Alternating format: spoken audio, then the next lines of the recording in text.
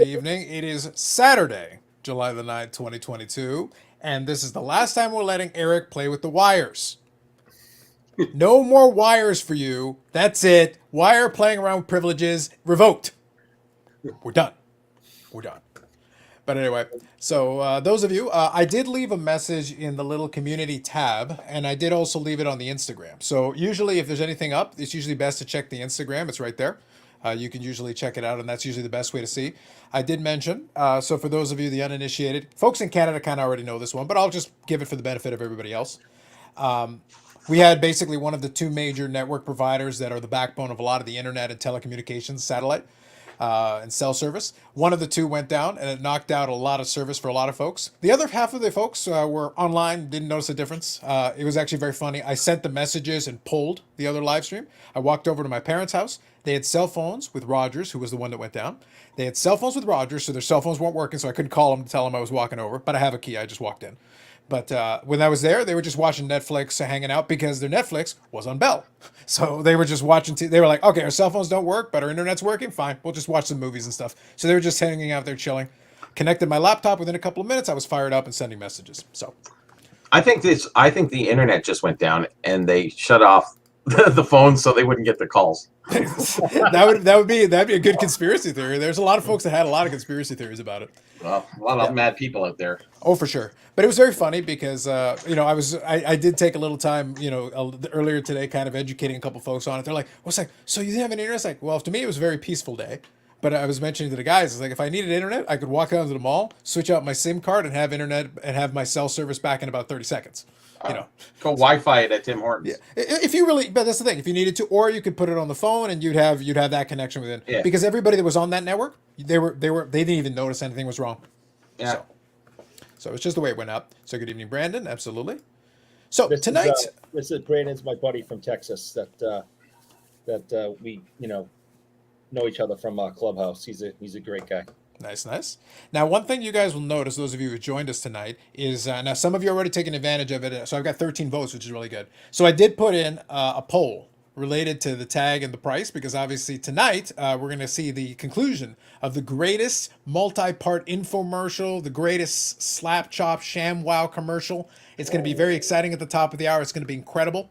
Now, here's the thing. I'll be honest with you guys. I didn't want to do this too soon, but I already know the answer to these questions. I have footage from this. I know they say it's live. I'm sure it's not live. I have footage directly from this. I know exactly what's going to happen, and I can share it with you. Please do. Hi, it's Fitz with Slap Chop. You're going to be in a great mood all day because you're going to be slapping your troubles away with the Slap Chop. Now look, here's a potato. One slap, you got big chunks for stews. Two slaps, home fries in a second. And look at this. When you add a mushroom, the more you do it, the finer it gets. You don't have to switch any blades. Now, you love salad, you hate making it. You know you hate making salads. That's why you don't have any salad in your diet. Watch this. One slap, salad. One slap salad. That was great. It's fantastic. Yeah. It was sensational. I loved it. Uh-huh.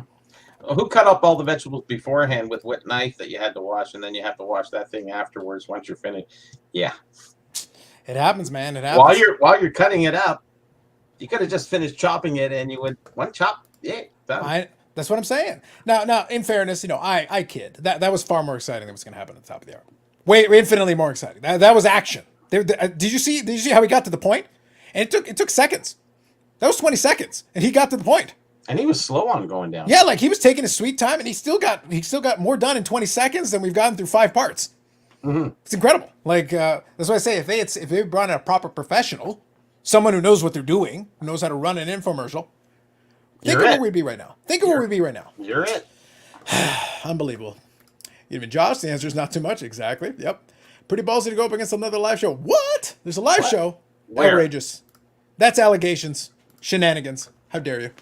How dare you? Lies. But yes, at the top of the hour, there'll be a little bit of that. So we'll see. It happens. So good evening, Big Scott. Absolutely. So a couple of quick things I'll do off the top, and then we'll switch over to whatever you guys want to chat about. Obviously, we'll have the thing at the top of the hour. We'll get to that in a minute. But doesn't everybody say in the comments, they say, competition is good? That's what I'm saying. This is what I've heard. And honestly, I don't think it's competition. It's like I'm running against an infomercial. Tag is competition is good. I'm sure it is. SGA was competition is good. Yep. There you go. 357. I'll leave that to the chat. Both Yankees. I'm out on both. If you make me choose, I'll pick Jeter just because he actually played baseball. Moving on. That's a good Anyway, one. yeah, you'll get it if you know, you know. Now, quick side point. I came across this by a complete accident. I was looking at something unrelated. I was checking out some box prices of something at 401 Games. 401 Games is a little shop in Toronto that does a lot of stuff. And I saw this and I thought it was fantastic. And it's very topical, very appropriate to kind of what I talked about really quickly off the top. Check it out. They have a Rogers rebate sale. Beautifully done. One. Chef's kiss, guys. Chef's kiss. I love it. Well done. Gotta love it. Look at that. That's some beautiful work right there. So they turned that around quick too. I love it. So 3% off, guys. 3% off. I like that they did that. That was nice. They do a big business. They do. They Like, do. Their pricing, especially on the TCG side of things, it's like, yeah, they definitely move a lot of stuff. They do. They do. Yeah. But I just thought it was beautiful. Like I said, I came across it by accident, and then I saw that. I was like, Rogers sale. What? This is great. Nicely done. Nicely In your done. face, right? I love it. Now, this one is something I'll talk about later on. Like I said, a couple of these things are quick hits. I'm just bringing them up now, and then we'll talk about them later on. Not necessarily today, but down the road here. One of the other things, and maybe I'll chat with Billy about this one a little bit later on. AEW 2022, the pre-orders have opened up on Steel City and a couple of other places, which is all fine and dandy, except they've got on here the release date showing as September. AEW Spectrum has not come out yet. We're in July. Good luck. You guys are gonna have to. There's a logistic issue there. Might have to, speed that up a little bit. But we'll have to see. I thought that was kind of interesting. They already had the date on that. Mind you, date's subject to change, so we'll have to see. We'll have to see about that one. But anyway, so yeah, originally on Friday, and I'll say this, I wasn't able to reach out. I kind of ran out of time today. Originally, I was going to reach out. I'll give you guys a little spoiler. I was going to bring in Tim from Slab Strong so that he and Eric could just make fun of each other. But then this kind of fell in my lap today, so we got to roll with it.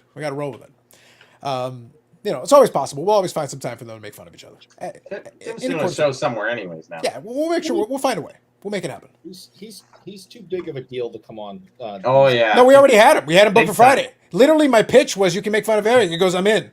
I gave him the option. I go, I'll record something with you, or you can come on Friday and make fun of Eric. He goes, I'll take Friday and make fun of Eric, please. Yeah. He's such a big deal until I offered him an enticing offer that he couldn't refuse. Yeah, he's a big stupid head. Is it Friday? Maybe. You guys are the bad boys of the card content world. Really? I don't think so. I think there's another one with the radio at the end. It's a little bit of a bad boy. Yeah, well, he goes in a different direction. Oh, So, yeah. Let's do this. So I know Brad's a little worn out today, so let's kind of bring him into conversation a little bit here. Let's have a little fun with this. All right. So Brad, just in general, I wanted to get a couple of these quick hits off the top, just to get those out of the way. And I do actually have more legitimate topics and questions. I even have a PSA topic, so we can get to that in a second. But here's a question for you. So prediction. You saw the poll there. I have a couple of different price points, and I'll reiterate them for everybody. So we did this the other day, but this is now, less than an hour away. So hopefully we'll get the answer to this, I think, tonight. We'll find out. But sub $20, 20 to 35. So this is a new company that's supposedly entering the space, and they presumably want to get market share or at least get some business, right? And then $36 to $50. So that's the third option. And then the last one is $50 plus the previously beloved Doge option. So $50 plus, sub 20, 20 to 35, 36 to 50. Where do you fall in that? If you're going to, I said 20 to 35. that would probably be the right spot if you want to try to be combination of competitive. Because right now, and that's how we'll segue over into that PSA topic for a moment. Before I do though, with now that we're getting close to it, does anyone want to change their answer from previous, or are you hanging around where you were before? Well, wasn't there something announced by PSA? They're going down. What was the 18? I'm getting to that one in a second. Well, I'm getting to that in a second. that influences our decision, really. It could, but in this case though, that one is a temporary one with a set end date. Now I will get into a follow up on that in 2 seconds. But just starting with the initial, assuming that doesn't sway into their decision making process, what price point do you think they'd fall at? So it goes. What? So sub $20, Yeah, not yeah. likely, but good luck. 20 to 35 is the second option. Yeah. 36 to 50, so going a little above that. So you're going 36 to 50. That's Yeah, I your changed because I was 15 above before. number. Yeah. Okay. I still think the black box is worth more, but anyway. So there you go. Eric, where you fall on this one? I'm sticking with 36 to 50. 36 to 50. All right. Yannick, Yeah. what are you feeling? I'm thinking like Brad there. You have to be competitive, so can't really go over unless maybe you're offering some kind of a VIP membership or. They're a step ahead of everybody, so they're not. They don't need to offer because they're above. Yeah. They got 1,000 points, man. Do you know how much it costs to have 1,000 individual points? You have to pay each individual point. Yeah. PSA 10 points. SGC. They used to, but now they're down to 10. That's right. That's right. There you go. That's fair enough. Sounds good. Okay, let me segue over a little bit into, and we'll come back to the tag thing as we get closer to the top of the hour. But let me talk about that one. So for the national, PSA announced an $18 national special, and the $18 is for up to $199 declared value. They say, I think it was a 150-day estimated turnaround time. Is that what I think was in the posting? Yeah, about. I can pull it up, but I think that was what it was. Did 1 second, Carlos? Did Tag ever mention if there was different price points that they were doing? They didn't talk about anything relating to price. That's what I mean. That kind of a thing that you might want to mention at some point, but apparently not a thing. But anyway, Tonight. yeah. So let me quickly pull it up here. I'll pull it up in the tab just to bring it up. That's from PSA Card themselves. So it was until July 31st. So you could drop it off and get this price at the national, or you could send it in under this pricing, exclusive to Collectors Club members, 20 card minimum, and declared value of $199 or under, like I mentioned, and 150-day estimated turnaround time. So those are the conditions for this specific one. Not guaranteed. Not guaranteed. Not guaranteed. Now, I made a quick video about this. I kind of poked fun at it. I had a little bit of fun with the thumbnail as well because Neo ran out of the blocks to make a quick video about it, and then I decided to have a little fun. I literally referenced him in the title of the thing. I go, yeah, whatever Neo says, PSA something something. So, because it's not something you need to take too seriously for the moment. But my point in the video, if you actually listen and watch the video, I do recommend it because I give a little bit of, I expand the thoughts out a little bit more seriously. My thought is, it is a temporary thing, but it is a harbinger of things to come. It's almost like this experiment. It's a test in the water to see, like, how do people respond to this? Do they run to go send a bunch of stuff? My answer is, I don't believe so. I think some people will. I think some people definitely will. They'll get an increase for sure. But the $199 price point does limit it to focus it on certain specific kind of things that you would send in. That could still be useful for some folks. For some of the set registry folks, it's a bit borderline. They probably still want a little under that for set registry. But if it becomes the permanent, and maybe you bump up the declared value just a little bit, it becomes interesting at that sub 20. And it also, downstream impact, it forces a little competitiveness on SGC and a couple of the other players in the space. Tag, maybe. Perhaps. So Brad, you get first crack. What do you think? We had a little bit of discussion about this, but I want to get your thoughts on it. Sorry, I zoned out for a second. Sherry was texting me, what's up with Eric's hair? I said, Wow, even Sherry's focusing on. Yeah, I have hair. There's no bald spot. It's all there. It's getting a little salty, but it's oh yeah, it's mine. no comments on Have that. it. Okay. wow. Okay. I wear a hat so often. You youngins have nothing. There you go. Sorry, I got. It's so funny It's okay. that people are shocked when I don't wear a hat. That's how often I wear them. I think that's what throwing people off. Yeah. Okay, so Brad, I'll cue you up again. Yeah, so all sorry. I was saying is for the $18 thing, we talked about some of the restrictions, some of the conditions. We had a little discussion about this. I'll add the other piece to it, but just your initial thoughts. What was your reaction when you saw it? When you initially saw it, what was your first thought? Honestly, completely shocked me. I didn't think that was going to come out till kind of after the national. Mm-hmm. That's what I thought. I wasn't expecting that, especially with the 30 rollout there right away. That was kind of, but obviously they have all the numbers. They know the intake and the volume they're getting at all these different levels. They started it from 100 down to 50, down to 30. Now they're I think it was you or maybe it was Neo that said like they're priming the pump, getting it ready. They know what they have to do. So Neo gets enough credit. I don't think you said anything. yeah, Go on. So, but 150 days, I know that everything I've always been told, I've always looked through is that PSA doesn't want to hold cards. They're not interested in creating a big backlog and having all this stuff there. So I think the 150 days is just to put it behind the 120 days first that they got. So I think you'll see once they start rolling, I don't think PSA, again, this is all just from talking with you guys and friends in the hobby and everyone else. This is nothing from PSA. I don't think it'll be longer than 90 days once they get things rolling.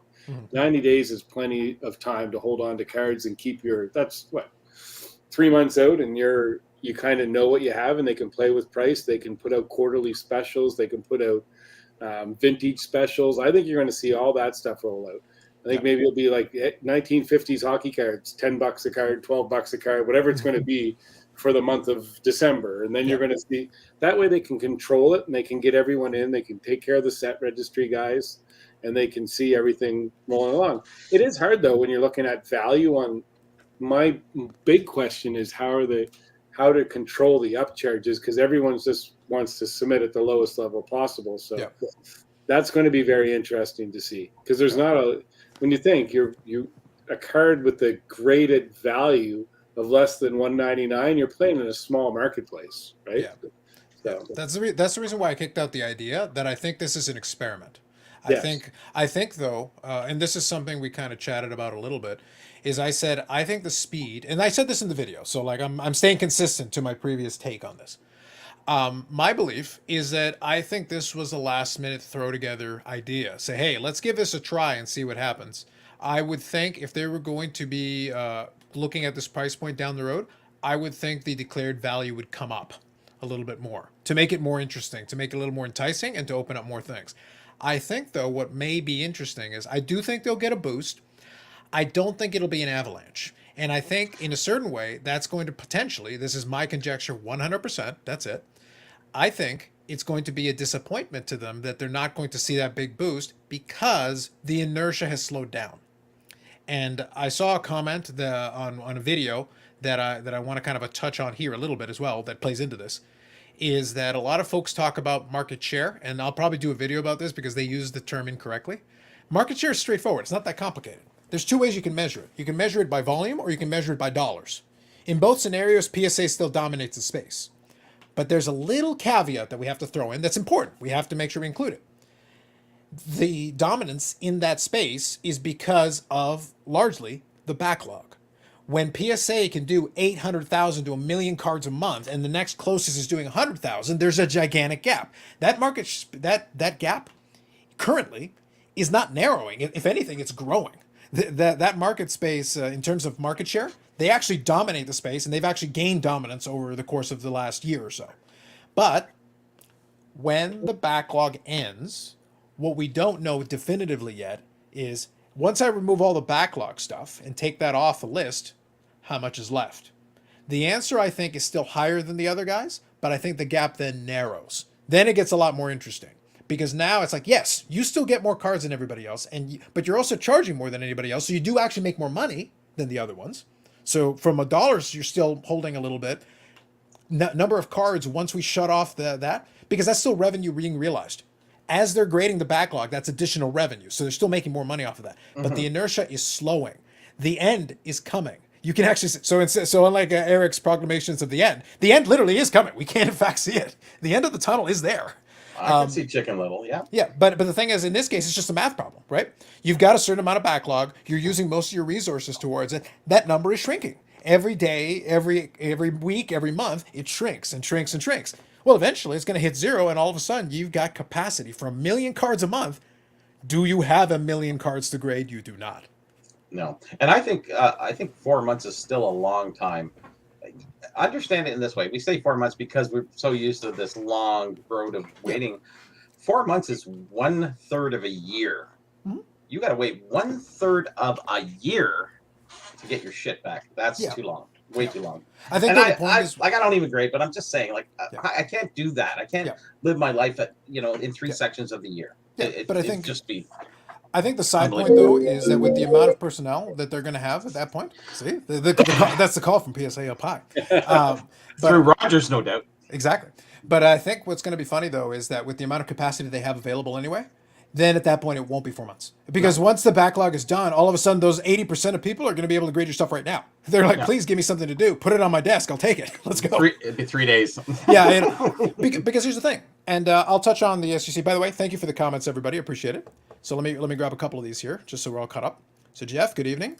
Statement Sports Cards, good evening. Yep, Jeter's the better player. Mariano Rivera is the best looking Sigs of all time. From the signatures, I'll give it to you. Absolutely. Sherry's comment for Eric, he's trying to say she meant it in a good way. I just want you to know I'm going to take it out on you, husband. Ooh. Wow. It's like, That's okay. You just keep commenting. he'll hurt himself. I love it.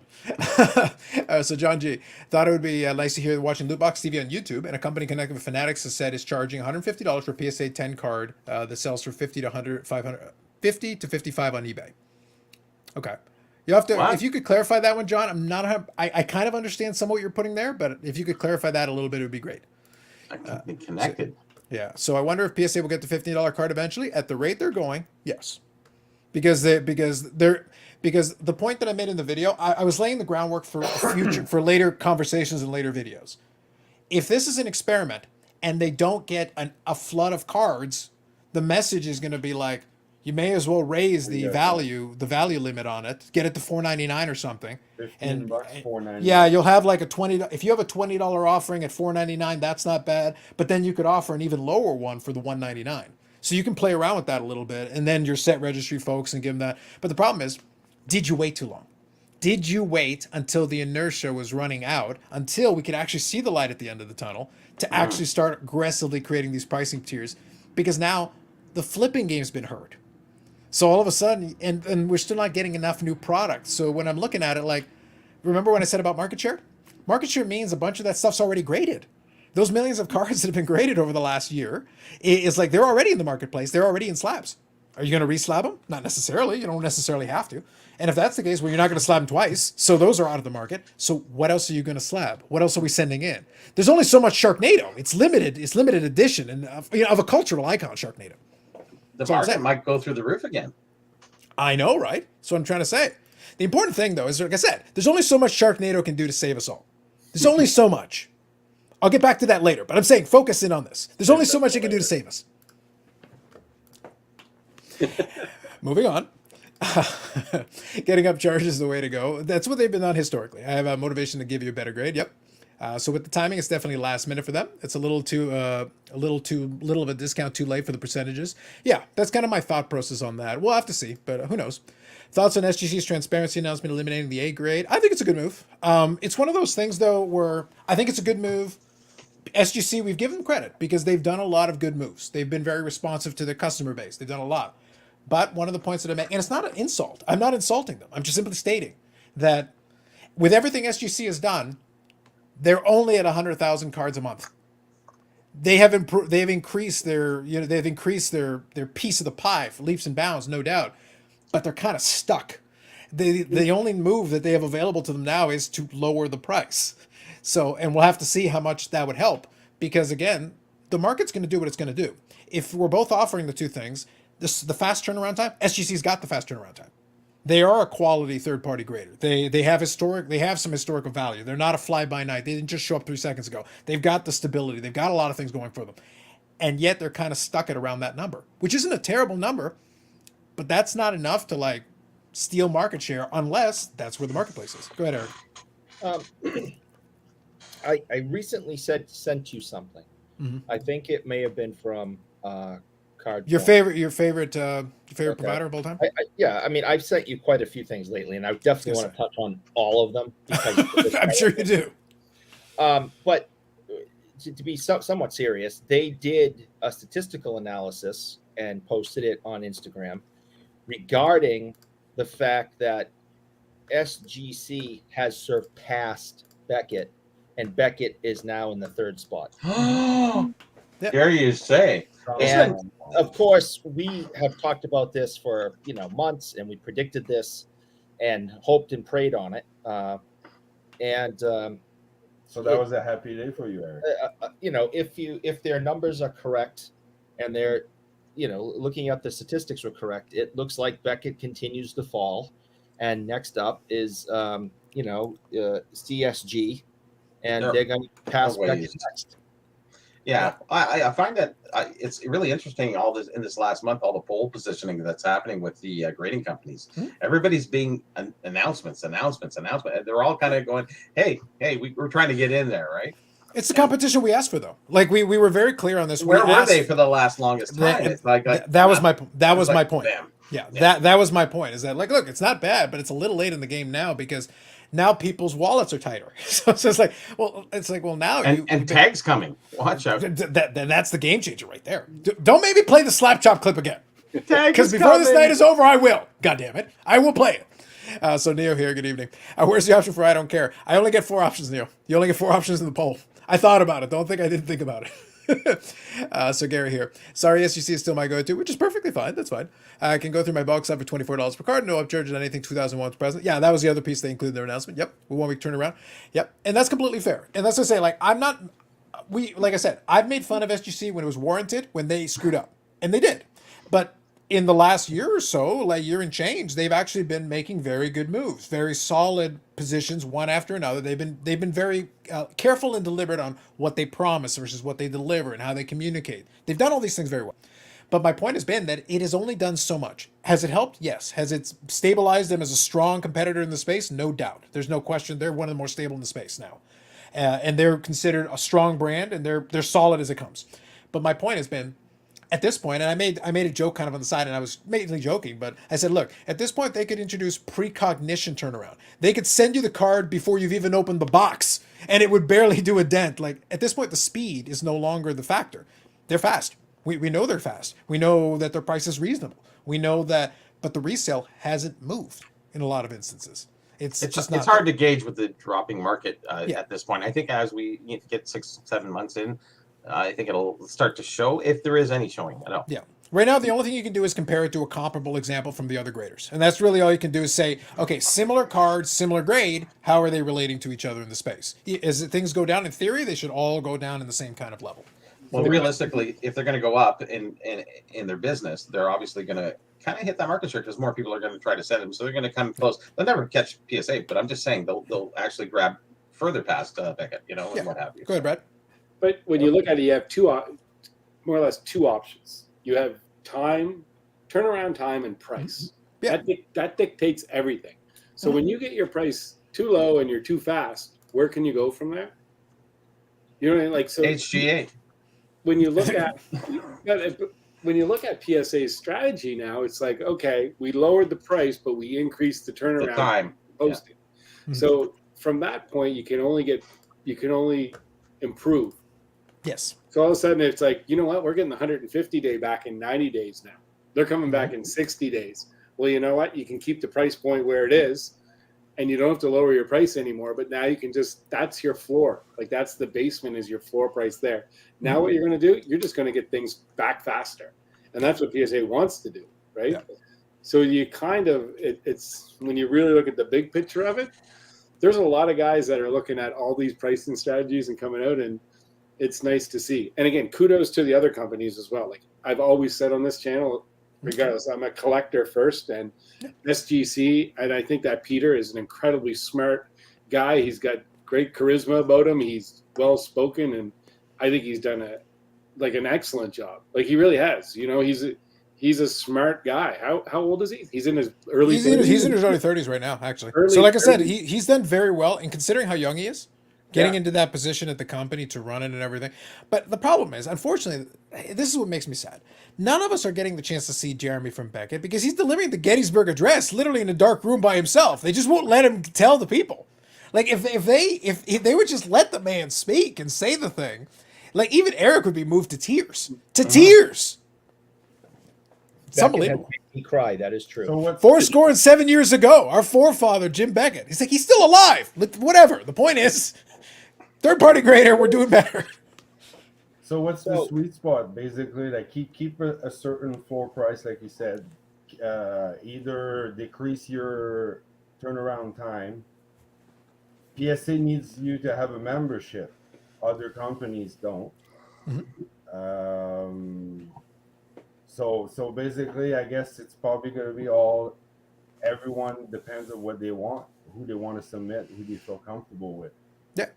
PSA will dictate, but at the same time, the guy who collects only SGC will, and they're good too, and their own, like Brad was mentioned, like their price, their turnaround people.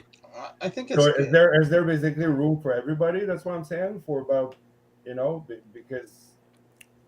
Not room for everybody. I think the kind of the underlying point that I was trying to make, especially with the last couple of videos, has been Sorry, basically what I'm saying is even if you try to take all over, like everyone has their basically own taste, their own company. Even ECG has some, chewing tobacco. they got a guy. They got a Yeah. guy.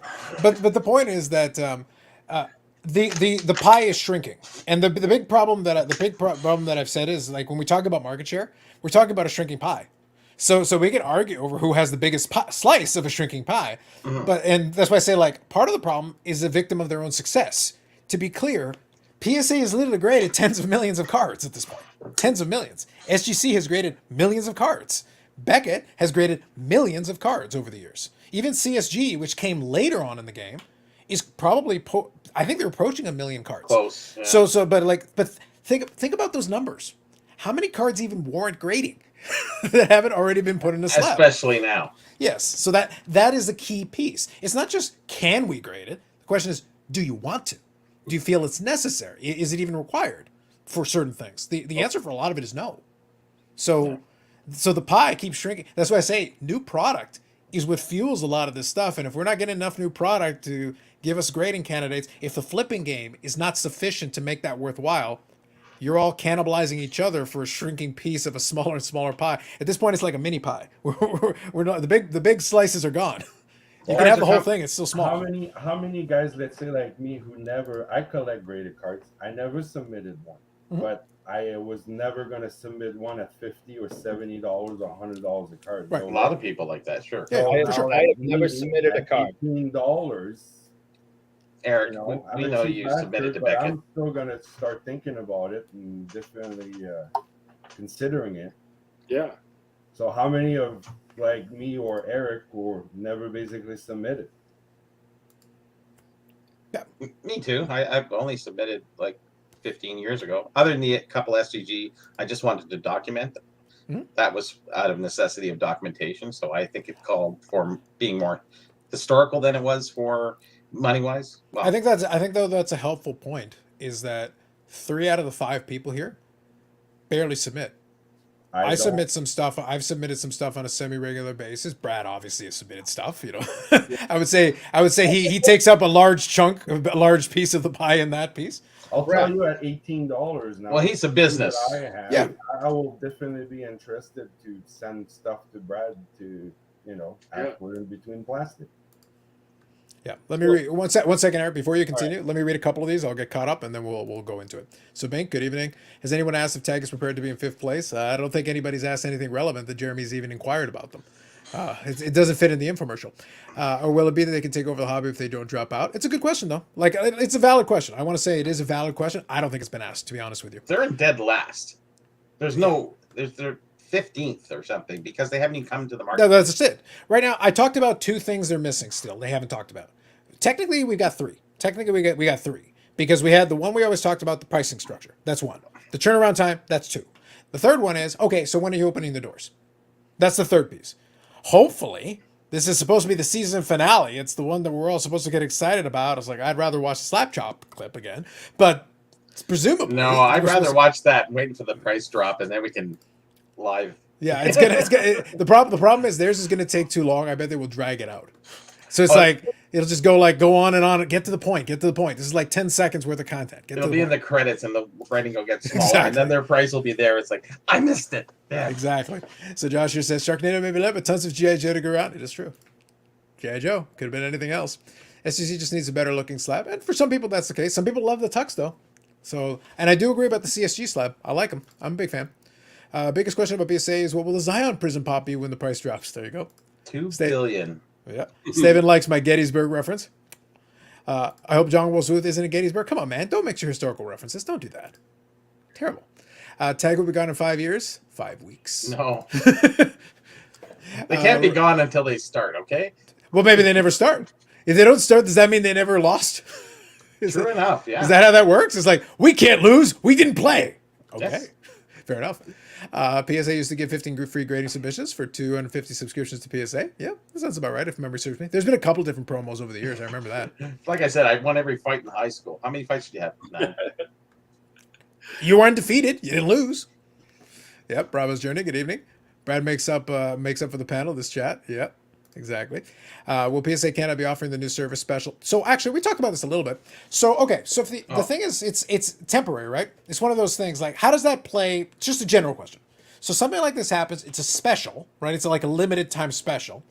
How do you play this off as a bulk submitter traditionally? How do you react to it? Yeah, so we have the option to submit at $18 USD. There's no discount for us, for any bulk submitter, for anybody else. So that's the bottom line price that anyone's is paying is $18. So we're going to offer it. Our services, we're going to release it at $28 a card Canadian. So to make it, obviously, we're a business. We're not going to do it for nothing. So to include it with the rest of the traditional, where we add in those other components the way you usually do. Yeah, that's it. So you looked at PC sports cards. I think they came out at $21 US. I haven't seen what the KK Sports has done out of Florida. They're another big guy like us. I think. What's their name? KK Sports. They're based in Florida. 2Ks, not 3. 2Ks, not 3. Settle down. Like you're on the 2. 2's fine. If you stutter, it's a problem. They're really big. I've heard of them. I know. The when you look at the bulk submitters in the States, obviously, PC Sports I think is number 1 in the US. I think that's right. Yeah. And I think KK Sports would be number 2. Would be my guess. By far the biggest submitter. Again, I don't know this from PSA. I know this from the other side of things. Would be the 4 Sharp Corners guys. Yeah, I've been buying stuff from them for I don't know, forever. And they got smart in the last few years, but before that, they were just giving stuff away. But they had so much. I don't know if they're submitting 20,000, 25,000 before bulk submitters was big. If you go back 6-7 years ago, they would crush everybody by submissions to PSA. Yep. Mm-hmm. I mean, they had every card, and they'd have like 500 PSA 10s, 500 PSA 9s, and they just keep rotating their stock, right? You see the sequential numbers there. It was really kind of funny looking. Crazy. Bam, bam, bam. Yeah. It's like, yeah. My uncle would buy so much stuff for them. So yeah. Thank you for the question, Peter. I wanted to make sure we got that in there because I knew the answer, but I also wanted to give Brad a chance to elaborate on it a little bit. So Victor, good evening. Absolutely. One quick thing, actually, since we got Victor here. So good evening, Victor. Thanks for popping in. If any of you guys have had the chance, I'll quickly shout him out here since he's around. If you check out Victor's channel, he actually has a video that dropped about 30 minutes ago or so regarding the Michael Jordan. So the 86 Fleer versus the 84 Star. Yeah. Yeah. And our resident Star expert, actually, I was in touch with him a little bit. We may talk about that more later on. Not tonight, but we'll get back to we'll circle back around to that. It's a great conversation though, because obviously, that's relevant now that it's been brought into the game, right? So we'll come back to that's why I say I like that for all the fun that I have. Part of the reason why I wanted to make sure I did it tonight, in addition to the obvious reasons, part of the reason I wanted to make sure I did it tonight is because I was annoyed. I missed doing it yesterday. And it's like I wanted to keep the streak going of the longest running episodic, whatever the hell this is. Lord knows what it is. I don't even know. I can't explain it. Go ahead, Yannick. No. I was just. Oh, you had the finger up. Okay, I was just making sure. Okay, so good dear BS Academy will offer that. I'd guess that pricing is good for me. Do we have to get it to by a certain date? That's a good question. I think it's a fair one. So if somebody wants to take advantage of this, what's your cutoff on something like that? So it's July 31st is when they say it's a cutoff. What's your cutoff? Yeah, so I'll be at the National. So I would have to. I'm leaving on the 24th. I'm going to be there Tuesday to Sunday. So I'd have to have. Again, we're going to announce on Monday. I'll put that in there, but I'll have to have them probably by the 20th. We'll say in hand, so then I can ship them. So, but hopefully this gets. There'll be another something that will extend on, but we'll see how it all rolls out in the next 2 or 3 weeks. So yeah, no, I think, but it's a good question. So thank you for that, Peter. You're going to be about 5 hours away from me. I'm coming to see you. I've already strategically when you're not there, but he's coming to see you. Are you going to wait until I leave? No. So he's going to look for a guy with a hat and no glasses. I got 3 of my friends are driving with me now. So we're going to drive down. We're going to leave Monday because we're going to stay at that. We're going to go to the Red Sox game Monday night at Fenway. They're playing Cleveland, I think. Yep. And we're going to stay in that incredibly cool hotel that I stayed, and then we're going to stop over and see Eric and Feathers and Phil and all the guys, and If you work on Mondays, do you work Mondays? I'll work. You tell me you're Yeah. gonna be someplace. I'll be there. And I got a gift for you. Oh, Ooh. just your presence will be a gift enough. Whoa. I'm gonna punch you in the nose. It'll be a Beckett graded. Make sure that if he does try to like punch, make sure he like leads with his hip, because then when he keels over and screams in pain, make sure to film it. For reasons. I definitely wouldn't include it anywhere for our entertainment on a highlight clip where I can just press it over and over again. Can we find Never out do. what a chocolate stick is, Eric? Focus, Yannick. Not right now. We'll get back to making fun of Eric for that later. It is called a cruller, by the way. In Canada, they were called a chocolate cruller and an orange cruller. Back when I used to have them 20 years ago. All right. They discontinued them. I think it was through a special. I think it was through Country Style. Country Style was a lot better, or actually was the predecessor of even Tim Hortons in Toronto. And Tim Hortons actually obviously took over, and they don't make chocolate sticks. No, few do. It's special order for Eric alone. So, yep. $18, a $200 value for PSA is good for non-sports cars like Sharknado. Later. Focus. Later. What Jordan rookie debate? Obviously the Nike. Ken Golden Don West said so. Facts, Paul. Facts. You're being recorded now. How many times you say Sharknado in one show? You should record it, and I'll break the record next week. 37, yeah. I can do better. One minor point about having various grading authenticating companies. Not all companies grade the same cards. That is true. Yep, I have a few SGC cards in my collection for that reason. Here's the thing. I support folks using the third-party grader that works for their purposes. I support it 100%, except for ones that may follow names of watch companies, because to me, they're not real third-party graders until they actually open the doors and have a price. And also, if they get the slap-up guy, then we're talking. Otherwise, I refuse to acknowledge them. They don't count. Yep. Yeah, exactly. How many Jordan cards did Golden Turner buy before the PSA Jordan announcement? I think Nat doesn't really need to for him, because you got to remember the PSA one. He could have raw ones, but the PSA ones, they only ran it for a little while, right? So just remember that. I got a question. Go ahead. Interesting Please. question. Sure. Well, I guess we can talk about this later, but I'm just wondering, with the Jordan rookie and the Star rookie, is there gonna be some competition here? Are we gonna have some juxtaposing with some offsetting pricing, or So we did like feelings of going, I think it should be this or should be that? I guess Victor could answer that question great if he'd ever come I think on. also, so I will recommend folks that do check out the excerpt where we talked about the possibility. So like before it actually became a thing, we talked about the possibility. And one of the pieces that we did discuss was, what would it do? All I'm saying for now is that it will legitimize the Star Jordan. It will add an extra layer of legitimacy to it, which is going to be big for it. That will help the price appreciate. Where that falls between it and the Fleer has yet to be determined. Yeah. I think it's open for debate. We can definitely debate it, but I don't know where it's going to fall. What percentage would it be at right now between in a percentage point? Right now, the Fleer Jordan is way ahead still. Right now, for years, the like 10%? Star Jordan. It's a pretty big multiplier. Like that Fleer really got out of control for a while. And it's coming back, but yeah. And the Star, because the majority of the Star ones were only available in BGS slabs. Eric's favorite third-party grader. That's right. Yeah. So it created a discrepancy. Yeah. It was a big.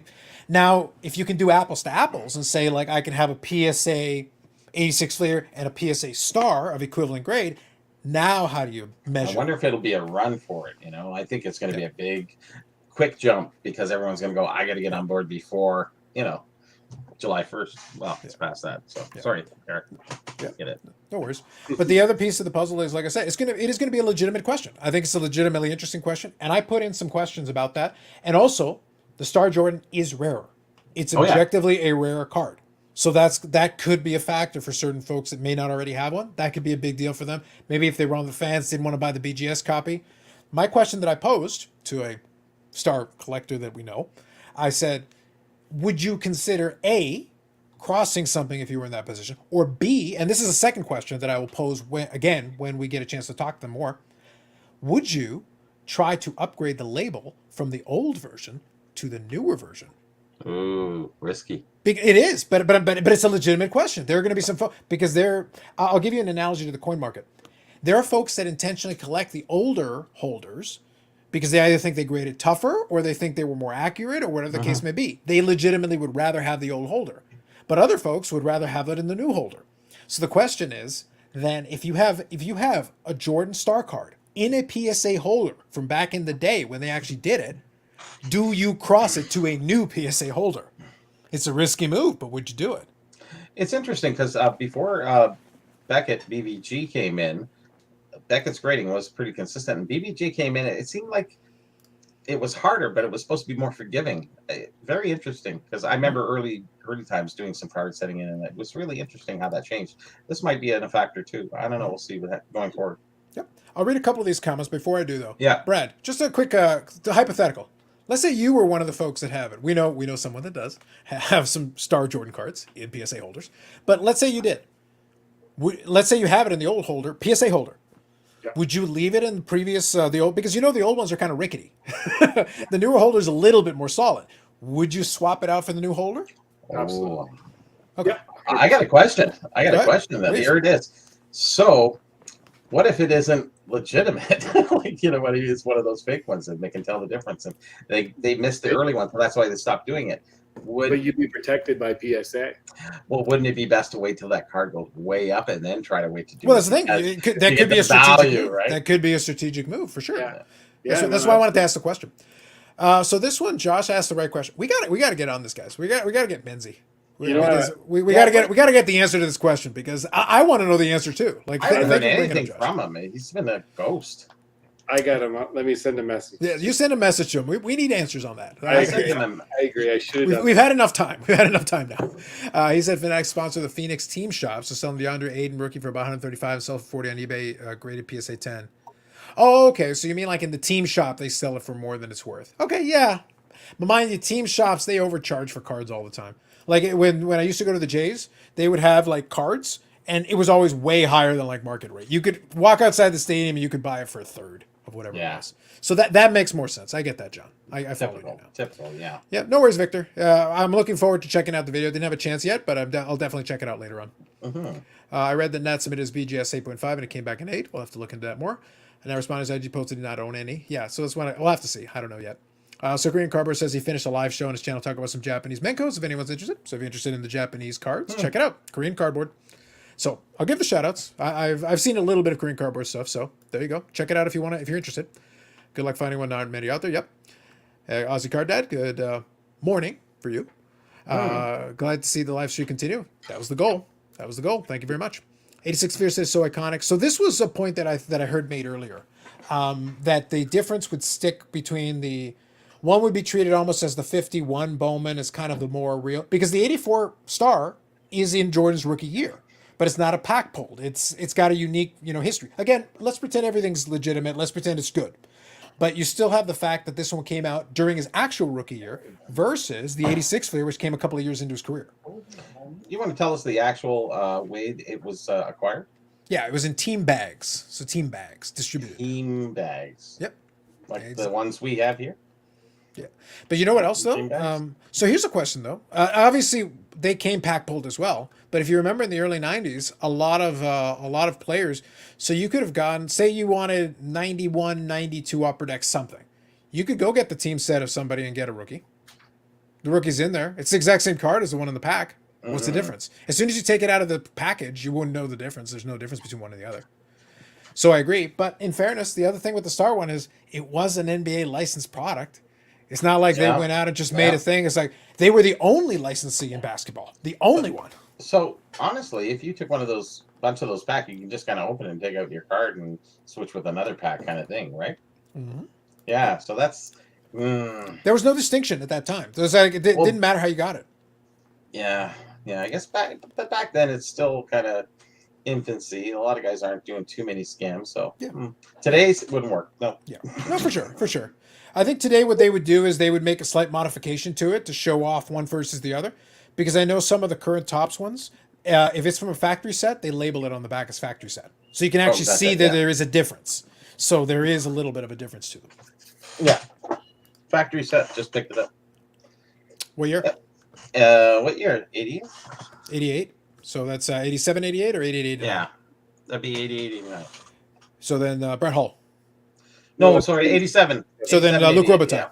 Yeah. Look for Luke. It's really interesting because this one is sealed. I don't know if you ever seen these are very rare. The next year is very rare, the 88, 89. extremely rare, and they all come shrink wrapped. Now they say this one never came shrink wrapped, but this is the same shrink wrap as they use. It's like a thick, gunky kind of. You All can right. see it. It's like melted kind. Oh, there. Do you want to put it up one more time? Yeah. Yeah, There sure. we go. Yep. So you can see it. Yeah, it kind of bunches up the plastic. I remember stuff like that. Yeah, but they Steve Hart says a mouse got to this one just on the outside. Oh, so maybe you should open it and pull out the G.I. Joe cards. Could you do that? That'd be great. I think it's Yu-Gi-Oh. Joke's on you. If you open it up and get the Sharknado, this show has officially hit the next level. So Brad, have you ever come across those factory sets? Yeah. So have you ever seen them shrink wrapped? No, that's the first one I've seen for. But 89, 89.90. 88, 89 does, and 89, 90 does, but I don't remember seeing 87, 88 shrink wrap. No, and I'm wondering if there was a company that did it separately for singles. I think when they sold them in the case, that was like a case without them being shrink wrapped. But I think when the guys, mass distributors, might have shrink wrapped it, because that's a very professional shrink wrapping. That's not. It's not your regular shrink wrap kind of somebody did it on the side, right? Yeah, And no, I got it from the original owner, which is interesting. So I'm kind of wondering. That's my theory. It's just that you don't have enough examples to really find out. Yeah. So Interesting. yeah. So let me give a little update since we've got it up. So 2 things.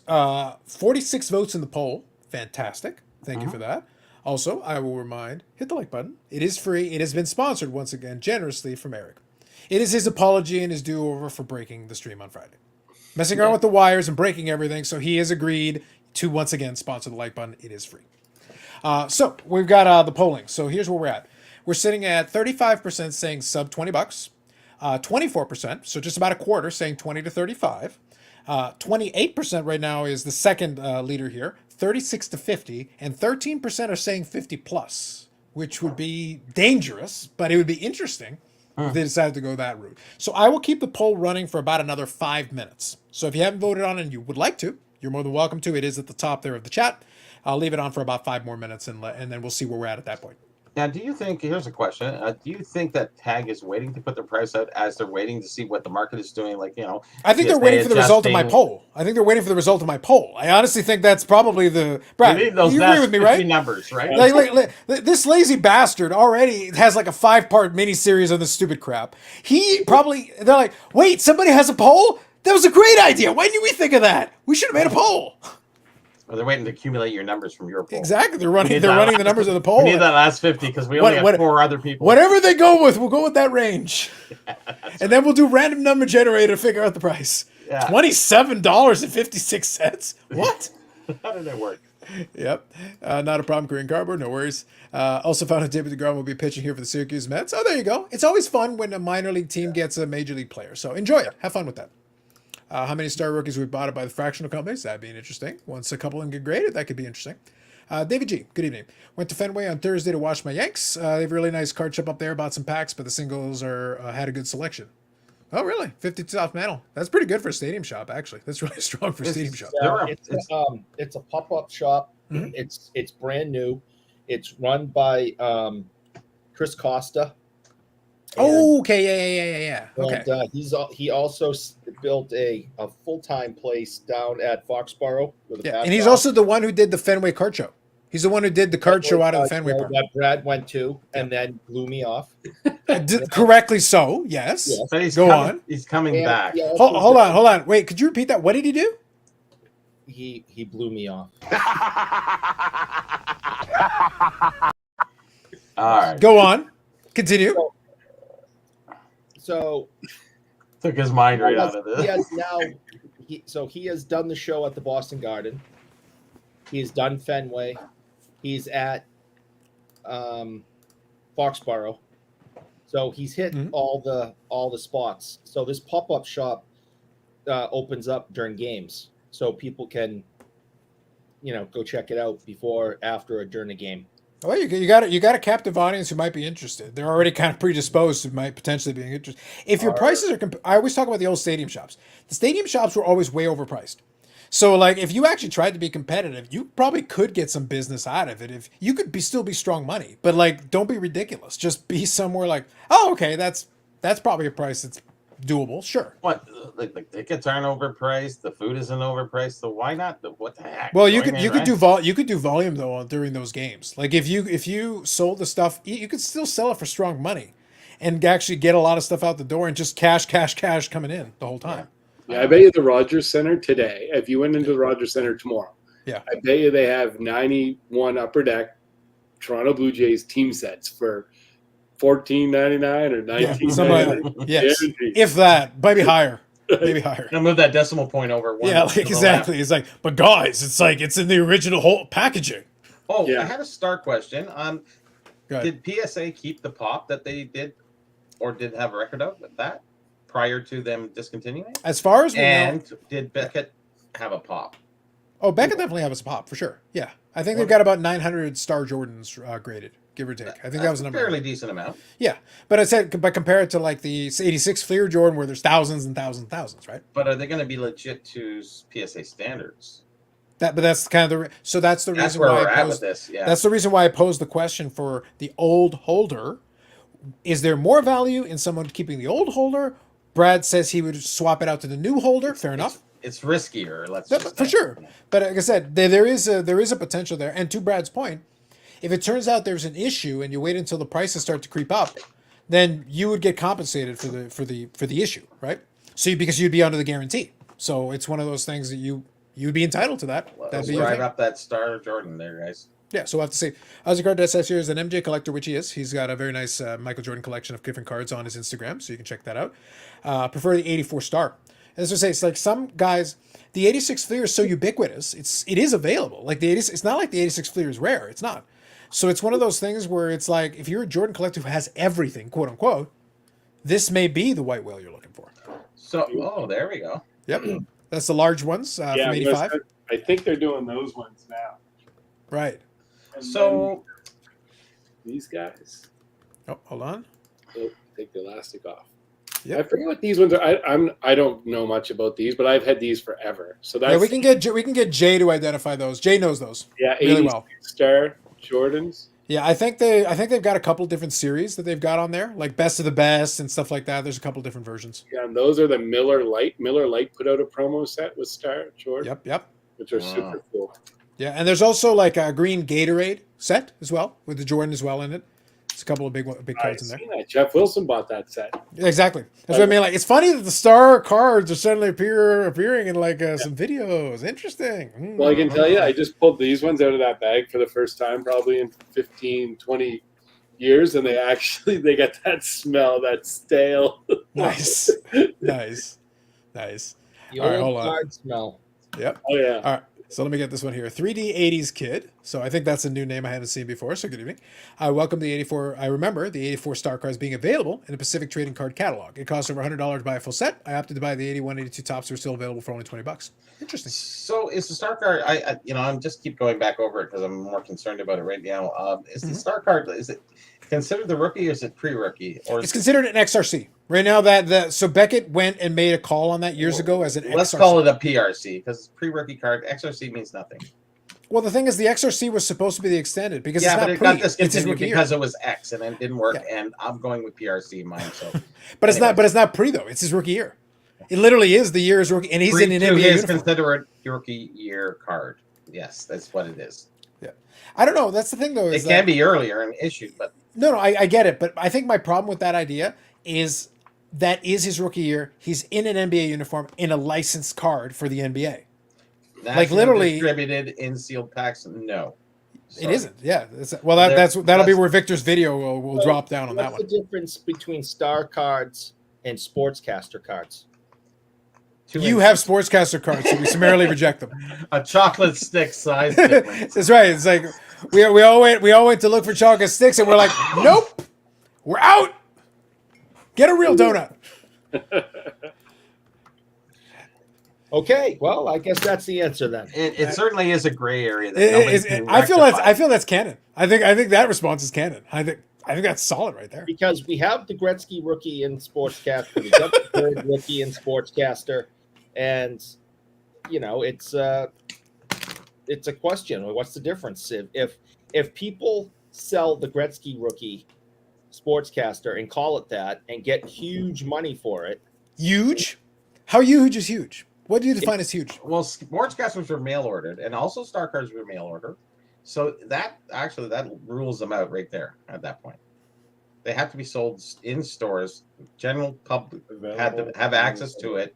Has to be a sealed product, hermetically. I actually like this line of discussion. Let's hang into it for a second. Let me read a couple of these, and we'll hang into this line of discussion because I actually like it. So John G says, "Do you think this may be an indicator that Fanatics will be overpriced in the future?" I think you can't put the Stadium Shop in line with the product because the product is going to be based on what they think they can get in the marketplace. That's still going to be they still have to measure it out. And that's why I said, I think you're going to get some stuff that's going to get distributed the traditional way. And I also think there's going to be some stuff they're going to distribute directly.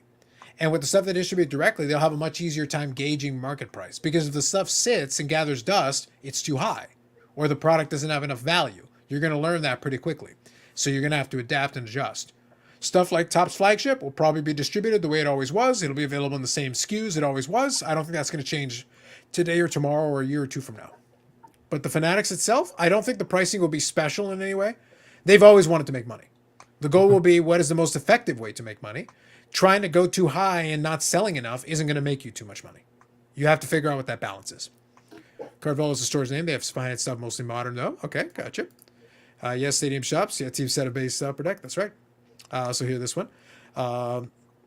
Chris Sale is next level. As a White Sox fan, my dream card is Chris Sale patch card from throwback jerseys. He refused to pitch it and then cut him a pregame with a knife or scissors. Nice. Yes, that was so good. Rookie card definition is too strict. Nationally distributed. Which nation? That's a Victor question. That's a Victor one. You direct that one to Victor. North America. There you go. That's it. Yep. There are pros and cons for both the 84 star and 86 Fleer. Yeah. What's funny is that if you guys go back in time, the 84 star was more expensive for a while. If you go back in the, I think I want to say the early 90s. And why is that? Because it was rare. Just flat out rare. And it had the XRC designation, which at that point they accepted it. The RC was the 86 Fleer, and people were still willing to pay more for the 84 star. I think because you had more sense of a collector who really wants something of period opposed to something that's past period. And I think that's where it was stronger, where it's weakened down to that degree of collecting. It's more about, dollars more than anything else. Yeah. But I think that's lessened in the degree as it was back then. Yeah. The problem that always the 86 Fleer had is that it's Jordan's third year. Like it was literally like cards existed prior to that, and it's literally his third year. He had already been playing in the league a couple of years. So it's like, and cards anything in 85 for him? Star. Still Star continued. Okay. Yeah. Star had, I think, the license for about 3 or 4 years, and they were the only licensee. There was no other option. So that's the thing. Is like it was Star or nothing. Or wait, sorry, the 85 Nike. Sorry. Kenny, get down west. Get down west on the line. Now that's a good question. Now that can turn my head in another direction, because if it was the only licensed product at that time, we get back to the Mickey Mantle thing. It was out. Then Topps wasn't even prior to that, so you can't include them in the game, or you can't include that scenario of what is sealed. So we are at a fine line of drawing where the cutoff is for that, or what is the actual determination of what the rookie card should be. That's a tough one. Boy. Yeah. So, but it's funny though, is the folks that tried to use the 51 Bowman Mantle example, whatever, it's like, but the thing is the 51 Bowman Mantle is the rookie, and nobody except morons think the 52 Topps is. Literally, 52 Topps is not the rookie. It was just in a way, No, I get you, but there are people who throw it out, but it literally is a different product, and both of them were licensed at the same time at that point, because Topps had a set in 51. They just didn't have Mantle in it because of the structure. So they were both existing in 51, just second year. Yeah, they missed out. Sorry. Yeah. So this is an interesting question because we don't have this in hockey, so I don't really come across it very often. Just wondering my way of thinking is going to be on that one. Interesting. It's a peculiarity. And the thing is, Jordan's the most famous, but Rock Latex here is correct. John Stockton has a star XRC as well. Yeah, there's a few other players, Charles Barkley as well. So there's a couple of Hall of Fame players who have the same issue. Jordan obviously is the one we pay attention to, but John Stockton, Charles Barkley, and a couple other guys in the 80s, they had a cards and star prior to the 86 Fleer. So it kind of creates the same problem for all those guys. No more XRCs. Please just put PRC, the pre-rookie card, because that's what it all determines, right? X means extended, but extended is beyond. It's not before. So I don't get it. He went in reverse and he should have went forward. Hey, go ask the doctor. Yeah. So Josh here says the Crosby McDonald's rookie is an exception to rule, as Beckett granted it RC status. That is true. They gave it to the food product. It is. Wow. I'm supposed. Oh, No, you shouldn't be surprised. They did it. I remember that. nationally They gave it RC. distributed impact. It is nationally distributed. It is in packs. So It is exactly. that But is you a had to fact. Did you have to purchase? Yeah. You Yeah, you had to purchase the fries. Well, unless you did it through shady means. Unless you did it through shady means. No, I always think there was no purchase necessary for things that were sold. I think there was a addendum to. Yes, but you could get inserts. They wouldn't give you base cards. You could get inserts, no purchase Gotcha. necessary, but not base Okay. cards. Okay. Yeah. Gotcha. Yeah, so that was the thing with that. So All no right. purchase necessary means at the odds that normally, if you happen to pull a rookie, they'll randomize it for you. If you get an insert or even a jersey card or something, yeah, you could get that no purchase necessary. Hmm. But no Sidney Crosby rookies that way. Tobacco cards are not pack pulled yet; they're considered rookie cards. Well, they're in a They are tobacco pack. pack. There's this tobacco pack. Come on, It is. show some Exactly. love. I think this is going to be a fun conversation though going forward, Brad. I think this is this little thing opened up an interesting can of worms because the Star era is a very fascinating era. Mm. Yeah, we were chatting a little bit sideways. He was a little busy this week, but I'll chat with Jay and maybe we'll bring him back. We'll have a little conversation. So this conversation was very interesting and it kind of distracted me for a minute. So I'm going to stop the poll now. So we're a couple of minutes past the hour. So I'm going to stop the poll. So if somebody got the answer in the first couple of minutes, they could have cheated. So now you had a shot. So sub 20% went to 35%. 20 to 35 was 27%. Dead heat with 30 to 36 to 50 at 27%, and 12% for 50 plus. And we are ending the poll now at 49 votes. Thank you everybody for voting. And when is that going to drop? Well, I don't know. Now that I've answered it, now that I've put it on, boom, done. Mm-hmm. So it's like, now that I've done it, it's like, now they have the results. Now they can do it. Based on the number, they should be going sub $20. 1995, bros. 1995. Come on. Yeah, anything came in a pack. It's sort of, the 10s were tobacco, the 20s were chocolate, and then gum from there on. Yeah. And then after that, it went to foil packs and whatever, 90s. So Whatever. I have a question. Please. Is gum in card packs or are cards in gum packs? I will tell you the answer to that correctly.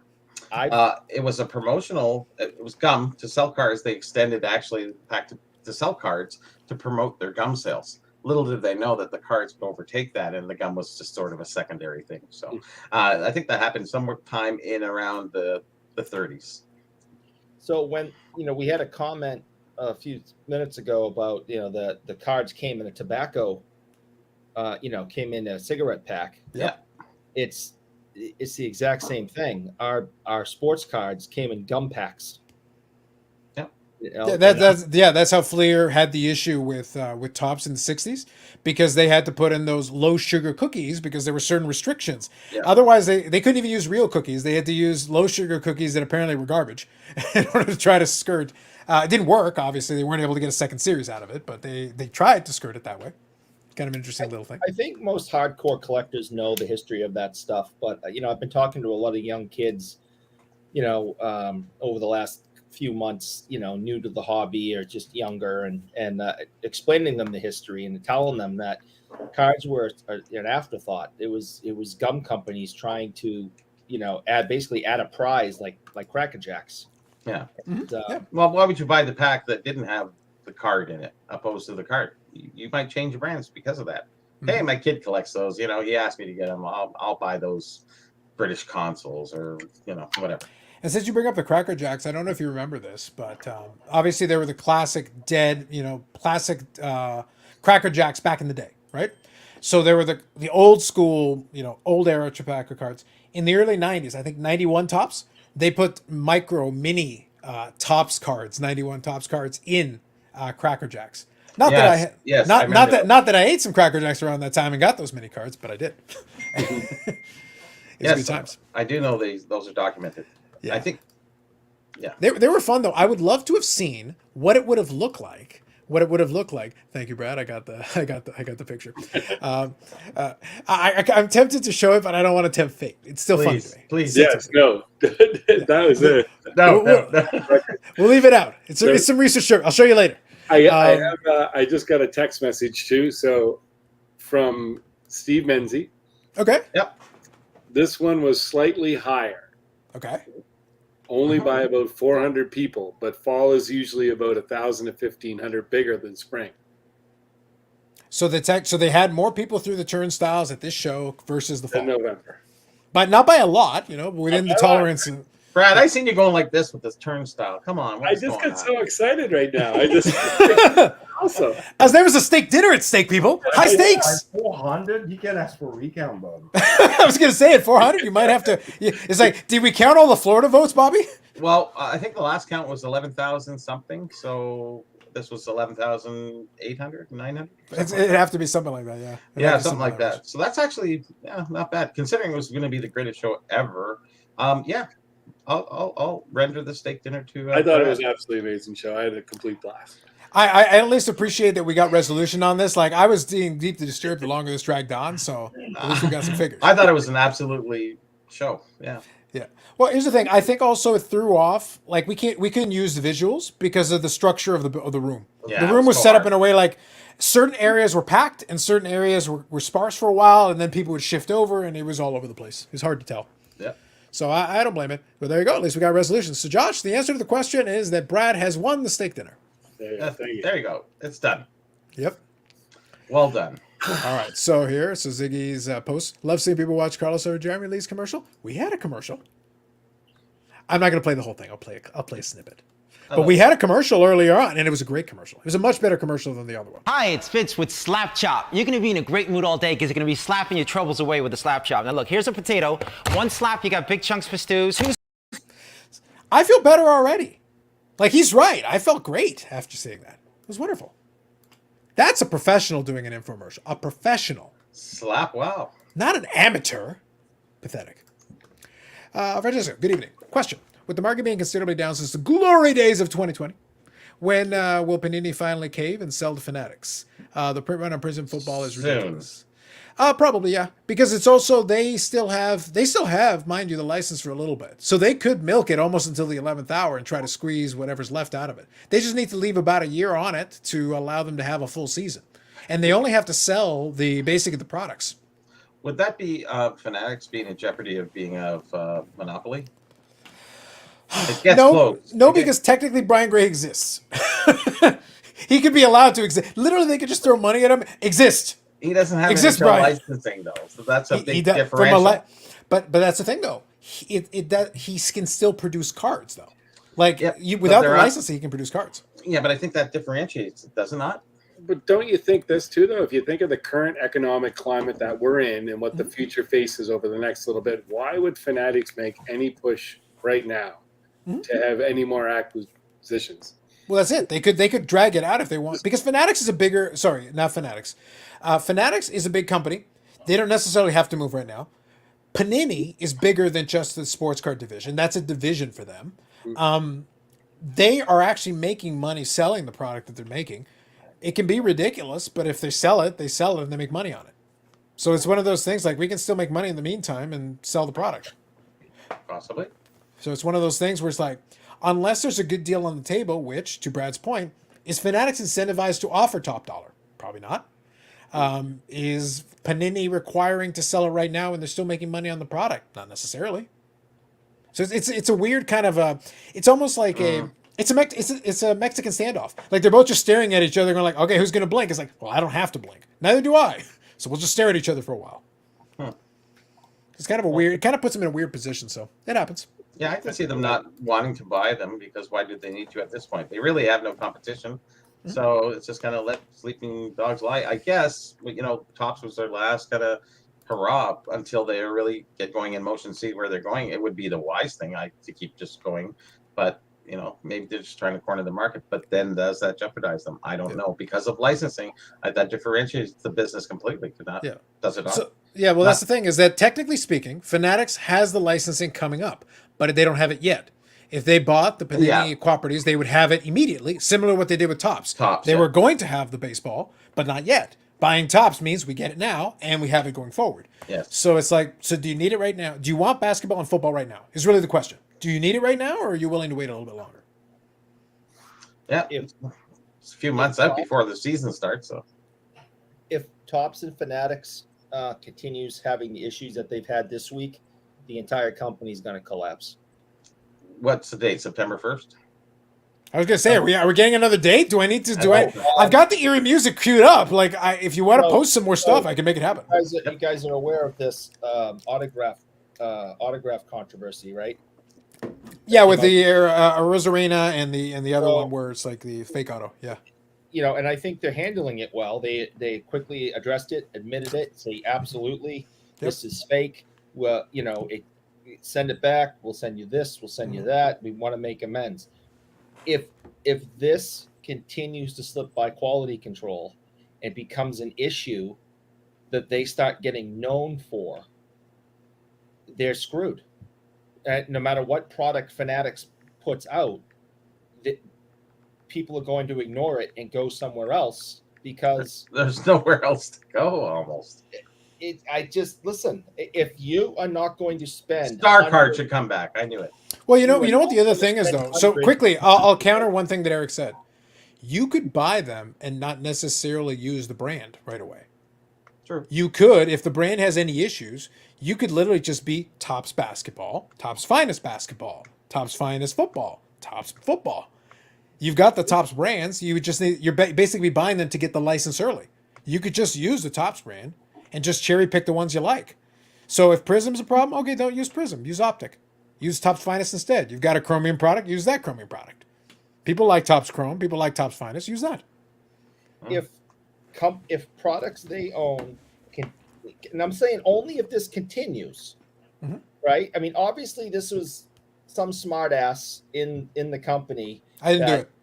That if you worked for It the wasn't company, you, Eric. But if I was there, I would do it. And I'd do it better with style and aplomb. If this continues through, you know, they're screwed. Because who's going to spend hundreds and I mean multiple hundreds of dollars on a box of cards? And you know, somebody in the basement of Fanatics is signing these things. I mean, There's no seriously. basement there. So if this continues, they are screwed. Once you go, oh, someone was being a wise ass and it got past quality control and they handled it right, owned it, and they want to take care of everybody that got affected. If it continues to happen, you now lose confidence in the product and the company. Yeah, but that's the reason why I said, though, if you have any concern about that, you literally could just shelve the Panini brand for a while. Because understand something, like just think logically for a second. You're in the room, okay? You have bought Panini. Now you have access to those brands. Let's forget about any antitrust or anything. Let's pretend that's not an issue. You're not worried about that. You've got this gigantic list of brands available to you. Do you need to do Topps Finest and Prism? Do you need to do that and Topps Chrome and Optic? You don't necessarily need to do all those at the same time. You could pick and choose. You could say, like, if this is problematic, drop it for a while. We'll bring it back later. We can have Select. We can have Optic. We'll keep Topps Finest. We'll keep Topps, Topps Chrome, and we'll drop Prism for a while. Fanatics is the big kahuna here. Yeah. That's why they have all these sub brands. So if there's any issues, they can always pull that back, and it happens across the board with every business. You know, you have the umbrella company. You know, all the different companies that you use. You have problems down those lines. It doesn't come back to the same company all the time. It's coming back to those little companies and move on. Yeah. But that's the reason why I said that if This they happens ever 10 more times in the next year, and that's what I'm referring to. I'm not talking about this one-time thing. This happens 10 more times this year when people are pulling, paying hundreds of dollars a box. They're done. Yeah, but Eric, in I want to say 2017, in Prism, the Dak Prescott card got recalled because it was an auto pen. There's a version of it that's an auto pen. There's a version of it that's actually autographed. This has already happened dozens of times. Just we forgot them. The beauty of the hobby is that we forget everything.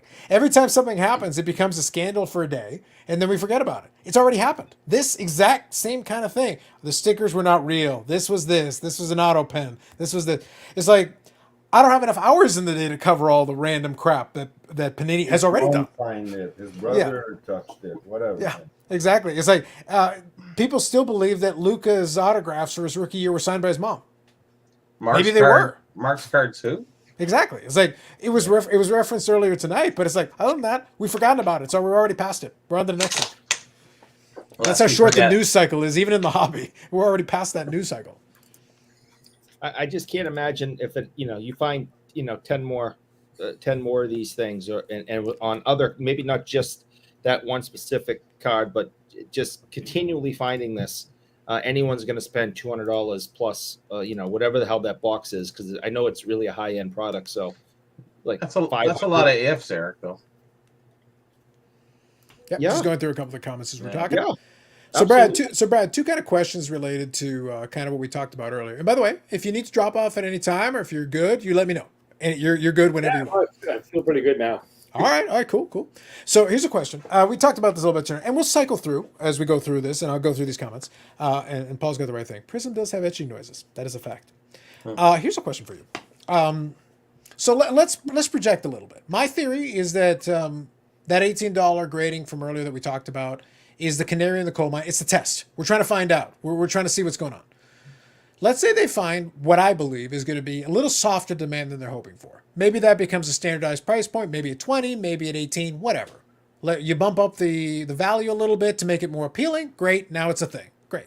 So now that's a new offering. For you, that's not bad because there's stuff that could work. If I make it 20-ish bucks and $4.99, that could be appealing for some stuff. That's not bad. And then you can have another lower level for set registry stuff, quarterly specials, a bunch of different things that you could do. Is that enough this is speculation, just a thought in the dark. Is that enough to push SGC to go sub 20? Would that be enough? With everything else they've done a good job. We've all acknowledged they've done a great job. But is that enough to put enough pressure on them to go sub 20? You'd have to look at their business model. Because you know what, they might be sitting there right now and just have everything is going smooth as can be, and they can sit there, they're making great money and everything's happy and status quo. Mm-hmm. So I don't know. I can't really answer that question from I wouldn't be able to answer that question. No, for sure. The only thing I'm thinking is that I'm wondering, because I know SGC has engendered a very loyal following. A lot of folks that are appreciating what they're doing, they're liking it. But I can't help thinking that part of the appeal, not for everyone, obviously, there's some folks that are in, they're in for a penny, they're in for a pound, they're good to go. But I can't help but thinking some folks are looking at it like, okay, they get it back to me fast and the price is reasonable. Yep. But if you offer me a product where I'm getting it, the price is even better, if I'm willing to wait another 30 days, I can save another $5 a card. That's kind of interesting. That gets kind of interesting. Because if you do it through a bulk submitter and stuff, then you don't necessarily have to go a 20 card minimum. You don't have to be in the collector's club. There are ways around this issue. Not everybody's going to be comfortable doing that, I understand. But it could become down to a good old-fashioned dollars and cents. Yeah. Yannick, Eric, let me throw this to you two. Since you're the guys who haven't really submitted much in the way of cards at all, in terms of that. If it comes down to it and you did want to send something in, SGC and PSA are both solid. If the pricing is similar, you're not looking necessarily to flip. That's not necessarily the key. Maybe it's PC. Does it just come down to the best combination of turnaround time and price? Is that really the bottom line? If I offer these two options and you're satisfied that you'll get the turnaround time and price you want, you just pick A versus B based on that? Me personally, yeah. Price, of course, it's always the number one thing, I guess. But at the same time, I have a PSA registry with some of my collections. So definitely, I have a bias that way. I haven't submitted anything yet. Not that I'm not interested. Just the price the last couple of years made no sense to me whatsoever for what I have. So it's basically the price gets to the level you're happy with, and then the switch gets flipped. Yeah, well, price depends. Like everything is the whole package deal as well. Time and everything. Everyone wants their stuff the fastest way possible. But to me, if I sand it and it's gone for 3 months, no big deal to me. I'm loyal, so whoever's giving me the best service, that I'm happy that I don't have like Beckett questions or other surprise upcharge. That is actually a question I had for Brad. Like, I know when you call people, tell them they have an upcharge, that's basically, okay, you won the lottery, you got a card. That, but at the same time, I'm a person that hates getting a phone call that, hey, buddy, like, you know what? I told you it's going to be $200. No, it's $500 now. That's just a turn off. I don't think so, honestly, because you're going to make that much more money on your I'm card. not making But that he's not much money, selling. Bobby. It's going on my shelf, man. Like, Yeah. it's not So you're going- getting screwed then. Mhm. Well, then stop sending in 52 tops manuals, Yannick. You know, like That's Stop it. it. I know, I get that, but why is the only company that does it? Why does PSA like just trying to get me to understand it? I get it. It's just like it's a text because I can. They're a publicly traded company was the greatest move Not they could anymore. have ever make. No, they were at that time when they instilled it. I Yeah. know. They're never going to go back. It's not like prices of I- tickets are going down or I popcorn totally or understand it, but again, it's just a tax just because. And Yeah. me personally, I don't like to get the phone call that I owe more money. How much? Just tell me up front. It's gonna be $5,000. Don't tell me it's $200, and then I get a phone call. It's 5,000 a week later. That's just me, but I don't like it. No, that's a good point, though. Yeah, honestly, Yannick, and I say this to every person that I talk to too. Everyone has different needs and different wants and different likes and things that satisfy it. And it's like, I get it 100%. And maybe the best thing is to submit to SGC or another company that you have that standard price. There's guys, I mean, the whole upgrade charge thing, there's times that I just kind of dread when I send it, and I get more questions and more comments about that, and sometimes I don't have the answers, and then there's mistakes on it, and we have to go back and we have to figure it out. But it's not easy, and usually all the time. And then what happens? Alex, Sure makes things really complicated. I'm sorry. yeah, you can look at an Ovechkin Young Gun PSA 10. So the people that still have that card got upcharged to the value of. So say it was walkthrough service because it was worth $8 or $9 grand. Now it's down to that $5 grand. So now it might slip into the category of Super Express. So that card's $400. But so if you wanted to get it graded today, it's $400. But if you wanted to get it graded 3 months ago, it was $800. yeah, and that's the scary part. It does create some of those issues, but I do have confidence that they're going to figure out a system in place so it can be a little clearer, I think, from the get-go. I think there's going to be some things that they're going to work on for that. So If I was to guess, this is me just speaking outside of the bubble there, not with no access to any information. I would wager that probably one of the things they'll have to seriously look at it doing is with the fluidity of the market. It probably makes sense just to build in a buffer and just say, look, it crossed this line, but it crossed this line by like $100. They thought it was the lower one. It's $100. Just whatever. Just leave it. Just leave it alone. And they Because don't do that. Like, it's only, sorry to interrupt, Carlos, go ahead. but like it's not like it's still a person that does these upgrade charges, and they go in and look at comparables. There's no computer system that does it yet. Yeah. So if you have a card, Yannick, and you submitted it and it's $199 and it's worth $300, you don't get upcharged for that. I'm going to say the majority of times I've Just never say seen that. just say it's a judgment call, Brad, because there is I'll give a quick analogy. I'll give a quick analogy, just in the same kind of business, same idea, but also going back to the telecommunications thing since I talked about it off the beginning of the show.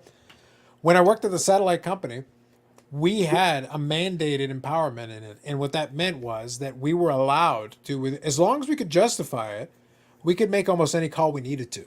Especially if you were an experienced agent who had some experience, you could actually just make a judgment call. And that's always used to be a conversation point with folks that I used to talk to. I'd say, look, the truth is I could give you free TV for the next 35 years. I have the codes to be able to just press the buttons and make that happen. But I need to be able to answer for it and say why. Why did I do that? As long as I can give a good answer, they'll just go like, okay, fine. They'll shrug their shoulders and move on with their day. There's a certain amount of latitude given. And a lot of business like that, you have to give your employees a certain amount of latitude to like read the room. Like look at the situation. Is it worth trying to squeeze a couple extra bucks if you can look at it and say this person has submitted 500 cards with us, is it worth getting a couple extra bucks here on this one card when they're submitting 499 other cards? It might make more sense to be like, no, give it to them. Here you go. This is basically a bonus without giving you a bonus. We're just going to put it through at that other rate. You're good to go. Have fun. Or wouldn't it be better to drag across a few years of pricing and to get an average? Well, what they did, if you caught when the SGC did that little announcement thing they did, they said it's not that SGC never has upcharges. They said no upcharges on 2000 and beyond. Yeah. And because they do have tiers, it depending on the value of the item you're submitting. It's just it takes more to hit those numbers, but you still can't. If you submit a 52 tops mantle, it does not cost the same amount of money to submit as a Zion base card. It's not the same. There is a higher value. There is a higher expectation. You are expecting it to cost more, and it does. Yeah. So, but within reason. Now, if you try to submit the 52 tops mantle in super high grade at the lowest possible thing, they'll be like, guys, really? Like, That's kind of an extreme example. no, but the point is the idea. But Yannick, you said a minute ago, they other ones don't have upcharges. They do. That's my point. Is they do. It just takes more to hit it, but they actually do have it. It's just they're very careful about when they apply it. PSA historically has been more willing to do it, but they've also got more levels and more tiers. You know what I just thought about? What a great move by, sorry, Eric, if you're going, what a great move though. What a great move by PSA to all of a sudden, I believe Nat Turner at one point said he was frustrated with the upcharges as well and different things and the complications that it causes. I step back to the beginning. It's like you have your price and you have your turnaround time, but you also have that scenario. Maybe cards under $1,500, you can eliminate that $199, the $499, and $1,500. So every card under $1,500 is going to be a standard price. Once they figure out their capacities, how much intake they're going to have. Yeah, they're working on all these scenarios. That would be a great. I'm not against the upcharge, like I said. Like I'm not like if I know I'm giving you something that it's worth 10 grand, but even if it's on my shelf, I'm more willing to pay for the service that is supposed to be required, necessary, and so on. I just don't like the friggin' phone call later. Hey, guess what, buddy? You know it's gonna cost you double. Yeah. Just like That's tough. figure it out up front, like you said. Make a line. This is it. That's over that. Then it's Making that line is really guessing the grade, is it not? It is to a certain degree, yeah. Because a small grade increase could get you completely over the line, whereas one grade lower is well short of the line. It can be a big difference. Prior to that, surprisingly, everyone said, "Oh, this is going to get a 9 or 10." Like a lot of times, it didn't happen, right? Exactly. Now everyone's setting in. Oh, I think it's a 7. I tell people all the time. I've never got a. Well, personally, I've never got anything higher than a 7 on a Gretzky in my life. And I've never submitting for people. We've got an 8, 1 8.5, and some 8s, but never a 9. So, but the amount of people that say, I'm sure this is a 9. I'm sure this is a 10. It has a chance at a 10. And I said one of them had a chance. Oh, 100%. I said, you know what? These are absolutely gorgeous cards. But I say on a Gretzky, a PSA 6 to a 9 are beautiful cards. You know what I mean? Like they are all beautiful cards on that. And the Bobby Orr came back. I got the upcharge today on the Orr I sent in for the guy that I didn't know if it was a real. They came back at 2.5. It's real. Oh, real. Yeah. Okay. And I called it being real. Yep. Oh man, I was stumped on it. I'll tell you, it didn't feel right, but yeah. There you go. Because it was a 2.5, right? Yeah, so that's a good solid grade. Let me read a couple of these here. So how has the general card market dropped 50% at a minimum from a year ago? Not across the board, fair enough. Box prices continue to increase, and the majority of the products in the box are worthless. People buying the boxes. That's it. If nobody buys the boxes, they gather dust. The price doesn't go anywhere. That's it. Yeah. Simple. Right. Eric Definitive Baseball at $1,500 box. Yep. So here's a question at the end of it. What dollar value do you place on a card being shipped for protection purposes? Nothing really. For PC stuff, I'll submit some stuff, but it's not worth any extra for me. I'm either satisfied with the holder price or I'm not, because it's not worth $5 more. If it's for protection purposes and PC purposes, are you okay with the grading fee? Is it worth the grade fee? That's really what you're asking, because whatever value you might or not at, if it's for protection purposes only, it's the price of the holder. The price of the holder is the whole fee. I can't afford the upside down one touch, so I'll take. True, that is expensive. PSA set registry will keep me from PSA as long as they have low pricing. Fair enough. Is Mark Grutzelanic? I like that we reference Mark Grutzelanic in Yannick's PSA set registry. It should be. Maybe. Yes. PSA does the upcharge because they can. Facts. 4x4 Rubicon. I know I've showed these earlier. I'll quickly read them. Great Point Yannick. Upcharging is a scam. For that, I'll never do business with PSA, which is you're right. PSA should be willing to purchase the card at the valued price or close to it if they feel confident enough to upcharge you. Do they have that? Yes. If they basically feel that it's undergraded, you get the market rate on it. So I'm not sure if I read that wrong. Let me see. PSA should be willing to purchase the card at the valued price or close to it if they feel confident enough to upcharge you. What's their warranty if they? Well, the valued price. No, to be fair though, they don't rely on your valued price. I could put like my base card and put $50,000 on it. They're not going to hold. It doesn't matter how confident they are in it. Yes, it's a 10. It's also not $50,000. It doesn't matter how you slice it. Yeah. It's a starting point, but it's not the end. It's not the end answer to that one. Yeah, the PSA, like I said, was the best move they've ever made in a business sense. Doing value of percentage based on their cards. Because what were they getting for a mantle before? A couple $100. Now they're getting tens of thousands, like depending on the mantles and stuff have been thousands for a while. Like the 52 tops has been before they did the percentage. They wasn't. Yeah, no, it was nothing. When we flew down. When I flew down to PSA in 2020, and I graded the mantles and the ores. Yep. That was $30,000 that day for the grade. 30,000 American dollars. I've ever gone to grade 15 cards. They must have brought the grading guys in a special velour-based, armchair, and they sat back with an easel and for $30,000, right? Yes, like for $30,000, right? Like, how can you justify it? Like, I can't. You can't equate the time invested into it being that. That is I don't know. That's Bill Gates kind of hourly wage kind of thing. We'll pass along the feedback. I think what I'd like to see, if you're going to do a $30,000 in grading fees, I'd like to see Lord Vader personally take them away. Doesn't even have to touch them. Just uses the force to levitate them towards the grading table. Just do it that way. You don't even have to touch them. Just bring Lord Vader in for this one. It's important. And that's the way we kind of look at things, really, from that point of view. And it's kind of, as funny as it is, it's almost true. Yeah. So here, Paul, picturing Carlos as the cable guy. That was an interesting movie. You might recognize the song we performed by Jefferson Airplane, a little rockumentary called "Give Me Shelter." That is a Paul reference, if I've ever heard one. PSA needs to do the honorable thing, considering how much cards fluctuate, and remove upcharging for anything under $5. There is no such thing as an honorable thing in business. I like your optimism, though. I like no honor in business. You got it. No, absolutely not. Like, what kind of business are you trying to run over here? Okay, so here's Chad's attempt at a joke. Here we go. Hockey isn't on. Was a potential Tim Hortons outage the catalyst to Canadian comms back up and running? Probably. Well, at least he knew what Tim Hortons was, so it's an effort. He tried. Give him that. He tried. I appreciate the effort. Was it the player or the? Well, look, if he got either one, we'll give him a point. Yeah. I declare my PSA values like I price my import fees. Facts. Yep. So Bobbles, good evening. I sent in 252 manuals, 2 jackies, 252 manuals, and 54 Aaron, and SGC only charged me $2,800. Yeah, but in the SGC holder, it's only worth $28. There you go. They way overcharge you for that. Dang. Whew. Boy, crack it out and make it raw. It'll triple the price. So let me ask you how this market is crashed. That is still a lot of money. It is. Like so really? It is. So let me ask you how much this market has crashed 50 to 60% on many cars. PSA, you're going to refund me the money in the value? No, they don't care what the value is. Too bad for you. I think every time a mantle and a maze come off, there's a big red light and a woo going off every time. Hey, we got another. Yeah, sucker. Yeah. I like it. Nice, Sarah.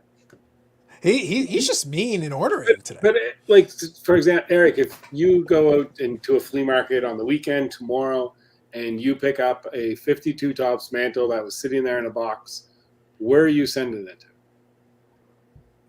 No, I agree with you. Look, here's the thing. I tease about this. I tease about this. I read it and then kind of gave a mean response, but I'm giving a mean response for a reason. Let me clarify something. Yeah. Really important.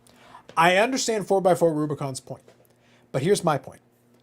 They're running a business, and if you are submitting something in for grading, you don't like upcharging, don't use them. He said earlier he would never use them because of the upcharging. Cool.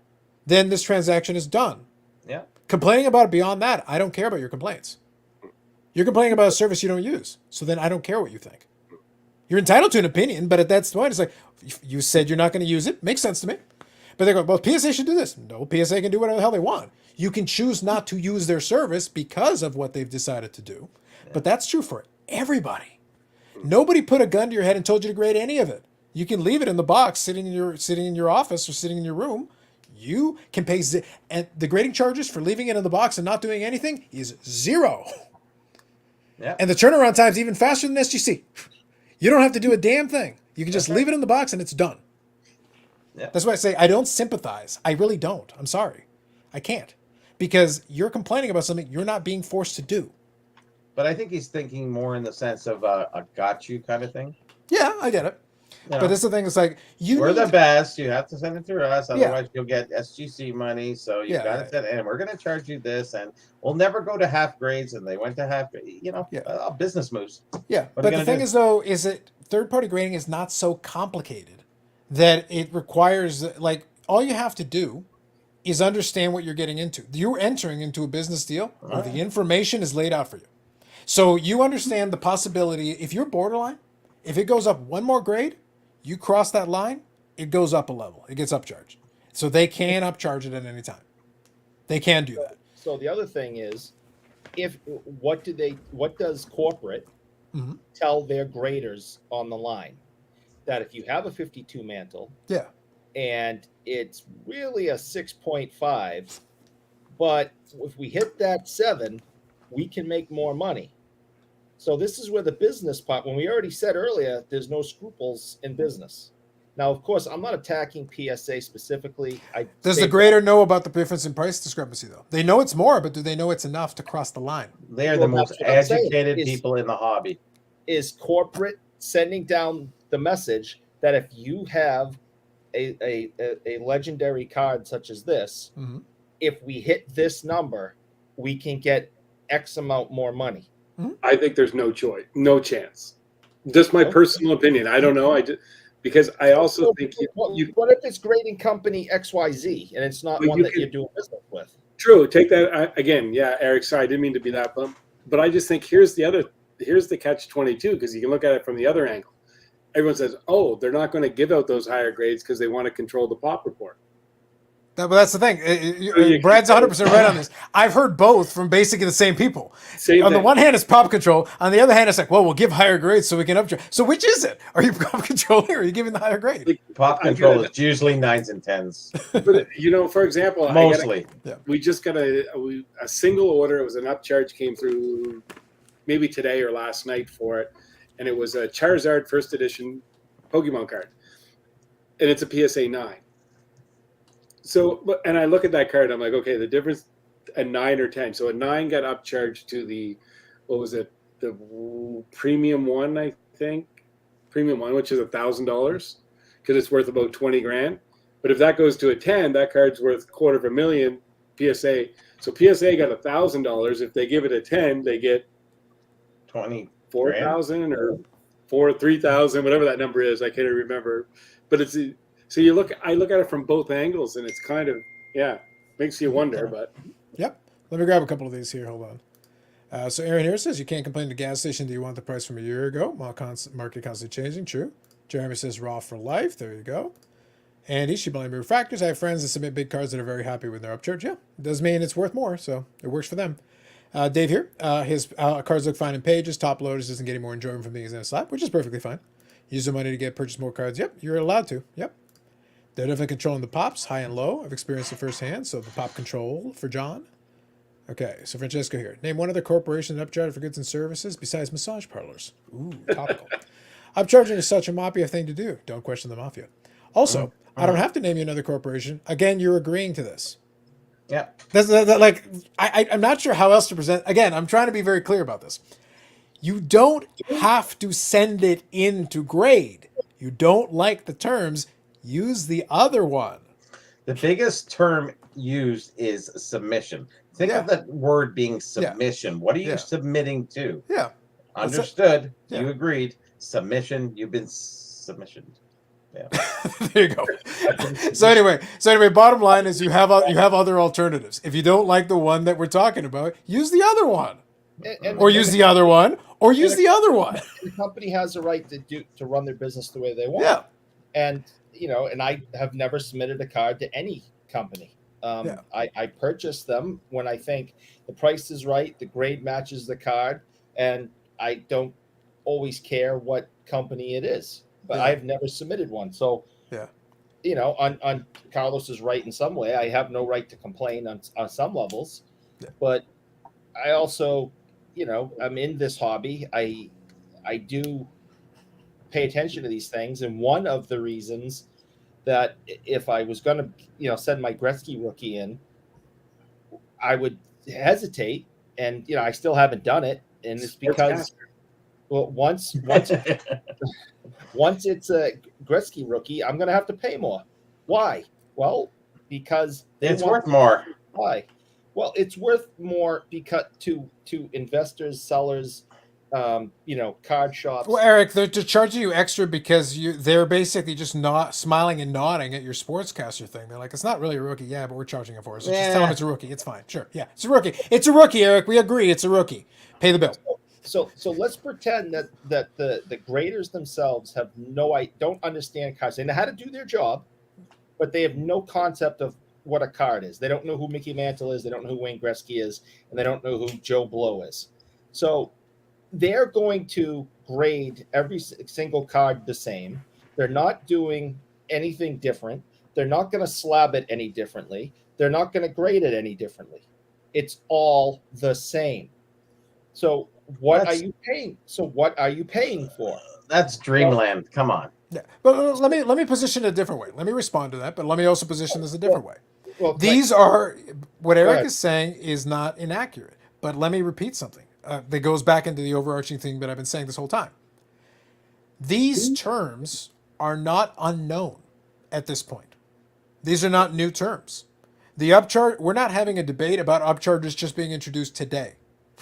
This has been ongoing for a while. Upcharges have been going on for some time. Again, if you don't like terms under which this is being done, you do not have to send them into grading with that third-party grader. You can choose a different one. If PSA changes policy tomorrow and says, if your name is Eric and we don't like your face, we charge you triple, then that's how it's going to be. Get a fake ID, because that's the only way you're getting around it. But other than that, they can do it for whatever reason they want to. You say it's unfair? I agree. Don't use them. And it's not. That's where my agreement with you ends. If it doesn't work for you, the terms do not work for you as a consumer, choose a different option. And it's not to send things in to get graded. Actually, I've been, for over 20 years, I'm a historian, collector, dealer, in that order. Crystal here. No, sorry.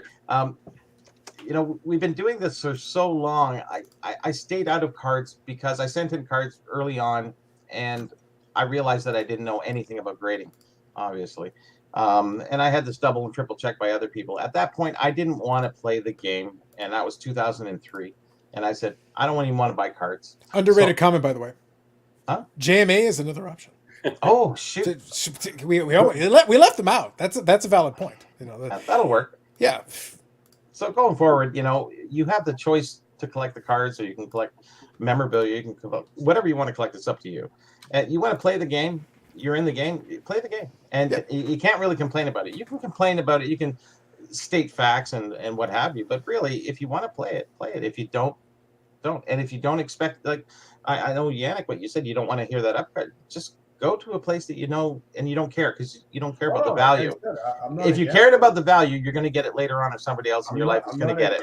I'm against after the fact. Just fucking charge me right up. Well, they don't know. Well, the problem is you don't know until you actually, because if you're right on the line. Like, now that one is shinier than the next one. Hang on. Well, no, because you gotta walk into this going, well, it's either I think it's an 8, but I'm going to submit it as a 7. We're always under submitting. Yeah. Before we're overestimating, now we're under submitting. Isn't that true, Brad? Is it not? Yeah. But Brad's kind of the go-between. He's kind of juggling, people's opinions, saying, hey, all cards aren't mint, and everybody comes up, hey, this card's mint. Yeah, okay. Look, overall, I'm not whining. I'm just saying I don't like it, and guess what I do about it is I don't submit in that category of prices. So understand. Yeah. I think what would be interesting is the same folks that complain about the upcharging would also be the same ones that would expect, if they're overly ambitious, they think it's a 10, and they send it in at that super high price, and it turns out it's like, well, there's a dent here, a scratch here, a scratch here. Do you get money back? You should refund me. It's like, no. Do you get money back, Brad, if you overestimate? No. Oh my God, really? No, but that's the thing. Like, they would complain about it. It's like, well, you're the fool who submitted it at that rate. I'm sorry, that wasn't the truth. It's like, I think it's $1 million card. No, it's not. That's sucks wrong. To be you. That's totally wrong. If you're going to upcharge, you got to undercharge too. No, you don't. You chose to go too high. Yeah. If you had gone with the lower one and it worked out in your favor, you were good. You decided to go a higher tier. Sucks to be you. 7 to 8. Like, how are you gonna like? It's a judgment call. I still It think is. it's a 7. You can do I'm gonna really send it good back on in it. again. But that's the thing. If you genuinely think it's an 8, you lose nothing pricing it as a 7 because if you get the 8 you expected, you're going to pay the price you expected. So you get But a if you 7. actually got the 7, you got the 7. You paid for But the if you 7. get the 7.5, what happens? You were half a grade off. How are you gonna tell? Well, the half grades aren't too bad. You know, in vintage, the half grades don't cause too much trouble comparatively to between the full grades. On the mark from an 8, if you're paying the 8. Yeah, but there's a lot of those collectors that don't like the half grades. They'll actually charge you less than they probably should, even though it's technically a better card. Like, why wouldn't you? It's a nicer card, technically. So, okay, fine, whatever. Some people stay away from them for some reason. Opinionally. Yeah. Opinionally, yes. Not technically. It's never. Oh, the stamp collecting, I love it. I'm never going to say it because I can never get it right. Numismatic I've got, but I can never get it right here. I'm not going to even try. Has a tiered pricing schedule, so stamp collecting. For stamp authentication. For items over $1,200, they charge 3% of the value. Yeah. So that one's a set percentage based on value. So, yeah, Right. absolutely. ABS members also maximum charge of $400. Yeah. So maybe a good compromise would be a maximum charge. That might be a nice way of doing it as well. Because then you could do it a percentage based on what turns out the market value is at the time. So that's not a terrible idea. Yeah. Absolutely. So more people going to get overcharged to get the phone call than not, right? Because everyone's going to undergrade it. No one's going to go with the overgrade at that point, right? But it also especially works if you don't get a refund. It also works better in their favor to go a level lower. Like if you genuinely believe it's that one, go a level lower. And worst case scenario, you pay what you expected. So you're better off. Yeah, the game's a little changed when it goes. I didn't know you had to pay the undercharge, especially if it's one grade or half a grade. But you'd Yeah, be that's surprised. Like almost if you look at the volume of cards, and I get to see. I'm fortunate to see this because of the volume cards we submit. Like the upcharges on cards, it's such a minuscule number. Because everybody knows now. But it's not like it's. I don't even. I'm going to try to.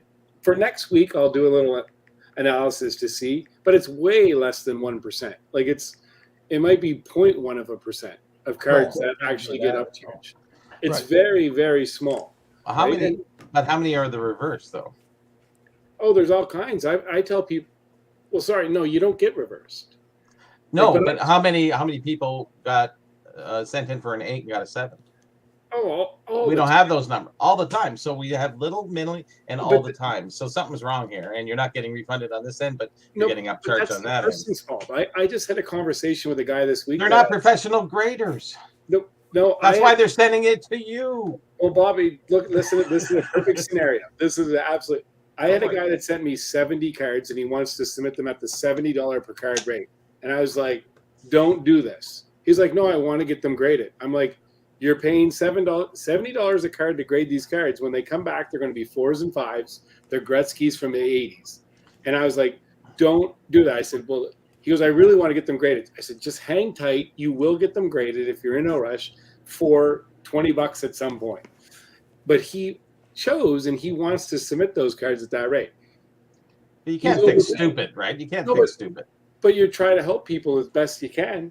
It's the same as when people give me a Gretzky rookie and say, "Yeah, I want to submit it at," I'm going to say it's worth 20 grand. I'm like, "Well, has it been altered? Has it been recolored? Has it been?" "No, I pulled it from a pack. I want to submit it as an 8. I'm like, "Well, it's a one-way street." They go, if you submit it at an 8, that's your insured value to and from PSA as well. So you're paying for that service level. Yeah. Submit it as if it's going to be a 6 or a 5. Put $4,000 value on it. Let them upcharge you to the appropriate level. So I've been very, very good with that. Like to look and say, "Guys, here's where I think it should be." And fortunately, we do know cards. And yes, you do make mistakes. We all make mistakes, but it's pretty clear. And people are really getting it. There's not too many of those. Like, I mean, it's a minuscule amount of people that, well, you were comparing to, Bobby. That's just going through you, though. There's a lot of people that submit on their own. Oh, no, for sure. And that's a big problem, honestly. That's a huge problem. That's another value to submit to a group submitter. Exactly. People forget, why would I even bother doing that? Well, if you don't know cards, don't send them right directly to PSA. Send them to someone to get them to look at them. Go to your local, I tell people all the time, go to your local LCS. Bring your cards in and say, "Hey, should I grade these?" You know what I mean? The amount of 1990 Marvel questions I get in around a week, it's literally, I'm going to say hundreds. Oh, that's an amazing, Brad. You're bringing up an amazing point. Eric works at a card shop. You should bring all your cards for Eric to pre-grade. Yes. That'd be amazing. Take them to LCS. Have Eric examine them with with a loop, gigantic, the biggest loop you've ever seen, under 5,000 times magnification, spectrum microscope. It takes up half the office. More than likely. As it should. All right, let me scroll. But that's through. attention to you, Brad. That people going through you, at least you get a second opinion, or people have an idea where they're not getting any feedback by themselves. So it's better to go through, if you are to grade, it's better to go through a submitter, opposed to Mark's cards. But I mean, other than that, No, I agree 100%. So but the guys just want to send their cards in, because they don't know cards, so they're taking, so they have to put onus on themselves, which they really have no experience. Go through you. But that's like anything. People just see the dollar signs and they think that you can come into a space that anybody can do this job. It's like everyone can be a painter, everyone can be a plumber, everyone can. There's good paint jobs, bad plumbing jobs. Yeah. No, there is, and people forget it. They think that they can just do it. This has been 30 years in university for me doing this. You know what I mean? And same as you, Bobby, same as you, Eric, Carlos, Yannick, you're collectors. We know the space. We know cards. We still make mistakes, but we know it. Other people think, oh, I'm just going to grade this card. I see that's a 10. My card looks perfect. I pulled it right out of the pack. I'm going to send it in and turn my $10 card into 200. Well, that's not it. Do you understand the process, the criteria, the centering, the edges, the surface? And it's just and I'm on repeat mode over and over and over again when I do this. That's the job we have, and we accept it. But yeah. Well, one thing I'll say, just from watching a lot of grading submission reveals, even at lower resolutions, sometimes I can see flaws in the card in the holder, which is more difficult to do. It's like sometimes you can see stuff that's like, even from my eye right now, watching on a screen, watching you record it in the holder, I can see a flaw from here. It's like, oh, it's perfect. No, it's not. If I can see a nicked corner from here, then in person it's probably worse. It's more blatant, more obvious, because I'm seeing it like third hand through lenses being sent over to me over the internet and being processed through YouTube. So if I can see a nicked corner, guess what? That corner's nicked. It's not perfect. Adding to Carlos, I watch those videos too, but I get bored of seeing these guys sending new cards. Oh, I got a 10, 10. Oh, I got a 9. I thought I got a 10, 9, 10, 9, and 10, 9, and it's like, stop. Yeah, there's a lot of it. Wait till Tag gets a hold of you guys. There you go. 1,000-point scale. It was a 997. Yes. Jeff here. Recently upcharged 2 levels from Economy Express for 98 Upper Deck MJ Living Legends with Kobe Bryant PSA 10. Now, I don't know what set that is. That sounds like, I wonder if is that a memorabilia set or what it is? I'd be surprised if it would fall under Economy anyway. So a PSA 10, Jordan Kobe from 98. So basically playing days Jordan. I can imagine you getting upcharged for that. I don't know how much that's worth. I don't have any. Those are numbered out of 250 maybe, or numbered out of 99. Yeah, I remember the Living Legends thing. I do remember it vaguely, but I'm not a basketball guy, so I'm not going to pretend I know too much about it. But it sounds like a decent price card. Okay, so I know Hockey's got a couple of things on here. Hockey, I'm going to do this. I'm going to read the first one, and then I'm going to make the point for the rest of them. So we actually talked about the PSA Canada thing with the pricing on the $18. Go back like an hour and a half. Already talked about it. And second, if you've got specific questions for Brad, have you considered email? If you need specific questions, specific answers to, you don't have to wait for the live stream. Go, just ask the guy. You're like, geez, it's not a personal concierge service to get questions. Have to. Yeah, it sounds funny, really. But here's the thing. Like sometimes people forget. It's like no. And we've answered a lot of Hockey's questions over time, but it's not a personal concierge service. You can ask the guy yourself. You don't have to. Well, coins. You say how difficult it is with coins. It is. It's stamps. Yes. Like philanthropic or whatever it is. The stamps one I can never get right. I never get it right. Numismatic is easy. Yeah. The stamps one I can't get it. I just can't get it. Numismatics is not easy. Yeah. It's just because you know it. Yeah. So you have to grade the cards yourself before you pay the program. If you're wrong, you pay. Yeah, I think doing a little people think it's a joke. No, doing a little pre-grade will help you a lot. It'll make you'll ferret out some obvious ones. Actually, I shouldn't send this one in. I can see the flaw. Hold on. If you can hope for the best, but then don't complain if they catch it. If you can see it in the pre-grade, there's a good chance they'll catch it. But you can always take a shot. But then if you lose, you lose. Live with it. So this one here. Any thoughts on upper? I just wanted to say, Carlos, I took your advice And Which one of all? I gave you a lot of advice. Yeah, about contacting Brad. You should. Okay, so Now he blocked you. Now he blocked you. Just to be clear. I'm contacting Brad through Instagram, and Yes. I sent him. And you realize he blocked you. And I sent him a question, and I'll be waiting for the answer. I don't have Instagram. PSA Canada. Oh, okay. No, just find his message, Brad, through PSA Canada and block. Just go to the block. So any thoughts on Upper Deck? So I didn't watch the draft. If Upper Deck had commercials, good for them. I'm happy for them. That's good. I think they need to fix their logistics, though. Earlier on in the episode, I talked about how AEW 2022 is coming out, and the next AEW product hasn't even been released, and it should have come out already. That's not good. They need to work on that. It's the same thing with hockey, too. A lot of the stuff's getting delayed, which we knew. But the problem is, right now, they're so delayed, the next year's product's already coming out, and it's like you're going to end up with this product. That's going to be problematic. So Jeff here. I've seen YouTube videos of guys that sent 88 tops comments to PSA and got back 6 and 7s. So have I. Yep. Sent the wrong thing and obvious flaws on it, and then complained that you didn't get good grades. Like, I can't help you at that point. Yeah. So you should pre-grade them, though. Take a look. Sometimes you catch some stuff really quickly. I don't spend like hours on it. I put it on a good light, and I scan for the surface, because the surface is where you're going to miss some stuff if you're not paying attention. On newer cards. Yeah, but that's the thing. On older cards, for the most part, it's easy. Like if you're looking at centering edges, It's corners. Yeah, like corners, edges. You're not centering. It's not rocket science. Centering, you can. Edges. And most of them, centering, you've got borders. Yes. You could literally measure it really quickly, and you'd find out if you're close, borderline or whatever. You can find that quickly, super fast. Borderline. Haha. Good one. Yeah. Didn't even know it. Yep. Insert card. PSA 10s have only a pop of 25. Okay. For which card? Oh, okay. Sorry, that's for the 98 card. So yeah, only a pop of 25. PSA 10. That's good. That's a good low pop for 90s Jordan. That's a good low pop. That's solid. So no price announcement on the tag front. I told you. I knew it. Like we're an hour in. Oh. I told you all. I told you. I told you all. Hold on. Francesco. We're gonna get more satisfaction out of this. Hi, it's Fitz with Slap Chop. You're gonna be in a great mood all day because you're gonna be slapping your troubles away with a slap chop. Now look, here's a potato. One slap, you got big chunks for stews. I feel better already. My troubles away, Carlos. Like my troubles have been removed quickly. Thank you, Vince. Appreciate you.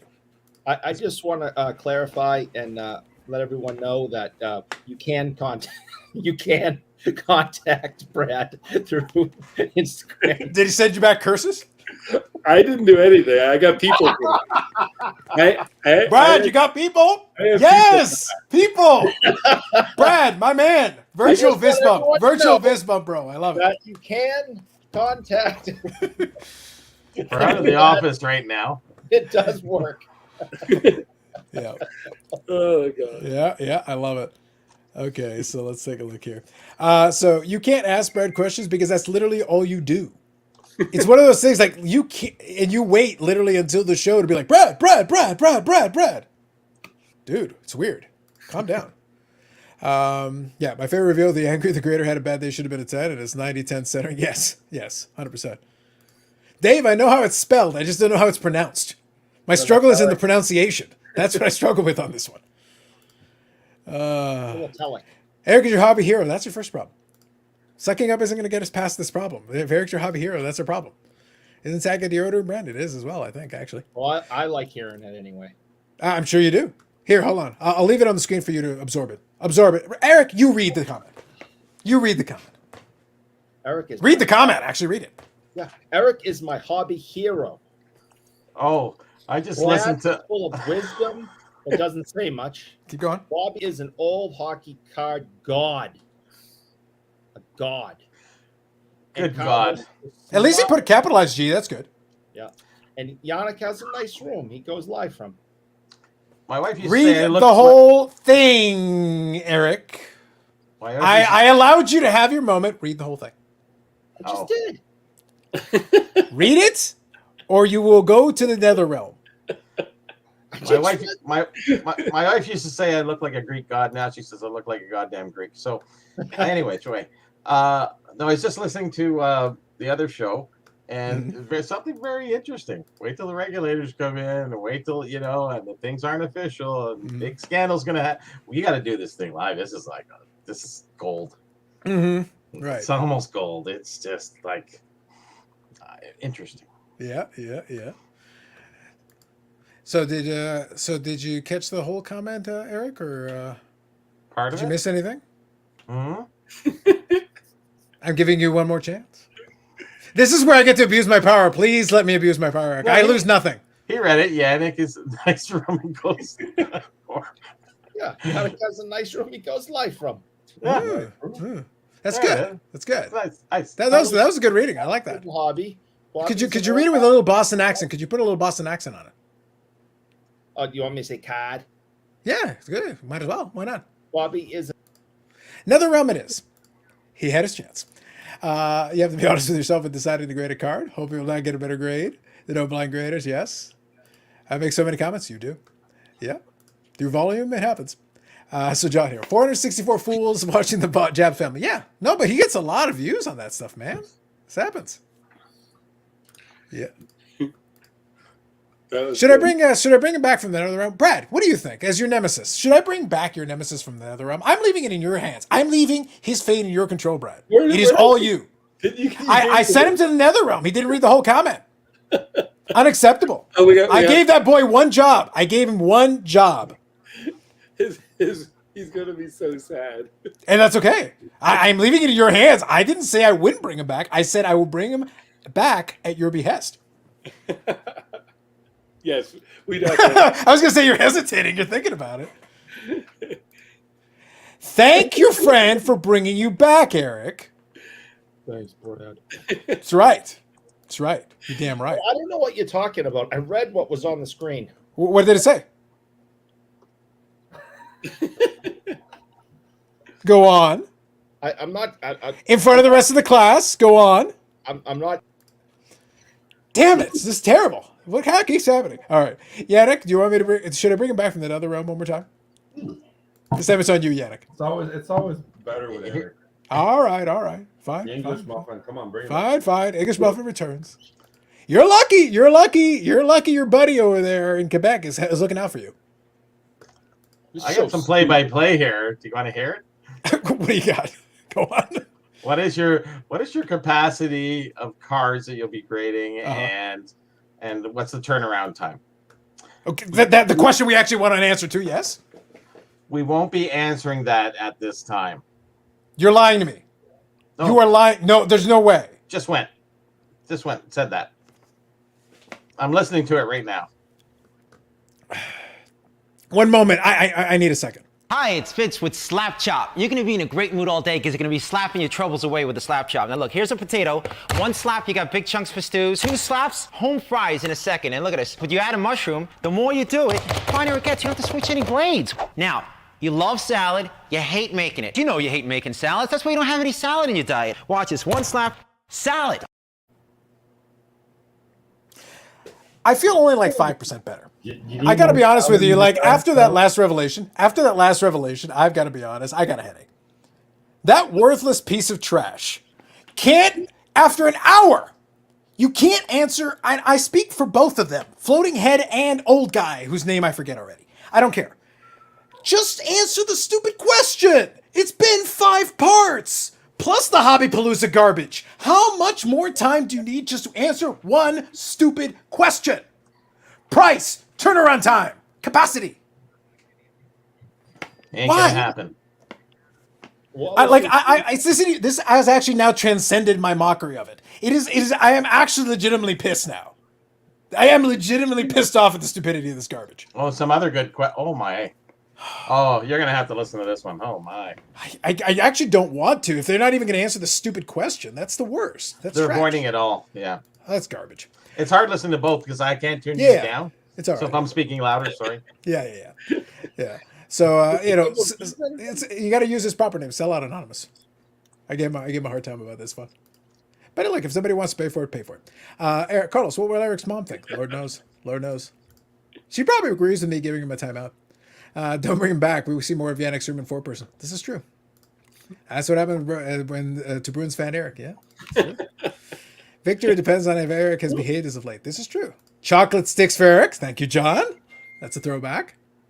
They're at the hour and 8-minute mark, so I'm figuring they're going to end soon. So they got to drop the price or not. After 5 parts. Come on, man. After 5 parts. Jesus. 1 slap salad. Thank you, Aaron. Correct. Wouldn't be Bobby Brown be a better option for the slap chop? No, we got to show love, man. Vince is the guy. He was the guy. All right, here. I don't know anything about Quebec Major Jr. Go ahead, Brett. Help us out on this one. What are the chances, Mike? Dang, I'm not sure. I talk to Mike every couple days, but he's never mentioned anything about a QMH gel job, so not sure. There you go. Mike Danton. Mike's he's a huge card collector. He's baseball and hockey. Okay, cool. Nice. Appreciate the context there. All right. Techniques to buy more advertorial. I don't think that's the way that's written. Advertising space, anyway. So, yes, advertising space. No, like, here's the thing. I've joked about it for weeks. Like, legitimately, I have. If those morons, those cretins, can't give the stupid price, give the stupid turnaround time, give the stupid thing, after 5 episodes of this garbage, 5 episodes, hours, almost 2 hours average per, 2 hours. That is approaching 10 hours of this crap, and you haven't answered one question pertaining to the actual service? That's embarrassing. That's not even, I'm not even joking anymore. That's embarrassing. All the slapjack video clips in the world aren't going to fix that. Like, I can't fix it. It's not even funny anymore. It's just sad. I don't know. At that point, it's like, if I was Jeremy and I didn't get paid for this, I'd be asking for some payment about halfway through this episode then. People in the comments are actually asking about price, and then as it should be. It's been 5 parts. We're supposed to get the price. You're guesstimating $50 or so. So, and he's not answering it. It's not rocket science. You've had weeks. Even if you didn't know the price of the first episode, you should know it now. Make it up. I don't care. Come up with a price. Well, obviously, they've had more time than just 5 weeks. I understand, but I'm pretending for the sake of argument. They're gauging market interest and making up a price. You've had enough time now. You've surely had enough time at this point. I mean, they said that they've been at this for 10 years, right? Isn't that what they said? Sure. You know, this has been 10 years in the making, and you can't tell us how much you're going to charge us? Well, that means it's still months away from taking submissions, right? So if Pricing's coming up. I'm gonna zone out for a second. Yeah. Say if you want, I'll pop you off so that you can do that. Yeah, I'll let him scout. Here's the thing. Brad, is it an upcharge if you never give a price? Yeah, no. You might not be, you might actually successfully never upcharge that. That's a different way. Love it. Okay, let me see here. I don't think bad tag is good business acumen. No, it's actually been garbage. They should have created their own infomercial. Yes, yeah. That my argument has been actually promoting it on Jeremy's show has done 2 things, and I'm being serious now. I'm dropping the shtick here for a minute. It actually makes Jeremy look stupid. Because frankly, you have put together this thing. It goes beyond supporting. It goes beyond information. You have put so little information over so many weeks. There is no information. You go through all those episodes. You'll grab one snippet here, one snippet there, one snippet here, one snippet there. It literally is an infomercial. It's not. The slap chop thing is a joke, but it's like it's not that much of a joke. I get it's about as much information in a 20-second clip about what a slap chop is. Versus what the tag I think is actually going to be. You're showing me this. You're sending in the Hanson brothers. You got the boy band there. You got all that great. That's wonderful. That's great. I don't care. What's the price? What's the turnaround time? When are you starting? Whatever. Anyway. I think too much time spent on it. Yeah, compared to the time that's been spent on other channels, not even nearly enough. I made it. Had to cancel my anniversary day to make the surprise live. Time well used. At this point, shouldn't it be easy to grade Pokemon cards? No corners, backs are all the same. To a certain degree. I think the authentication is a bigger deal with some of the early Pokemon. But yeah, there's definitely some of that. Yeah, I definitely think it helped. I definitely think he liked it. But the problem is if you're using the same topic over and over again, you're not actually engaging your audience anymore. You're basically abusing the goodwill of your audience. And there's actually a topic that I want to touch on here. So I'll move away from this one. I got a different topic we can talk about, but I'll finish reading this comment. Avoiding talking about pricing only means a high price charge. Yep. Well, we had the poll, so 13% would fall under the higher portion of that, and then a good chunk of in the 20s, I think, was the other one there. 27%. Yeah, exactly, something thereabouts. So about a third. If we add up the 27 and the 13, 40% of people think it's at least $35 or up. So, that's where 40% of the people ran. I still say it's going to be 35 plus. Yeah. Okay, so let me ask you a question. So Hockey mentioned about the Dakota Sports Card Anonymous thing. He decided to create a Patreon. So let me not focus on his specific thing. I'd rather open it up to a more broad question. And this has always been one of my favorites. A lot of fun about it. First one, not the second one. The second one would have been funnier. Foil out, that would have been fun, but no. The Umbop guys. And it's not even that much of an insult because they are literally a boy band. Yeah, they're a boy band. I mean, for real life. So it's not even like it's that far. It's more reality than insult. Okay, so let me pose this question. And this is kind of an open question. It's to people here and also the chat. I'm curious about this. I've said before, monetizing a YouTube channel is not a bad thing per se. It isn't. Because it's pretty standard operating procedure in a lot of spaces. In sports card space, it's always been a little weird. A lot of the audience is very weird about it. And I understand. And part of it is something that I've talked with Bobby before. Knowledge in this space has been devalued to the point it's not seen as having value, which is very interesting because decisions are made with real dollars and cents, and then people don't care. I don't advertise. I don't go out of my way to promote. Basically, the only thing I ever ask of you guys whenever I do ask anything is I ask you to hit the like button. That's about it. I'll ask that every now and then, a couple of times a show. And that is the full extent of it. And it is free. Eric has sponsored it. So it is still free. Running out of money. He's going to have to keep working for it. But the point is that even on this channel, the videos are monetized. Yes, that means it's an ad. But most people can accept that. They don't even pay attention to it, whatever.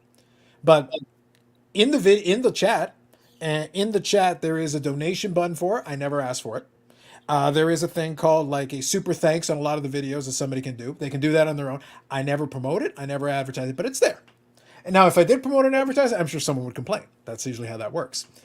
A Patreon is also a similar kind of thing. So my question is this. Here's my question to you. It's not whether doing it or not, because each creator has to figure it out on their own. They can decide for themselves, and then the audience can decide for themselves what they want to do with that. My question is this. What is the aversion specifically to the idea of people wanting to monetize, remembering something, that if you're getting entertainment or information from it, these are things that take a certain amount of time and a certain amount of energy to produce, and you're getting it technically for free, and you complain about it when it's free, but you also complain about when somebody tries to monetize it. And I'll give you the analogy that I always use, and this is a simple one, and then Bobby would kind of relate to this one, and we can talk about it when he comes back. One of my favorite things is the library. Y'all who remember what a library is, it's that repository of books. Well, here's the thing. A library card is free. You can go in there and you can learn about any topic, do research, do this, that, and the other. It's free.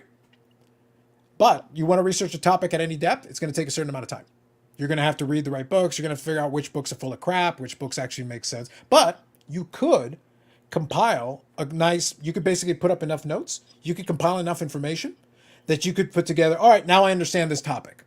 Well, imagine if you have these notes that are succinctly summarizing all this information from these countless books you put together.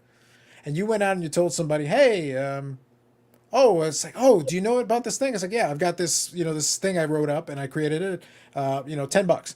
Well, why would you charge for that? It's available for free. Yeah, it's available for free if you want to go in that library and spend the next 200 hours reading. Because I had to spend 200 hours to do it. In the case of stuff like this, when Bobby's on and we're talking about it, we have over 100 years of hobby experience on here. So when we're talking about stuff, we're not making up shit out of left field. I'm not asking you for money because I understand that at this point, the information has been devalued. But we also screw around. We have a little bit of fun. Some folks hang out for entertainment. It's entertainment or information. Those are the two things YouTube does. I go to live streams in other genres. People drop $500 donations in the chat and nobody bats an eye. But in this genre, if somebody asks for $1, it's sacrilegious. It's kind of interesting how it works out. I don't mind it one way or the other, but I'm pointing out the silliness of that concept. And by the way, you don't have to. But just understand that if somebody asks for it or wants to, that's their right, that's their prerogative. Okay. So I want to leave it open now. Chat, if you want to include anything about it, do it. So, guys, Brad, any thoughts on this in general as a consumer of said content? You know what? I'll let Eric go first, or Yannick. All right, Eric, you go first. If we gave you free BGS, grading, would that put it over the top for you? No, you can give me lifetime subscription to everything, maybe. and I would say no, thank you. He says so now. We'll talk again after he hears the Gettysburg Address from Jeremy from Beckett. I mean, listen, if they fix everything and become the company that they're supposed to be, I'll change my mind. Yep. But until they do even the smallest thing to improve, they're just complete garbage. But on monetizing, that's someone's prerogative, and they may lose fans, if that's what their people are called, or people who are interested, or that might say people might go, wow, that guy's charging money, that must be even a better product, because there's actually that whole study that's been done that you give something away for free, no one wants it, but you charge them an absorbent amount of money, people are going to flock to you because it must be worth it.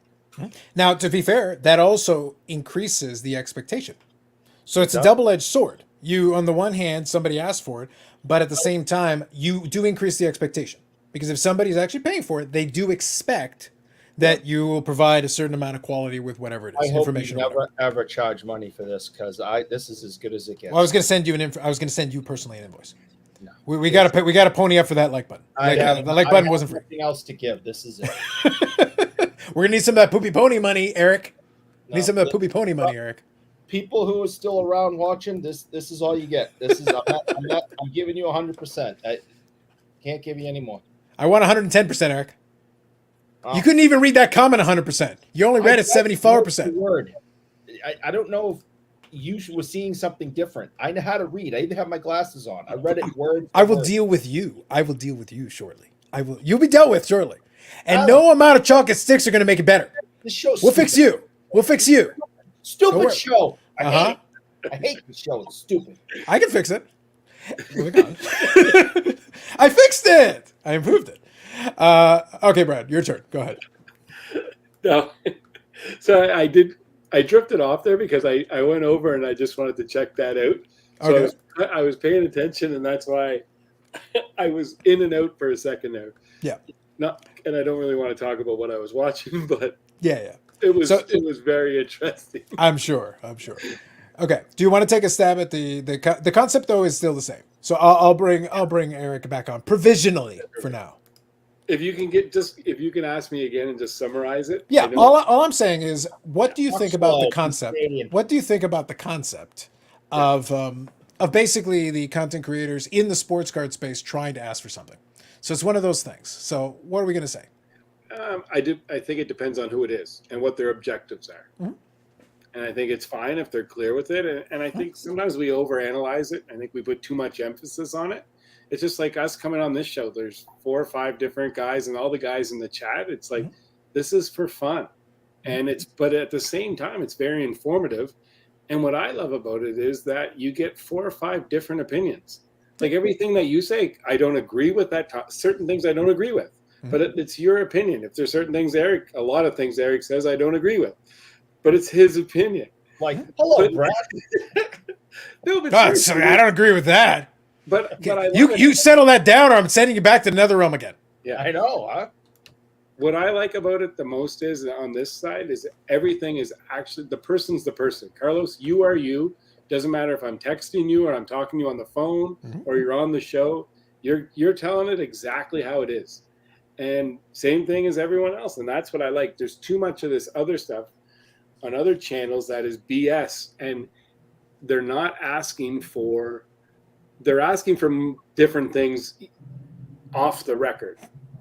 Right? It's happening in the background. It's happening all there, and some things aren't. But I mean, hey, at the end of the day, if you try to monetize this, and if you want to, and that's your objective, then that's your objective. So do whatever you want. Yeah. And the same thing is like, if you don't want to watch it, don't watch it. Yeah.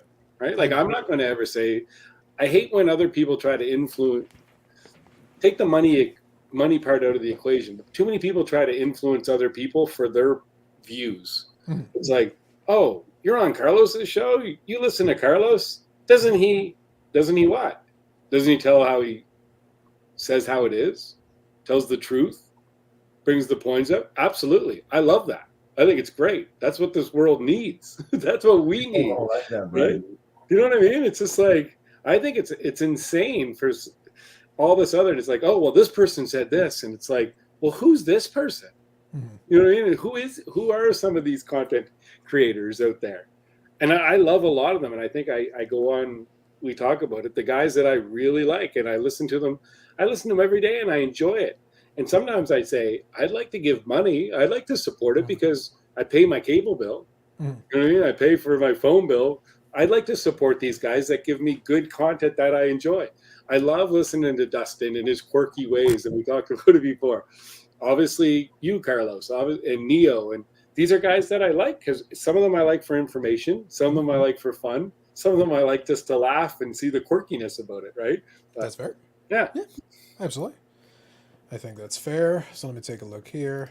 So Yannick, do you want to chime in on any of that? A little bit of here, a little bit there, like you said, Carlos. Like, I actually still go to the library. I'm in school this year, so it's kind of obvious. Oh, for sure. The reason I use the library analogy, though. So let me touch on one here. Yeah. So Jeff here says knowledge is free. No, it's not. There's time in it. Wisdom is priceless is good. Buyer beware. I agree with that. But knowledge is not free. That's the reason why I use analogy. The information is there. It is available for free. Most people are not willing to put in the time. So let me touch on Francesco here, because that's why I wanted to get some opinions from the chat too. So no one is asking YouTubers to go give their time. That's true. I appreciate good content sometimes, but I'm not paying for it. Okay. I'm overpaying for my internet. Not our problem. So then they'd also, but you're right. You're not asking them to go give their time. That's true. But if they don't give their time, then there is no content. Then you can overpay for your internet and there's nothing on it. There is a catch-22 with it, because that time is required. In order to actually put together anything of any decent value, you're going to have to put in some time. And this particular genre has already established the price point. The reason why I've never asked for any money out of that stuff is because I know that this genre doesn't accept it to the same degree that other genres do. In some of those other genres, they wouldn't even question it, because they'd be like, "Oh yeah, of course, yeah, that makes sense. Okay, Patreon, yeah, okay." And people want to do it, they can't. They don't want to do it, they don't can't. The other thing is that when you do it, though, I also look at it as like, well, what additional value do you have to do? Because if you're doing the video for free already, you got to add something to it. Otherwise, it's like, well, then what are you paying for, right? Now, if it's a tip jar, it's a tip jar. People can figure out if they want to do anything with that or not. It's the same thing as when somebody is, they get one of those musicians that are busking or whatever. It's like, you're listening to music, it's playing. You can just sit there and listen to it, or you can put in go in there. It happens. So we're gonna have to do it. To add to what you were saying there, just the fact that me that going to school and creating, learning all that aspect, like you were mentioning, like the musician, the photograph, like I'm doing. YouTube is a platform that, yes, everything is there, is free, but the time that people put to create content on cards, whatever, time is precious, and it's in a way it's a very, very valuable thing, right? Like, and I realized too that when you create, people take for granted that, you just did it on nothing, or you, again, not necessarily related to YouTube, but anything that you draw, that you come up with something, it's your time, right? So is it valuable to you that you need people to monetize it to a certain level or not? Or people need to start realizing too that the effort put into to easy your knowledge or how to get that knowledge, people, like you said, Carlos, someone put 200 hours of research into this, right? And that's the research part. You didn't even put it together yet. Yeah. So if people want to pay and appreciate, that's definitely a great thing, because there is a lot of time being put into the content, whatever it is that you're looking at, a picture, a portrait, a drawing, or a YouTube card guide, Yeah, absolutely. So Bobby, you want to come back in? All right, so give me a second here. So you're going to have to unmute yourself. I didn't mute you, so you're going to have to do that yourself. Let me read a couple of these comments, Bobby, and then you can chime in here. Give me 1 second. We have prices. Oh, he's got prices. Okay, give me 1 second. Let me read a couple of these quickly, and then we'll do it. So Carl I'll here leave the grocery says then. Carl's tried to negotiate $5. I wouldn't pay somebody 5 cents. Don't watch it. I know Carl's kidding, but it's like, no, I'm not paying anybody to watch shit. Don't watch it. It's free to click off to. A bunch of non-sport channels are also doing super chats. Yeah, absolutely. Now the last part is the reason why I mention it. Like, look, at the end of the day, I don't care. I'm not gonna ask you guys for any money. It's fine. But I also understand that I don't blame anybody who does. That's really my point. I don't blame anybody who does, and then you can choose if it makes sense for you or not. Francesco has offered one of the other alternatives. But if everybody took that, it's like, well, guess what? It's not worth. Let me put it bluntly. I enjoy doing this. It is a lot of fun for me. It is not worth my time. This is literally not a good use of my time. It is the opposite of that. I could be doing 100 other things for hours that would actually make me money. And if I want to use my time that way, it'd be a much better thing for me to do. I'd be better off making no videos, deleting my channel, and doing my own business, doing my own shit. Way better use of my time. And if enough people do that, you'll go to YouTube and it'll be a barren landscape. And I hope you like cat videos because that's about the only thing you're going to get. And if you need some information or want a live stream where somebody actually answers questions, well, good luck with that. Have fun. So that's the thing. It's like, whatever. And Carlisle says, like I said, I know Carlisle was joking, so that's why I took it as such. But he goes, you're talking about a consumer group that whines about the expensive penny sleeves. These are facts. They're cheap bastards. And I say that with love, much love, but cheap bastards. It's ridiculous. In saying that, though, Carlos, is there what in your opinion, what do you think? Like, what do you think? Like, what do you think that someone like myself that enjoys YouTube, how could I, in what way could I contribute to channels that I like? Because I think, oh yeah, I hit here's $20. Like, I kind of feel like that's kind of not cheaping out or anything, but like this content that I consume on YouTube is worth a great amount of money to me. I thoroughly enjoy it. Yeah. So how could me as a Brad Hartland, the collector, the card guy, how could I contribute to channels that I enjoy in the appropriate way that I could assist keeping things going? Yeah, well, to be fair, Brad, you're in the minority. Most of the people are more in the Francesco thing. They think I paid for the internet. My entertainment better be there. That's the thing. They assume it's like, no, the internet means you have access to this. You have access to the sites. That's it. There doesn't have to be anything there. It can be empty, and that you're just paying for the door. You walk in. If there's nothing there, there's nothing there. But the thing is, I think each creator's got to figure out their own thing. What's the like I said, right now what Dakota's trying to do is he's trying to interject. He's trying to do the Patreon route. That is one way that some folks do. Some folks do it with the live streams. They do it that way. That's a different approach. And there's a couple of comments that are also pertaining to that, so I'll include them kind of in this piece of the conversation here. So let me go down here. If Sports YouTube guys with Patreons trusted their knowledge and picks, they would use them instead of sell them. That's true. Yeah. And people who sell picks, that's a problematic area because good luck with that. That's tough. So here, in every hobby, there are true collectors that don't want anyone making a dollar because it's supposed to be a hobby. And that's true. Yeah. There is that very puritanical view where like, well, how dare you make money on it? It's like, okay, well, when you buy and sell a card, I hope you don't make any money. How dare you make a profit on a card transaction, right? Let's not forget Dabs Man. Let us never forget Dabs Man. Speaking of agreeing on things, how's Manoa doing? Got to keep tracking of the Manoa. How's it going? Shutout tonight. Still good? All right. Still good? All right. Might even be a no-hitter. I'm not sure. Oh, there you go. All right. That's good. So let me quick a couple more of these. Mr. Lear, Carlos making drunk guys make tough decisions. It's not a tough decision. It's an infomercial. I wonder if those who are against so Victor here. Victor is a good example here. Here's a good kind of response to that as well. Kind of a thought. I wonder if those who are against donations have ever put content together. And that's a big thing. Like I said, Francesco says, I'm not asking anybody to do it. It's like, cool. But then if you don't want to participate in it, then you are basically watching it. You are giving off the vibe of being a taker. You are, in fact, the taker. And that's on you. That's fine. And again, you don't have to do anything above. It's there. So John here. Started up a YouTube channel for fun and then helped create a new business, an eBay store, and our weekly live auction. I never ask people for anything extra, but I feel guilty doing that. But it does help promote, which is good. All right, Bobby. So here, we've got this. So does this jive with what you were saying? Sorry, I was listening to the finite. So here's my dissertation. Go for it. Okay, are we ready? Go. It's not very simple, so I'm going to explain it this way. There's 4 tiers of services. 4 tiers. So you have the 14-day, 0 to 14-day. Well, 14-day plus, sorry. Yeah. Then you have the 15 to 30, the 30 to 60, and the 60 to 90 day. Mm-hmm. So it's based on, as we were talking before, how it's tiered up into time spans. So 60 to 90, it's $16 a card. Mm-hmm. and I'll just go to the top where it's 14 days. It's $25 a card. Yep. So here's the caveat. It's a 200 card minimum for any of those going through there. Is it for all of them? Because the 14-day here, Neo wrote 20. So is it 200 as well for that one?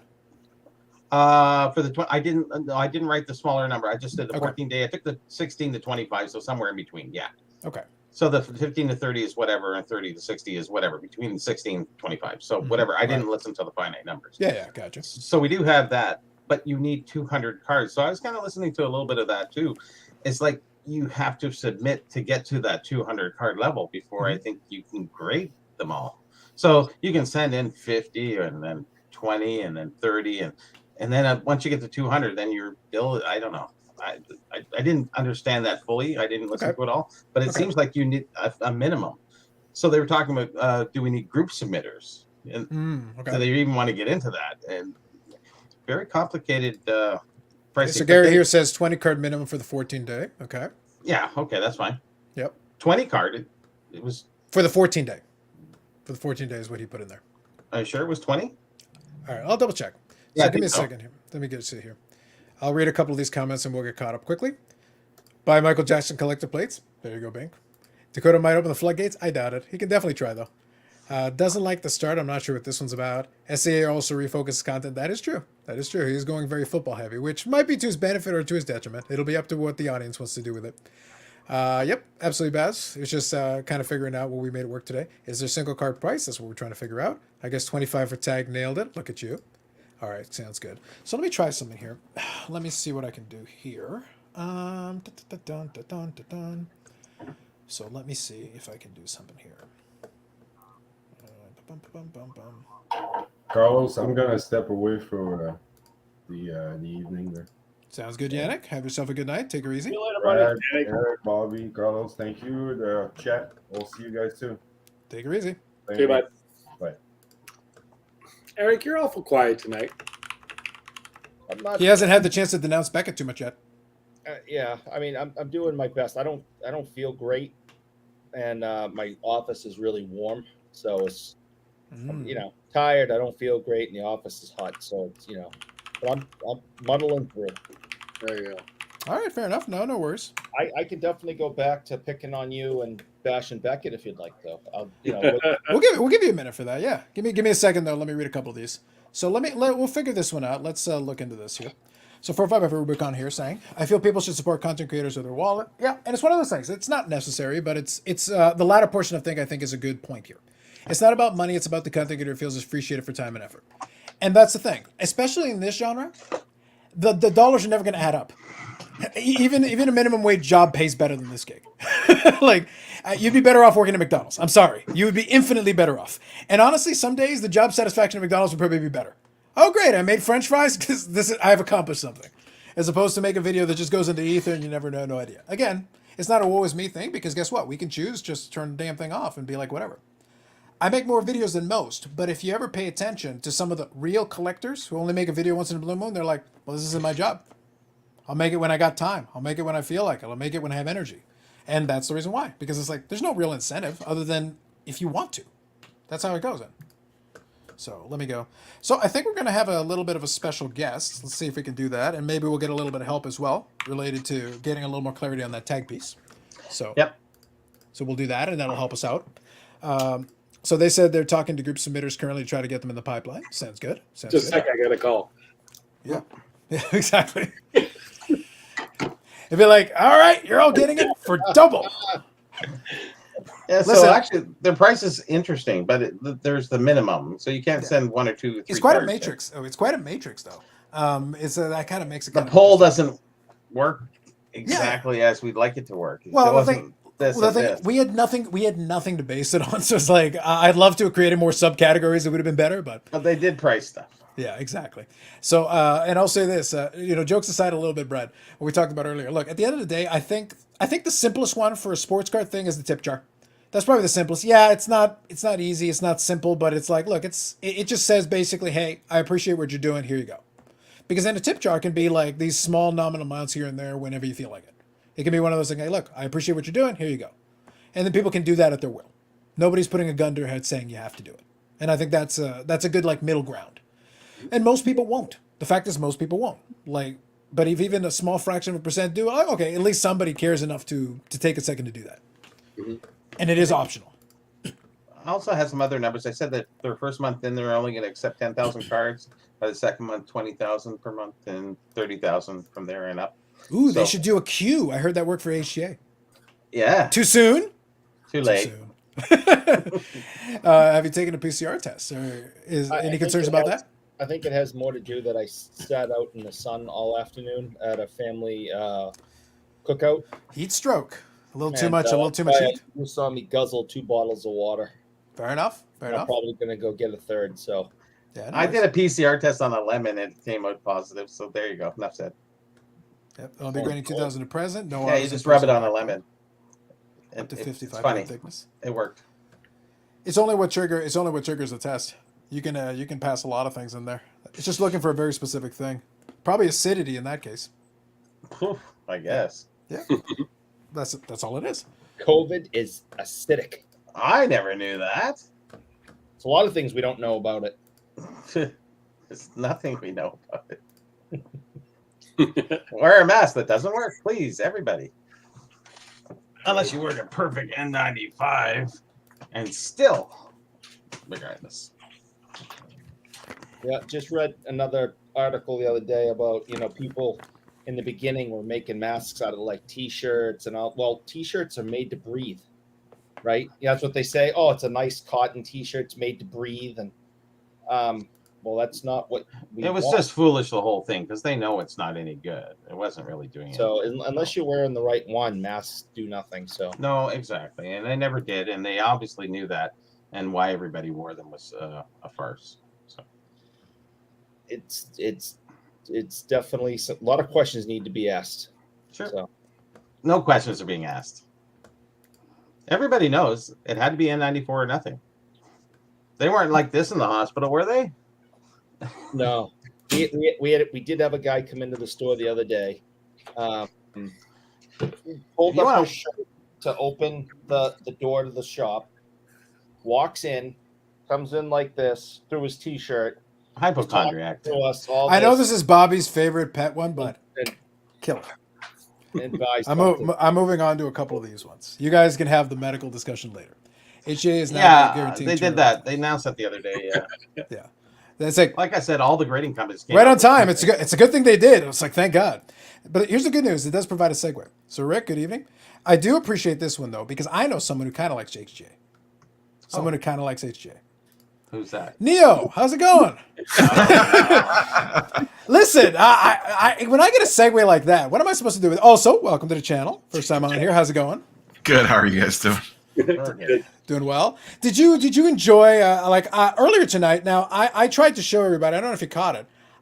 Before they even started the live stream, I showed clips of the tag thing coming up. I showed clips of it even before they started the live stream because I figured it was pre-taped. I had it down. Did you catch any of that? I didn't know. No, I'll quickly show you. I'll show you a clip. So this was like I said, I had this in advance. It was great. Hi, it's Fitz with Slap Chop. You're gonna be in a great mood all day because you're gonna be slapping your troubles away with a slap chop. Now look, here's a I felt better just watching it. It was wonderful. Like it was right in the same vein. I think it was if they had gotten him on there, though, that would have been great. That's I'd have that's an tagged right infomercial away. veteran, an infomercial, goat, infomercial goat. 3 easy payments of what? 16. Yeah. Exactly. Here's my question for you. So you caught a little bit of the other infomercial, not quite as polished. From what I understand, it took them a long damn time to finally get to the damn price. So what happened with that deal? Yeah, that took forever. Holy smokes. The very end of the show. So what the hell were they talking about for the majority of that time? They were like backtracking to like covering questions from previous streams of that people were like, wait, can you do this? Can you do that? Like things that people saw in that, and Right. then going over some other. They want to put like they're going to build mobile stations maybe, and they'll be able to put them wherever for automatic grade. I don't know. It was I was kind of crazy. zoning in and out. I just wanted to hear the pricing. Yeah. That's Exactly. all we all wanted to hear for 5 weeks. So the thing is that, like, it would have been nice to hear it along the way. But the thing is that, like, like 5 episodes in, plus a bonus extra episode on Hobbypalooza, and it's just now that we get this. And it sounded like it was like a matrix of price points with like different limits and stuff. Like, what's the deal? Yeah, so I posted the main two, which was the high one and the low one, and then I kind of zoned out on the in between ones. That don't really matter, to be honest. Okay. All anyone wants to see is what's the most expensive one, what's the cheapest one, and their range isn't that wide. You know what I mean? It's what? Yeah. No, I put 25 and 16 or something like 16 that. to 25. Yeah. It's not like it's PSA where it's like $1,000 for one and $18 on the other end. So okay. I mean, can I ask you a serious number to throw out there? That's not like you're not going to scare anyone off by those numbers. But as you guys were talking about, the minimums. There's the minimums though, right? The minimums, and I think they're just doing that to start because I bet they probably don't want a bunch of onesie twosies orders to come in just from a processing standpoint. Yes. So they want a 200 pile box of cards coming in because it's just easier for a receiving standpoint. Probably until they work the kinks out a little bit. Yeah. Okay. So let me guess, anyway. Yeah. Let me venture off my usual shtick for a second because I do love it so, and I do kind of enjoy making fun of that channel. But let me ask a serious question playing into this. They ran 5 different live streams on that channel, another live stream on another channel. Drag this thing out as much as humanly possible. If you were just looking at it as a consumer, like we have a certain analysis on it because we're looking at some people who run YouTube channels. Like that's a different perspective.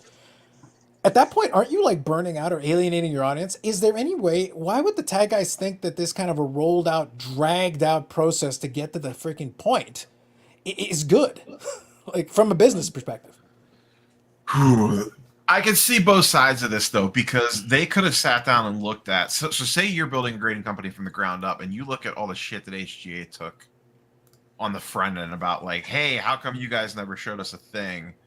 So they're like almost going the complete opposite route, where HGA never showed anything. Yes. And then when they finally did show, it was a joke. Whereas they're actually going the first time or the second time. The answer is yes. The answer is yes. They're going the opposite direction. Like, we're going to show it all to you. Now, did they show too much? Probably. Like, you know what I mean? Or it should have been more properly edited. Yeah. You know, that everything that they showed probably could have been, 130 to 40. There's so much rhetoric in there. It was, Yeah. I guess the question I have, and this is a very much in the weeds content creator question. Sure. Is he actually disclosed if he was paid or not? Because isn't there technically FTC violation? There is.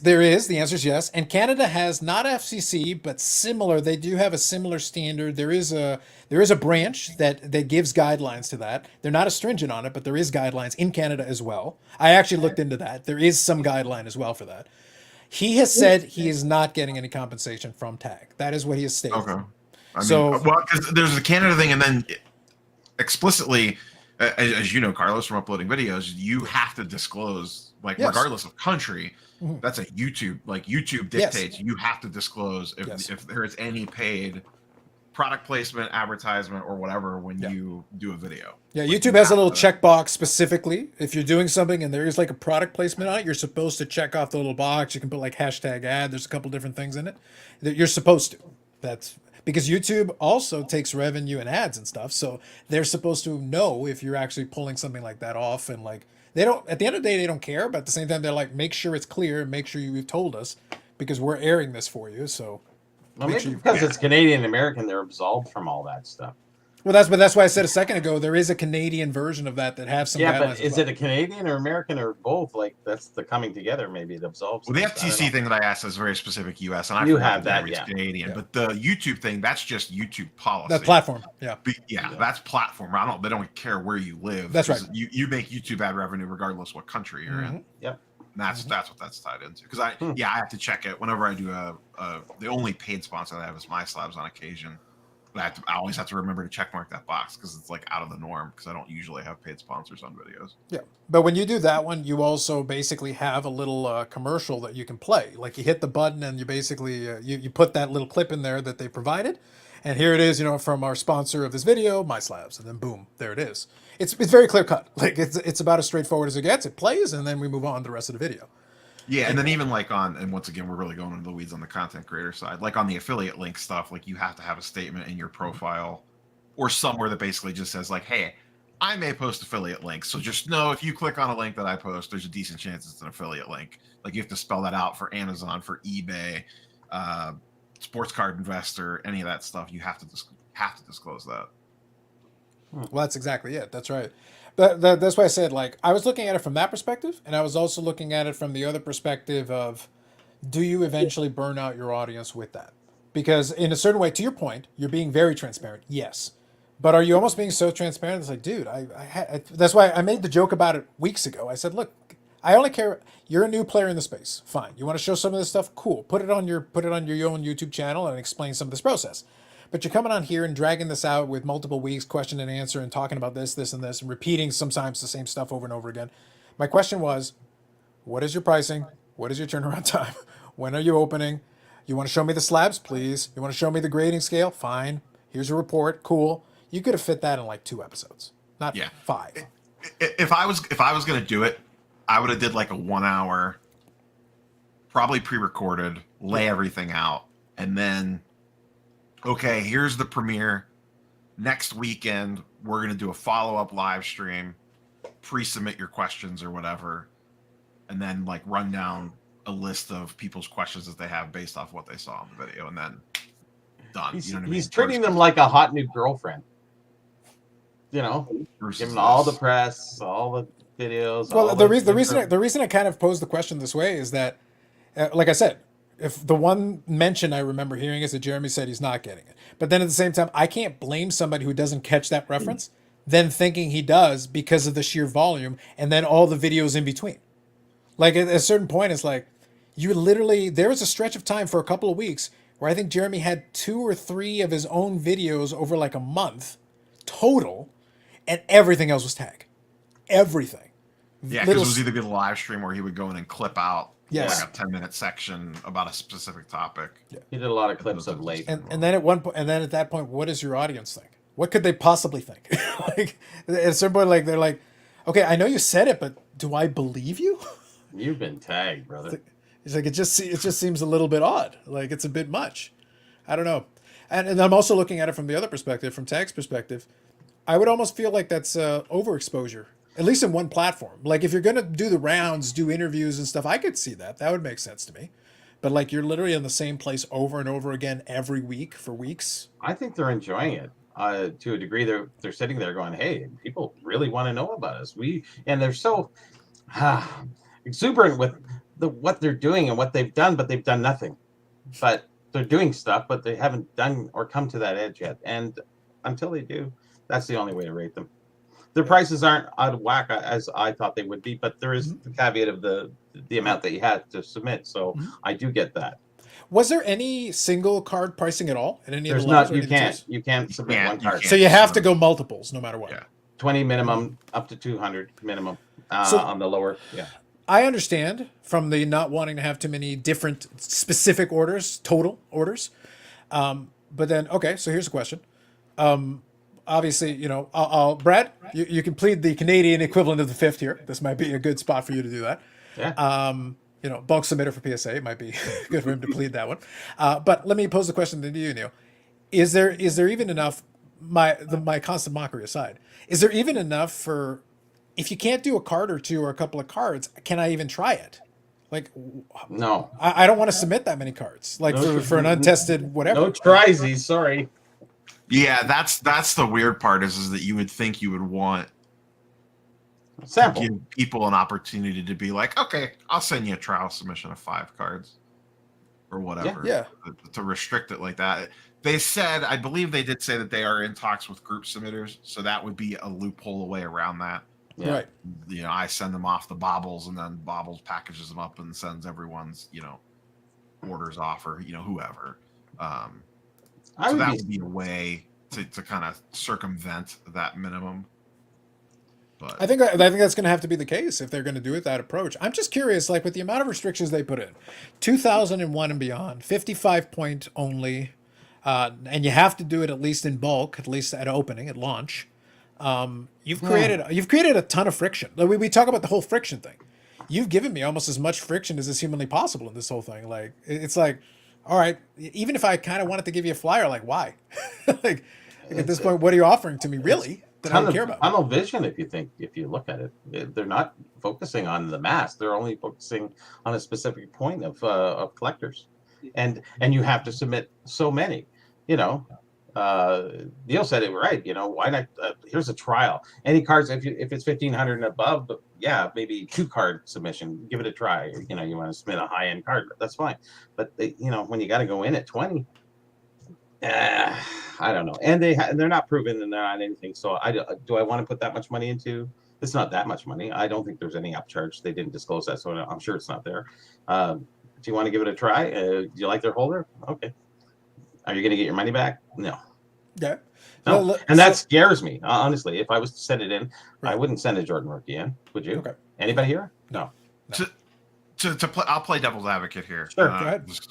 I hate even put myself in this position.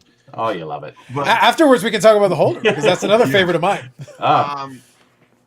I think it is actually smart for them to restrict things to certain years or whatever, because it's kind of one of those things of like, we don't want to, like, they must know their system well enough to know what it can and can't catch. So why put once again, to go back to the HGA example, why put ourselves in a position where someone's going to slip something through, and then all of a sudden we're on card porn, Lameme, this, that, and the other thing, being like, oh, here's a new kid on the block. Look, people sent like some fake, commonly faked whatever, and it slipped through the magical system. So they probably know, hey, most modern cards were probably pretty good on this thing. We use Sharknado. Whatever they've designed, can catch this stuff. Or hey, settle down, Bobby. Tag is not premium enough for Sharknado. We only the best for Sharknado when the moment is right. Not yet. Those are the only new references we use here, Neo, is Sharknado. I'm working on the Sharknado pump. Not yet. The time is not right. We'll get there when we get there. Not yet. But don't you think exclusively through Tag? That's exactly how they're not going to, by limiting that, they're doing the right thing. Because if who's going to send a Jordan rookie to Tag, the odds are they're going to send one that's been altered, recolored, trimmed, and they're just going to try to get it by them. Well, that was the HGA thing. Early days, new player in the space. The first thing you do is you test them. You basically say, "All right, I'm going to send you this," and then they're like, "Wait, why are you sending that to them?" Well, because it's fake, or it's altered, or there's something wrong with it. We're seeing if we can get a buy-in. We'll see if we can put it in the holder, because that's what happened with HGA a couple of times, high profile, and then they weren't able to grade those cards after a while because they're like, "We're too scared. We can't do it." Yeah. Don't you think like they could wish they could give that $20 back that they tried to make off that one card that gave them all that hassle? Like eliminate that right out of the equation. Same as the autos and everything else. It's like, yeah, they're definitely following the what not to do playbook based off of written by HGA in the early days. And you kind of like them, so like, what the hell? Jeez, for sure. That's a harsh critique coming from the source. To me, I don't even know like what. And maybe maybe their tech's the greatest thing ever, and they'll revolutionize the game or whatever. But to launch a grading company into this space in a market that's down, which they probably started this process well before all this, but yeah, like the boom's over. Prices are obviously coming down. We don't talk about that here. There's so much grading capacity that exists out there right now between the big four, let alone just PSA by themselves. Yep. Where are all these cards coming from? And to be fair to them, and some of these other companies too, their position might be, we don't want to be number one. If we grade, they sit down and run their numbers, and they might say like, if we could grade 10,000 cards a month, we turn a nice profit, and we're happy with that. Maybe that's good. You know what I mean? We kind of like wheelhouse perpetuate this of like, oh no, Beckett wants to be number one. Well, maybe they don't. Beckett supporters want him to be number one, but Beckett's probably happy to grade 60,000 cards a month and reap whatever profits that they make, and they don't have to put a bunch of money in the business and just carry on or insert really whatever grading company you want. So it could just be that, maybe they're happy. Maybe they run their numbers and 20,000 cards gets it done and they're good. And then they prove the tech and just spin the company off to somebody else anyways. Okay. Well, the file down your horns from your devil's advocate there, Neil, they're going to submit cards. People are going to say, 2,000 plus. But what if you got a couple late 90s? Like, you're really limiting, because people do cards across the board. Let's not talk about vintage like 60s, 70s, whatever.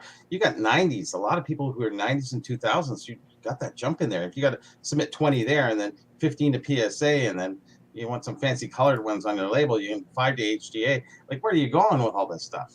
It's too much. Yeah, but you know what? One thing is too, like these guys, if they started this 10 years ago, then obviously 20. 20 years ago? I think they'd have to go back 20. No, Because they're reinstituting the No, whole I'm not saying rating that. system. but what I'm saying, they started the process with Tag 10 years ago. Mhm. So obviously these guys, this is the other thing that we got to look at from a business standpoint simply. They're obviously well-funded. So they've had 10 years of expenses and a lot of capital put into this with no revenue coming in. So maybe their whole philosophy could be, is we're okay right now. We don't need a lot of revenue. Let's limit it down. Let's work our way in. Let's not make any mistakes. Let's do this small. Let's keep on going down this path. And maybe we're looking at 2 years, 3 years, 4 years. It has to be their only strategy I can think of. It has to be that way. Are you suggesting, Brad, that they are being funded by the Saudi blood money that I aspire to? Maybe. Oh my God. Maybe I need to go have a conversation. But it's like, what do I need to do to get this deal? Well, I can provide you nothing for millions of dollars for 10 years.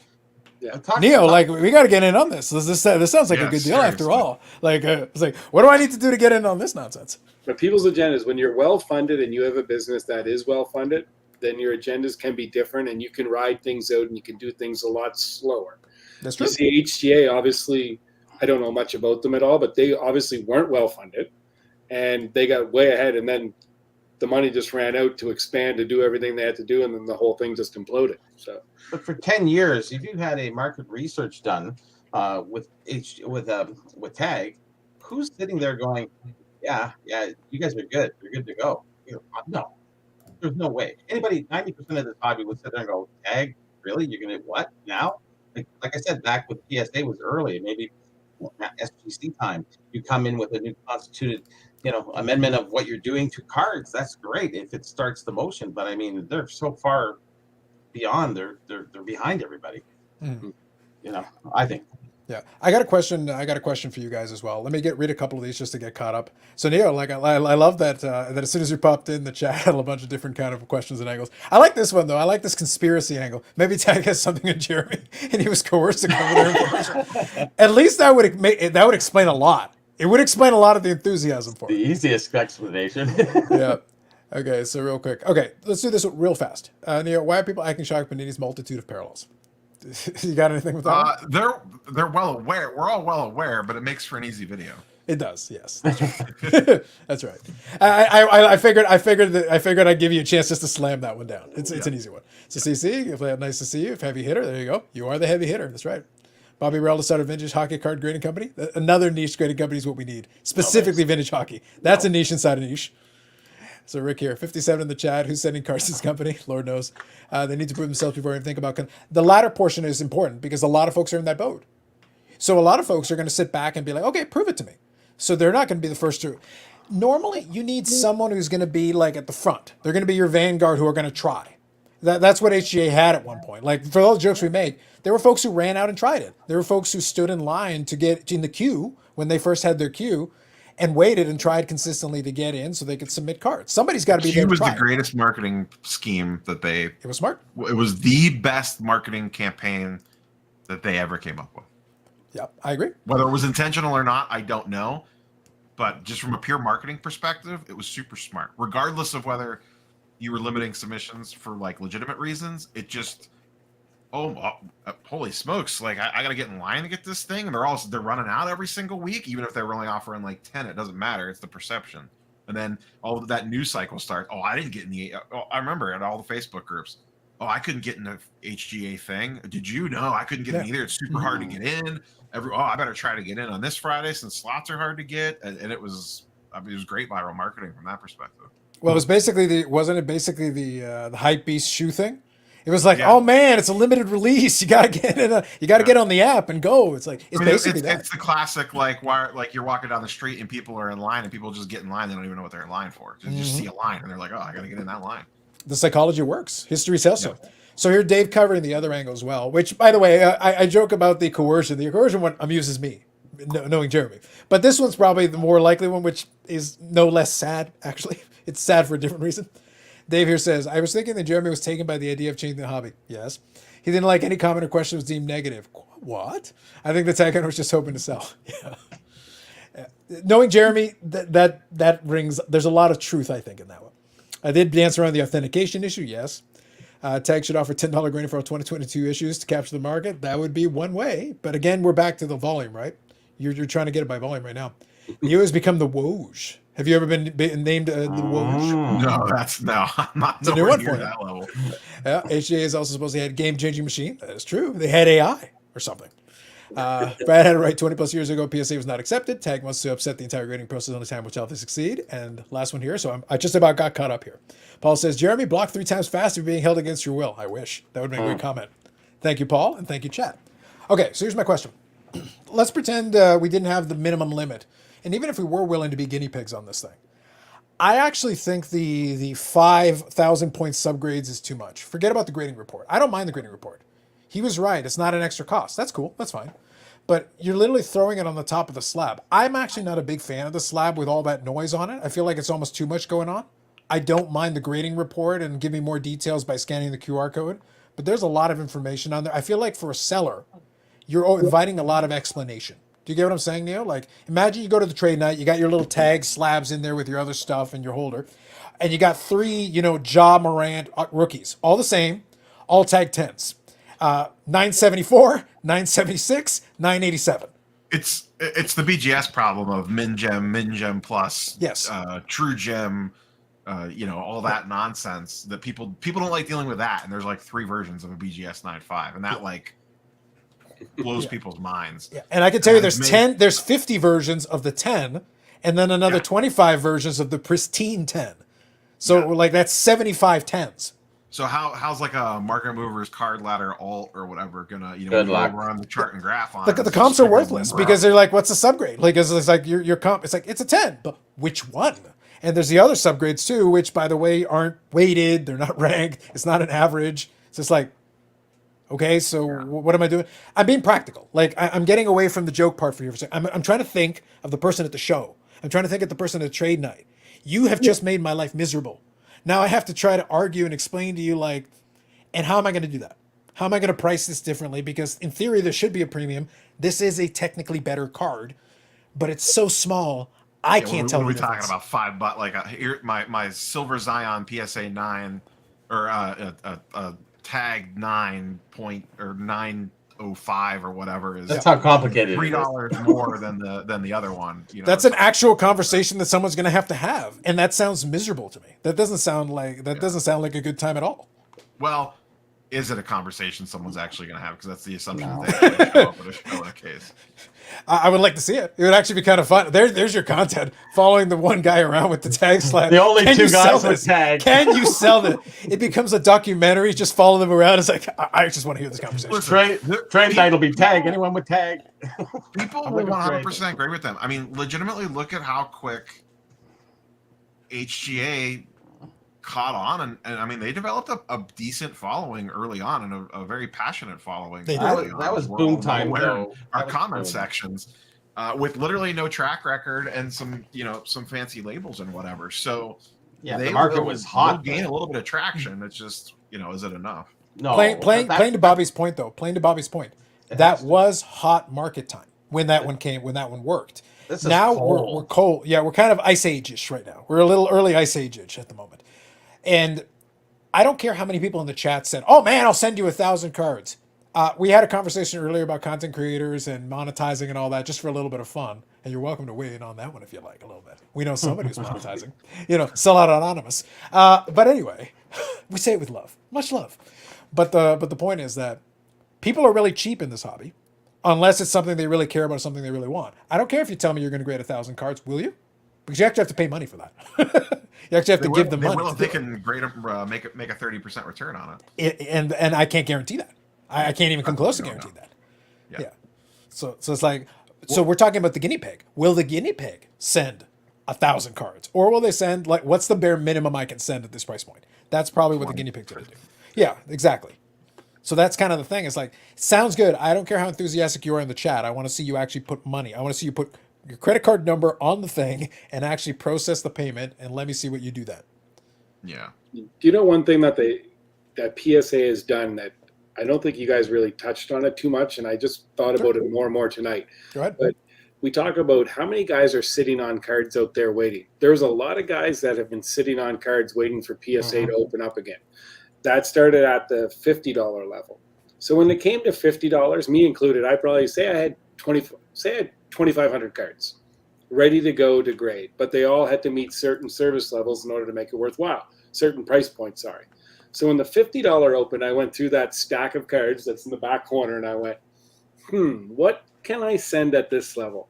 And I know Neo, I think Carlos, you guys submit, so you probably did the same thing. Well, this makes sense at this price point. Mm-hmm. Then when the $30 level came out, I went, oh boy, this is probably going to be the price point for the next 2 or 3 months. I'm going to go through my stack, and how many could I pull out? So I pulled out 600. So whatever that number would be. And then all of a sudden, the $18 drops. So this morning, I said, I'm just taking the whole stack. So I take the whole stack, and I did up an order, and it's 1,100 cards. And I went, took the time, took me 2 hours. I put them all in the system. I said, I'm sending these all in at $18 US per card. So now if you look, the guys like myself that have been 20-year submitters, I had a stack, I had them there. How many cards are out there waiting to be graded now? Because PSA just strategically made me take my stockpile, and they've maximized the dollar amount they could get from me. They got 50, they got 30, they got 18. Now my stockpiles is, when I ship it out tomorrow or Monday, it's going to be gone. So when we say how many guys are sitting on 1,000 cards right now ready to roll that they could send to Tag or they could send to anybody, SGC with their price point and their turnaround, there's not stockpiles of cards ready to go. Yeah. I think that comes back to the big question: how many cards are out there to grade?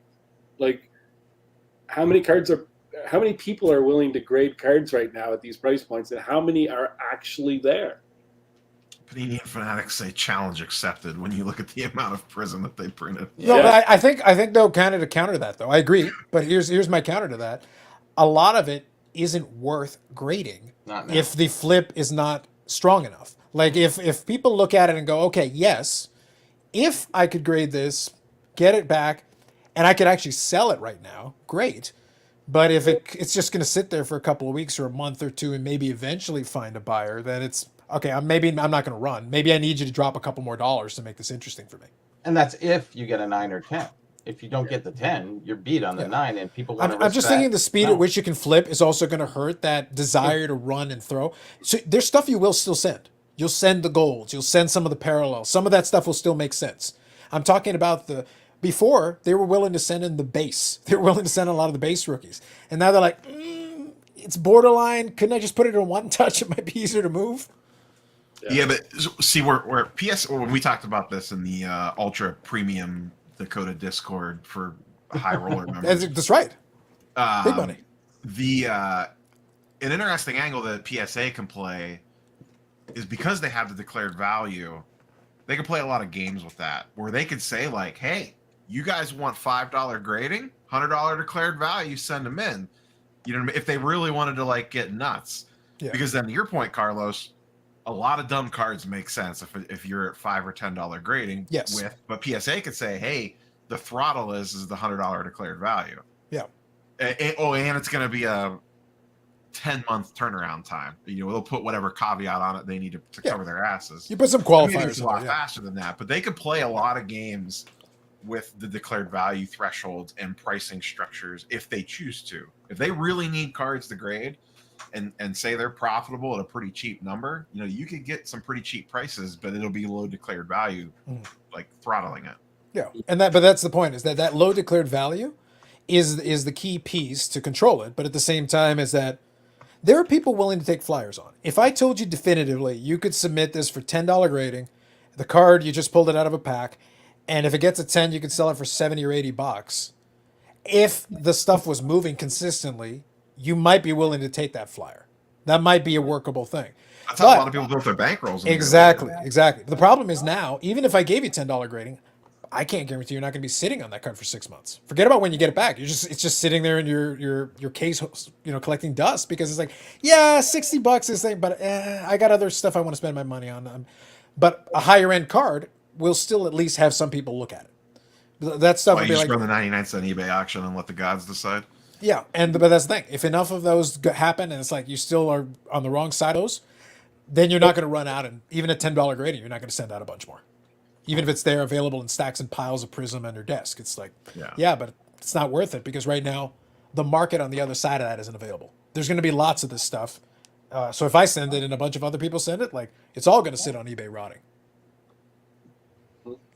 That's the problem, is that because we've gotten cold on the other side of the transaction, it de-incentivizes somebody from looking at the front end of the transaction. It's like, yeah, even cheap grading, it's like, it's still not worth it for me to send this card. I know they've been doing this 10 years for Tag, and if you could think of the worst possible time to come out, it's now. right about now, yes. That's the thing. I agree with that. I feel sorry for them. I wish them success. I just don't see it. And I didn't see HGA too. They called that early on.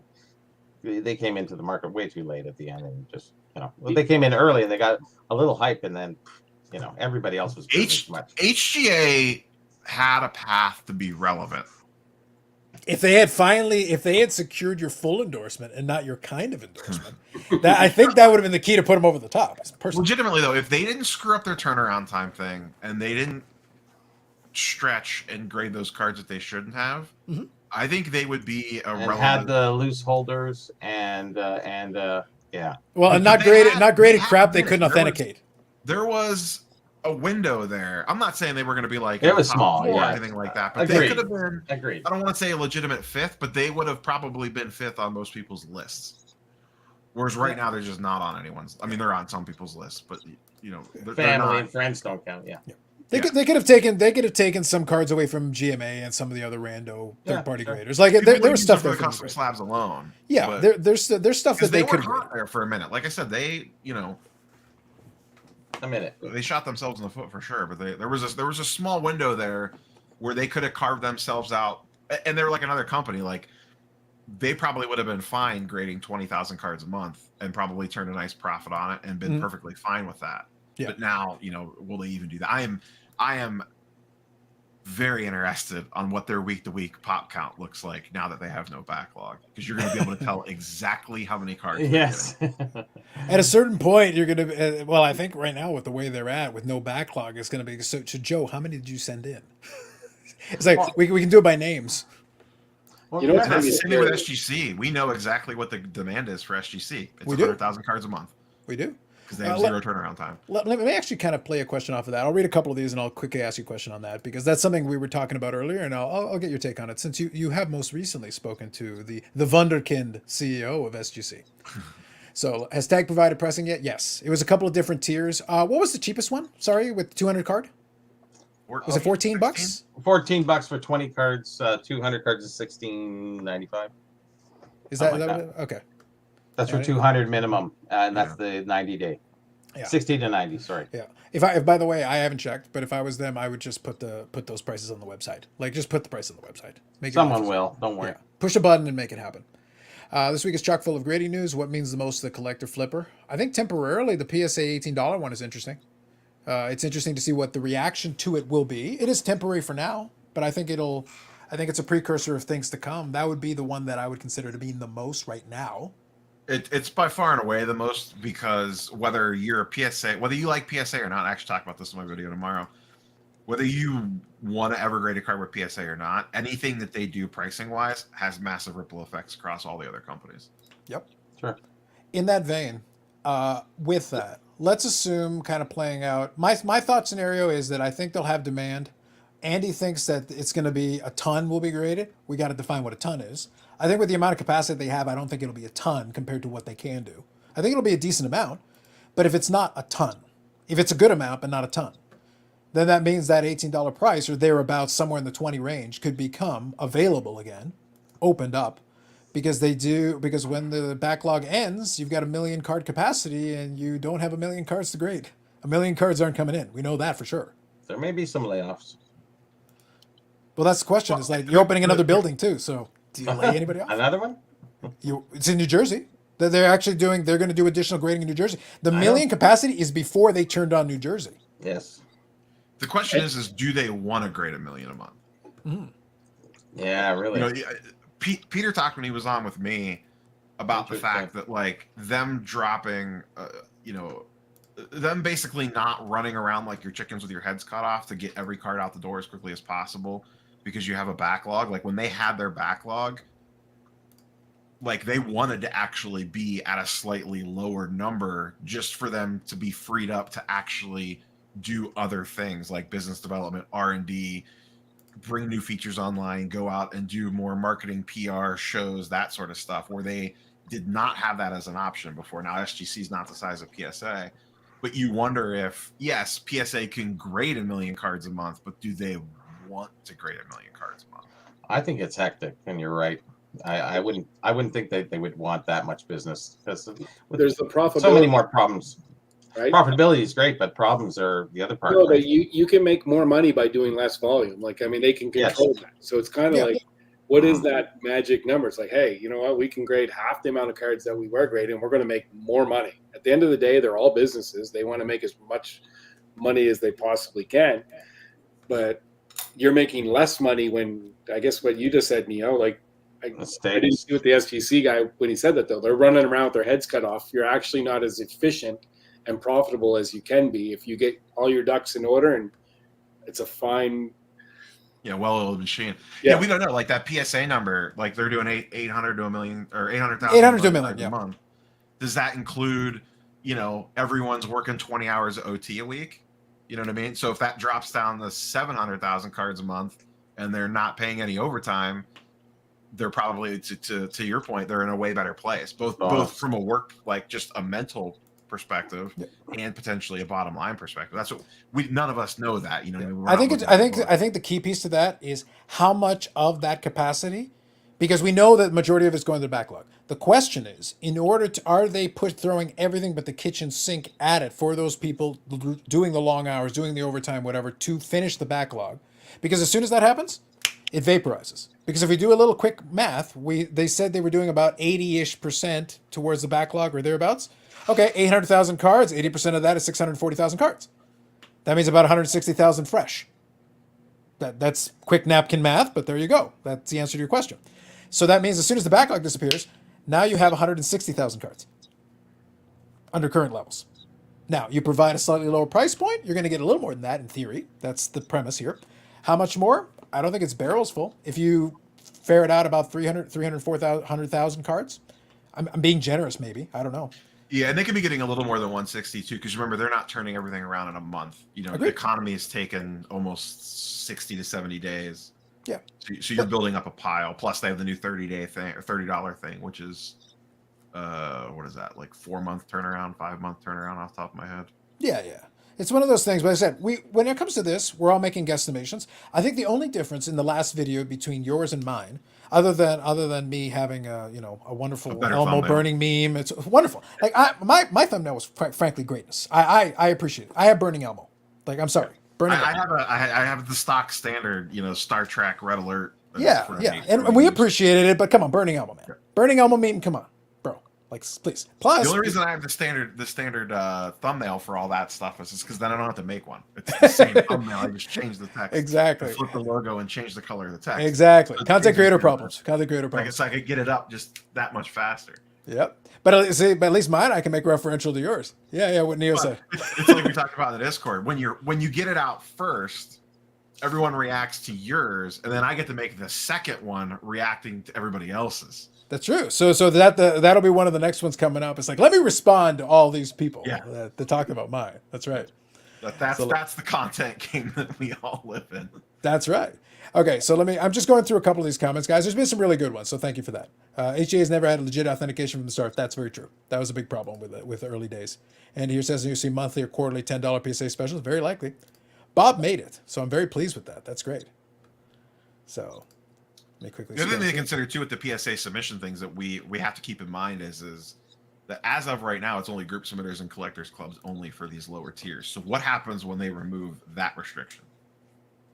Yeah, no, I agree with that, and that's been kind of they've like opened the door. Yeah, but they haven't opened the door because Mm-hmm. there was a lot of people. I ran that poll the other day, and I think there was like a 30% response rate on like 500 votes, so it's a decent sample size. Yeah, that were like, I would use this, but I do not want, nor do I ever plan on getting a collectors club membership. Mm-hmm. Yep. So that's a decent chunk of, and you'd have to imagine that would actually be, you start magnifying that out. There's probably a lot of people. There's a lot of cards that would get dumped on them at $18 a card if there wasn't the CC membership restriction. It could be. I just keep wondering. Like I said, my thought, my big thing is, and it's not about being optimistic or pessimistic. I'm just thinking a lot of the folks that were doing it got tapped. They got tapped out, and it wasn't that $18 is a bad price. 6 months or a year ago, $18 would have been a phenomenal price. The problem is, I'm just thinking of it like an inertia thing.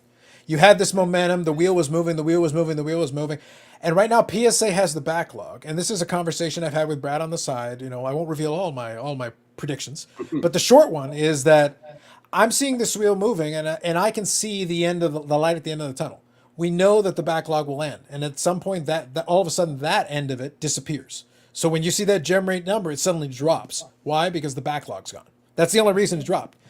But the net new stuff, even at lower price points, we may have tapped a lot of what we had. That's the reason why I said that thing about Prism. Yeah, we got new product, but is it worth sending it even $18 if you're not sure about your ability to flip it? If the flip is gone or only available at better stuff and you have to be pickier anyway, even at $18, you're like, okay, well, send John Morant, send these better players. Yeah. Do that. And the quality control's not great. Yeah. So you sit there and you get pickier.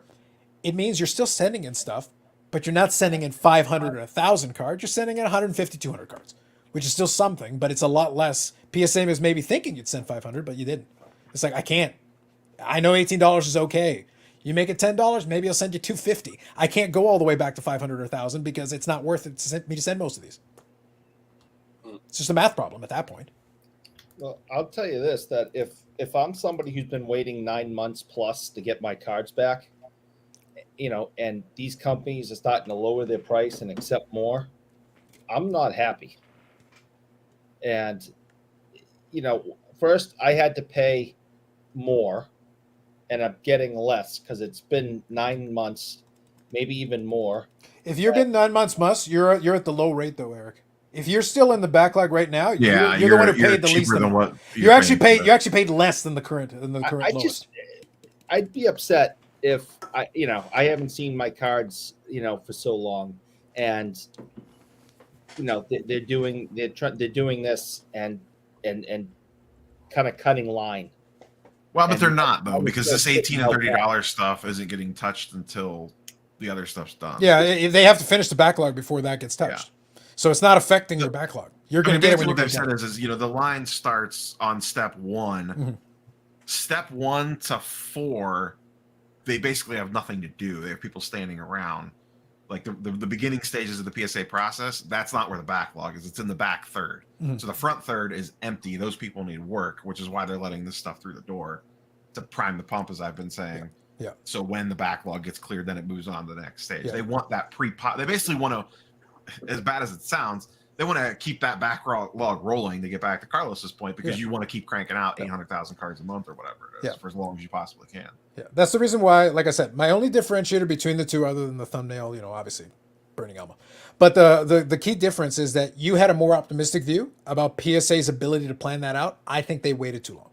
I think what they did made sense. But I think now, by the time they get that process in, I think they will be disappointed by the results compared to what I think they thought they were going to get out of it. And I believe genuinely that this was a last minute move. I don't think it was a planned rollout. I think it was one of those things where somebody came up with the idea and go, hey, let's try this for the National. Sounds great. I think if they had planned it out, I think it would have been communicated better to the bulk submitters. And I don't think it would have felt like, it wouldn't have been less than 3 weeks-ish out from the National, just this on a random Thursday. I think they were scared to tag. Oh, obviously. I'm wondering if they had like certain thresholds of like, hey, we'll throw this up on the whiteboard, and if we get to these points or our submissions don't reach this level by these dates, then we roll this out or something like that. You know what I mean? Like it's sitting there as a lever to pull, but when you pull it kind of depends on a bunch of other factors. So I think they had the idea for a while, but I'll agree with you on the standpoint of they didn't know exactly when they were going to yank on that lever. I think it caught a lot of folks by surprise, and that's just kind of the impression that I got, is that it wasn't like people were like sitting there waiting for it. It was like, wait, what? Right now? Today? Is this open the bulk submitters though? At all? Period. The $18 thing. Do they even have the option? Yeah, they have. But at $18, no discount. Okay. So that's why, I was mentioning, Josh, at PC Sports and I think they're at $21. because there's no Yeah, I discount. did see PC was doing 21. Yeah, so they're nothing on the back end. So they're kind of just, this is their July special. So this is a question that's kind of out there. Is can you contest tags grades? You contest. You dare question the wisdom of the machine? I guess not. I thought it should have been a 9. Tell me why. Well, it's all there. I think what would be great, Bobby, this would be a great piece of content. I would love somebody to contest the tag grade, but contest the 1,000-point tag grade. You would have to attack. It's like, oh, dude, this is a 975 all day. This 973 bullshit, like, that's garbage. Yeah. It's like, it's obvious it's a 975 all day. Come on. But they're going to get tested. Everyone's going to test them, just like they test all the other. Someone's going to take 20 cards, send it to tag, crack them out, send the same 20 back, and see what they come back as. Of course. Instantly. That's a great test. I watched But they claim they won't. They claim they won't take it. They claim they won't take the crack they, outs. they claim tonight that they'll catch that. They'll catch it? That's what they said. Oh, well, they'll be. They said their testing it for fingerprint and be like, "You sent back 9." that. Mhm. I still don't see how that's 975. possible, but I wish them the best of luck with that plan. Okay. Because people will purposely make the challenge accepted. And that's what I mean. 100%. I agree with that statement. Okay. Yeah, I could see the video thumbnails now in the back. I'm already in my. I could close my eyes and I'm like, wait, how can I assemble? I sent 10 cards to tag, and then I sent 10 cards, the same 10, and then the same 10, and this is what happened. That would bring Dakota out of retirement. Oh. Well, listen, if the $6 a month if the patrons, are a little more generous, thank you for the segue, Bobby. I want to wind down on this one, because my original plan was to do on Friday. It was funny, Neo. I don't know if you caught it. One of the national providers went down on Friday. That's why they do the Friday stream. It worked out beautifully because it's like, as far as I understand, nothing was on Saturday. As far as I know, there's no other live streams for Hobby. An infomercial maybe, but that's about it. 2-minute clip on pricing. Yeah. So it's like at that point I was like, am I enough of an asshole to make a live stream about an hour before an infomercial? Yes, I am. I am 100% that guy. I would totally do that. At least some people will have some interesting content to listen. I know. Listen, it's you got slap chop a couple times tonight, yo. You got slap chop. That was great. That was greatness. So, I did miss this section because it was when I was, patiently waiting for the pricing reveal. Obviously, I know. Is Dakota catching like legit shade from the whole Patreon thing? I know his comment section. I think a little bit. So that's why I said this is the last piece. I know I asked the guys to chime in a little bit. I want to get your take on it a little bit as well. You have done a good job on your channel with, like I said, you got the My Slabs thing. You've got some various affiliate links and that. That is a form of monetization. That's a thing. On your channel, I think you've got the little the membership or whatever. What's it called? Like, what's the thing? I have a membership, but it is set up as a tip jar only. There's no benefits. Yeah. You get nothing from it. I have like 4 different tiers. Mm-hmm. It's like $1, $5, whatever it is, and it's the monthly thing. But you get it's straight plain or spelled out like you're not getting anything extra. Yeah, tip jar, exactly. Yeah. Okay. And question. The only reason I even made it to begin with is because people asked me to. Okay. People messaged me and said, "Hey, I would like to support the channel. You should make a Patreon. I would sign up for it or whatever." And I was like, "I don't want to. I just want to do it through YouTube. I don't want to do anything extra." Well, yeah, you'd have to be a complete sellout. Neil, you'd have to be a complete sellout to make a Patreon. Like, what kind of a greedy bastard would do something like that? I said I'm only mentioning this once, and that's it. And I've only ever talked about it once on my video, and it was a year plus ago. Whenever I did it, and then I think we all have the super thanks thing turned on. Yeah, that one I turned on. But the thing is, I don't advertise it. It's literally I mentioned it tonight just so people understand. It's like it's been on. I don't hear about it from anybody because I don't mention it. Yeah, but it is there. And I have super chats on. I never mention that. I live stream, a couple times a month. I never am like, hey, don't forget to super chat. Yeah. So here's my question. Don't give away numbers, but I'm just curious. Has anyone used the tip jar? Do they use it semi-regularly? Has it happened a couple of times, or what's the deal with that? No, I have probably a half a dozen people that are signed up for it, and some of them have been signed up for months to a year plus. How do you even do it? how do you do it? Is it on there? Like, I'm trying to look now to see. Yeah, oh Lord. So basically, it's on a video, Brad. If you check out a video, I think it's on desktop. Maybe it's on mobile. I'm not sure. On the desktop for sure. Desktop only. Okay. I can actually show you. Hold on. I can show you. I'll find one. But the reason I'm asking the question, Neil, and actually that's why I say I want to wind down. It's the on this. join button. So if you look under any video, just around where the video description is, there's a join button, and you would click that, and then it would give you the options. Yeah, I just want to show here just so we understand each other. Okay, so right there, I'm sharing the screen there. And if you look, you got your like, dislike, whatever. Download I've got because I think YouTube's been experimenting with that. So you got the thanks here. That's a super thanks. And then I think right here, you got the join button. So that's your dealie right there. And you click on that. Sorry, Neo, I'm not giving you any money. But you got your tip jar here. You got your 3 levels. And then that's it. It's a reoccurring thing. And you get a little badge. And that's I have some random custom emojis that I threw in there back when I created. I have a rated always got rated rookie. And what the hell is this thing? It's the Eye of Sauron. I used to throw that out every once in a while. All right. You should bring that back. But anyway, so that's it. And then you got the super thanks. But the point is that, and the reason I questioned it is, like I said, we broached it really briefly. And that's the reason why I kind of had a little fun with it, is that I think he's gotten a little bit. I think there's definitely some folks that get upset about it. And that's why I said earlier, and you'd be a good person to kind of talk about it briefly about it. In this genre, people, for the most part, are kind of cheap, which, by the way, fine, no problem. That's fair. But they also are like, well, how dare you ask for money for content? It's like, well, most of us aren't asking. It's there if you want to. That's the concept of the tip jar thing. It's like, but look, if we're taking time making these videos because we're sharing some information or we're giving an opinion or we're doing whatever, I get messages, people asking me my opinion offline anyway. so it's like, a lot of times it's like, well, I'm making the video because enough people ask me that I figure, well, I'll just make a video and here you go. The answer to your question, and anybody else who wants it, here it is. Take it or leave it, do with it as you will. Yeah, and to me, I didn't understand the blowback on Dakota's thing because he's not paywalling anything. Like it's not like you're getting extra videos if you do the whatever he's charging for the page. You know what I mean? It's literally you get access to the Discord. That's it.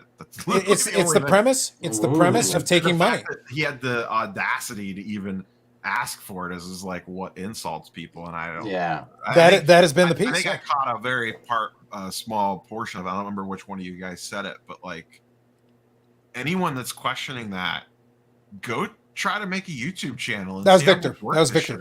Yeah, that was Victor. Like, it's a lot of work, especially as you get like mid-sized to bigger. It doesn't get less work. The bigger that you get, it gets more work. Well, and that's the reason for tip jars and what have you, is to support your people.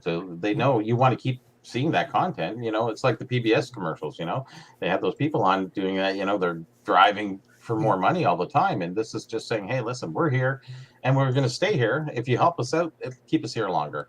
Well, I tried to use or the help analogy. support us through that. It's the carrot on the stick. Yeah, I tried to use the analogy, Bobby, because I think it's appropriate. I use the library analogy, but let's bring it into the sphere. You've written 3 books. The books are there. People still ask, and we talked about it, I think last week. People will ask you about stuff that's in your book, and they're like, "Well, it's in the book, and you literally wrote the book." Well, there are people who probably are sitting there like, "Oh, why should I have to pay for a book?" It's like, well, how much time was required in terms to research of what goes in the book?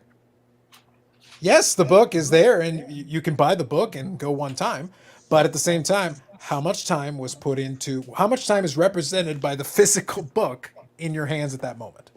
Yeah. To accumulate the things, to get the research, to do the write-ups, to do this, that, and the other thing. That's one way of looking at it. Well, the YouTube channel can be its own thing, but at least with the physical book, people at least sometimes will look at it and go, oh, well, it's a physical book. They look at the YouTube channel and go, oh, it's not like that. It's like, well, actually, no. Last year, my videos were almost 2 weeks of content. You could have sat there and watched for 2 straight weeks, non-stop. Live streams, videos, and everything in between. All through. That's physical 2 weeks of my life that I'm not getting back.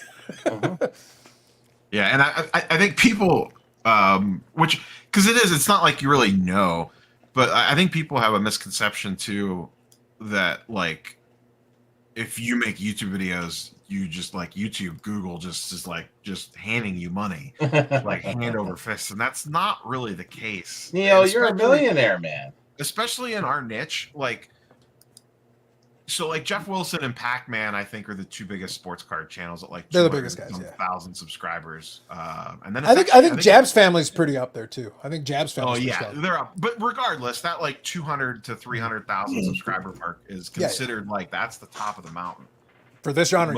Most other things, that's nothing. Like that's not that many if you look at a lot of other niches. So like Google ad revenue is not that spectacular for mid to small size channels. I mean, like so I did the PSA video yesterday or whatever, Thursday, whatever day that was. It's been up for 2.5 days. That video has almost 5,000 views. I made $40 off of it in Google money. Whoa. And you got to remember that's pre-tax because Google AdSense doesn't take tax out. So you have to accommodate for that. So that was a 5,000 view video that's been up for 3 days, and it's made me $40.58. But that's the thing, and that's a pretty good amount of views. Like realistic for this genre, that is a strong amount of views. That's a strong video for me. Like for just like a normal daily, monthly video or whatever. Yeah, and that's the thing. Like you put it in context, but that's why I tease about. I do the live stream thing. I talk about, and I've shown how much some of the live streams have made. It's like sometimes it's barely $1 an hour. Yeah, you make like, shit on live streams. Yeah, so it's one of those things where it's like it's what it is.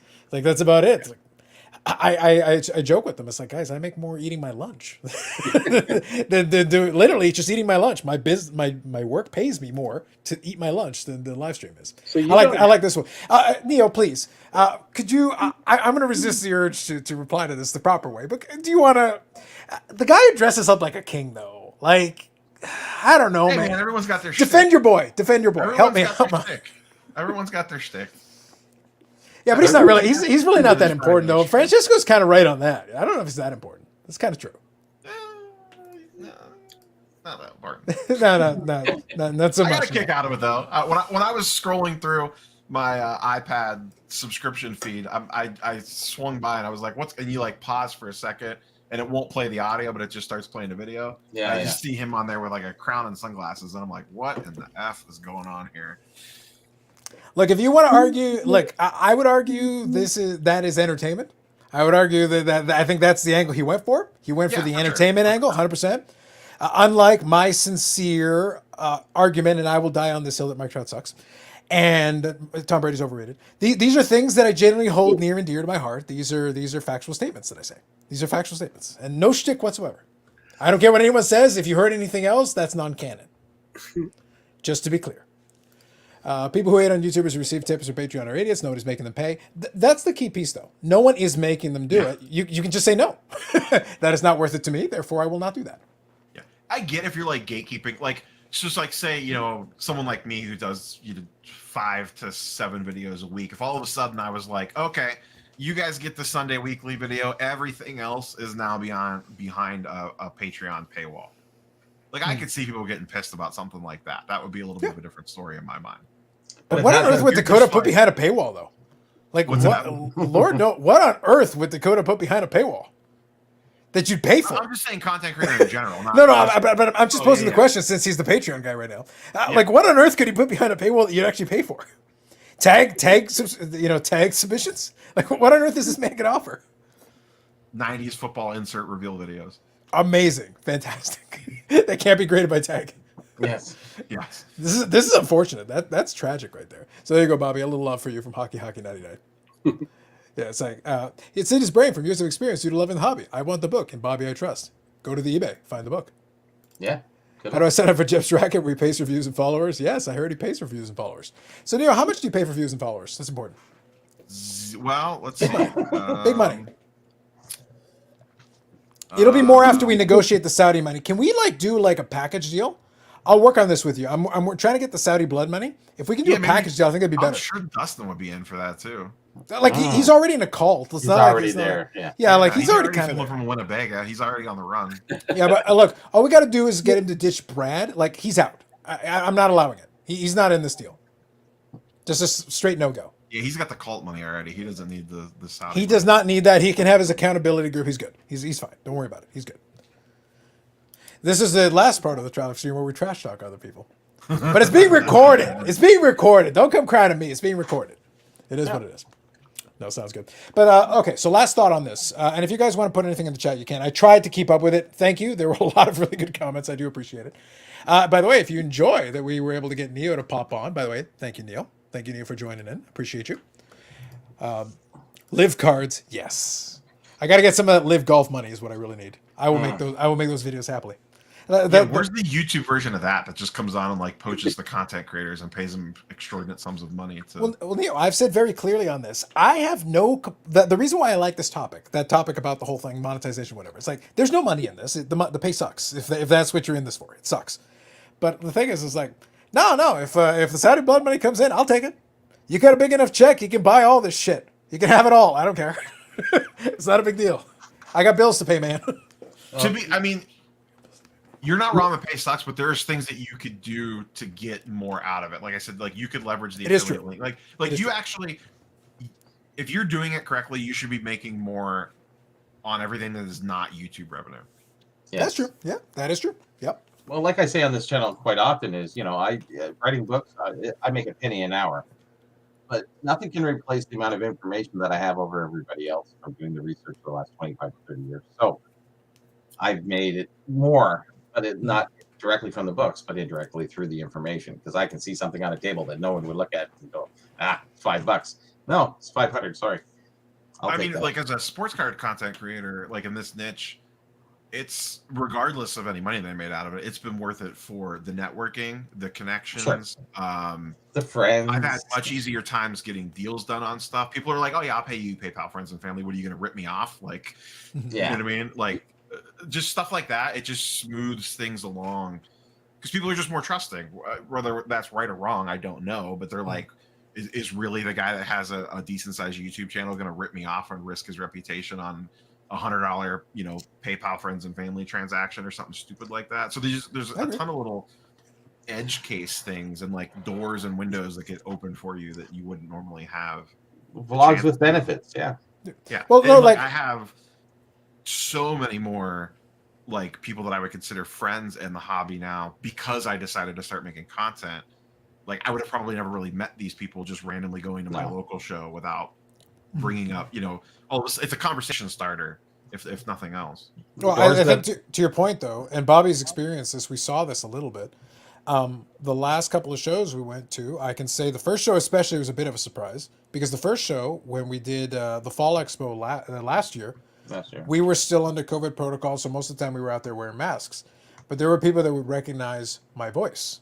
Oh, I get that. Voice. I get that once a show. Yeah, exactly. So it's one of those things that wasn't a thing prior to. And I've been going to that show for 25 years. So it's one of those things. Like I've been to that show. I've moved around anonymously for years. This time around, it was a little bit lighter, a little bit easier. But some people would be like, "Hey, I was like, hey, Carlos, how's it going?" It's like, and I'd chat with some folks, and it was a good time. It was a lot of fun, and it was a different experience. But it was one of those things that wasn't there. Eric came here about being as part of the show. I had heard of Brad, but I didn't know Brad. I know Brad because of the show. Bobby and I had crossed paths like ships in the night. We had both been at that show for, 25, 30 years and really had never crossed paths prior to the show. A lot of these folks here, some of them I've gotten a chance to meet in person because of that stuff. It's been very interesting.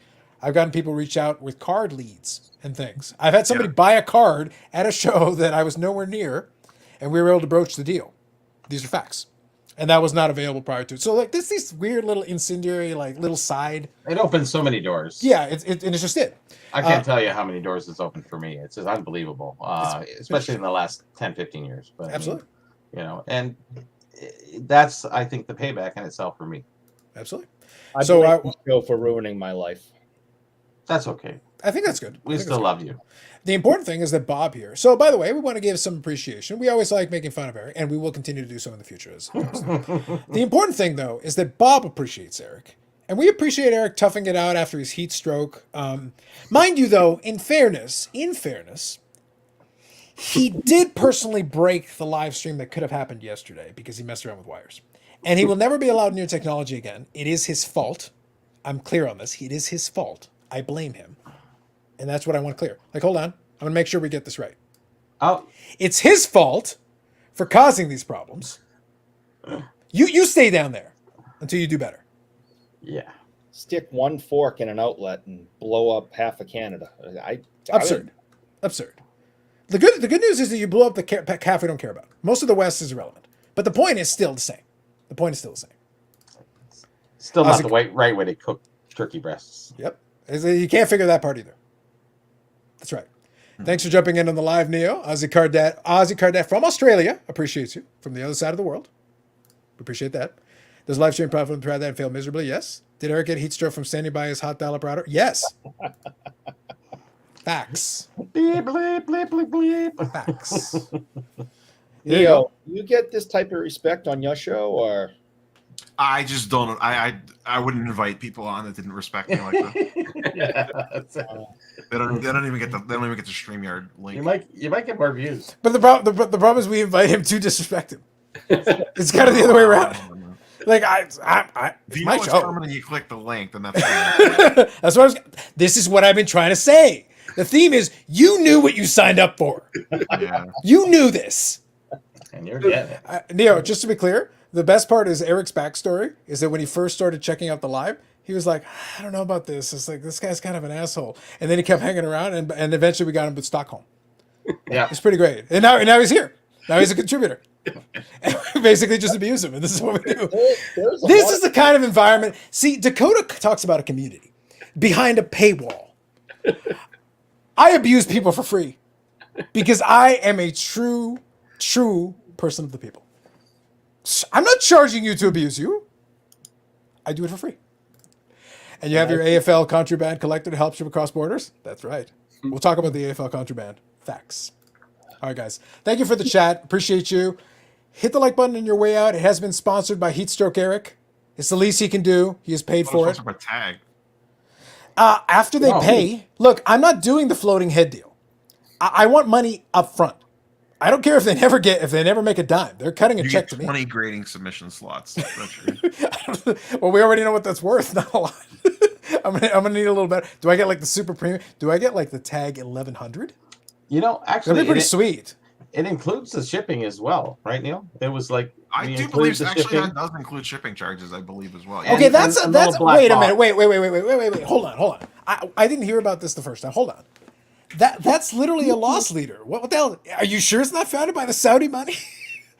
Like, what the hell is that garbage? The shipping's expensive, man. And that fancy box, the shipping, the grading kit or whatever. With a 200 minimum at $16, so I guess that's the thing enough. too, though. You'd be Like, paying it's enough. all automated, right? So you're not paying a premium for graders or anything. The machine Oh yeah, is doing all the work and spitting everything out. So it's, I mean, it's not like you need like an actual professional grader for that. I guess So so. Technically, you just need one guy to recalibrate it or whatever if it needs adjustment. you need someone that like knows how to handle cards. That's not gonna jam something into a penny sleeve incorrectly or whatever. You know what I mean?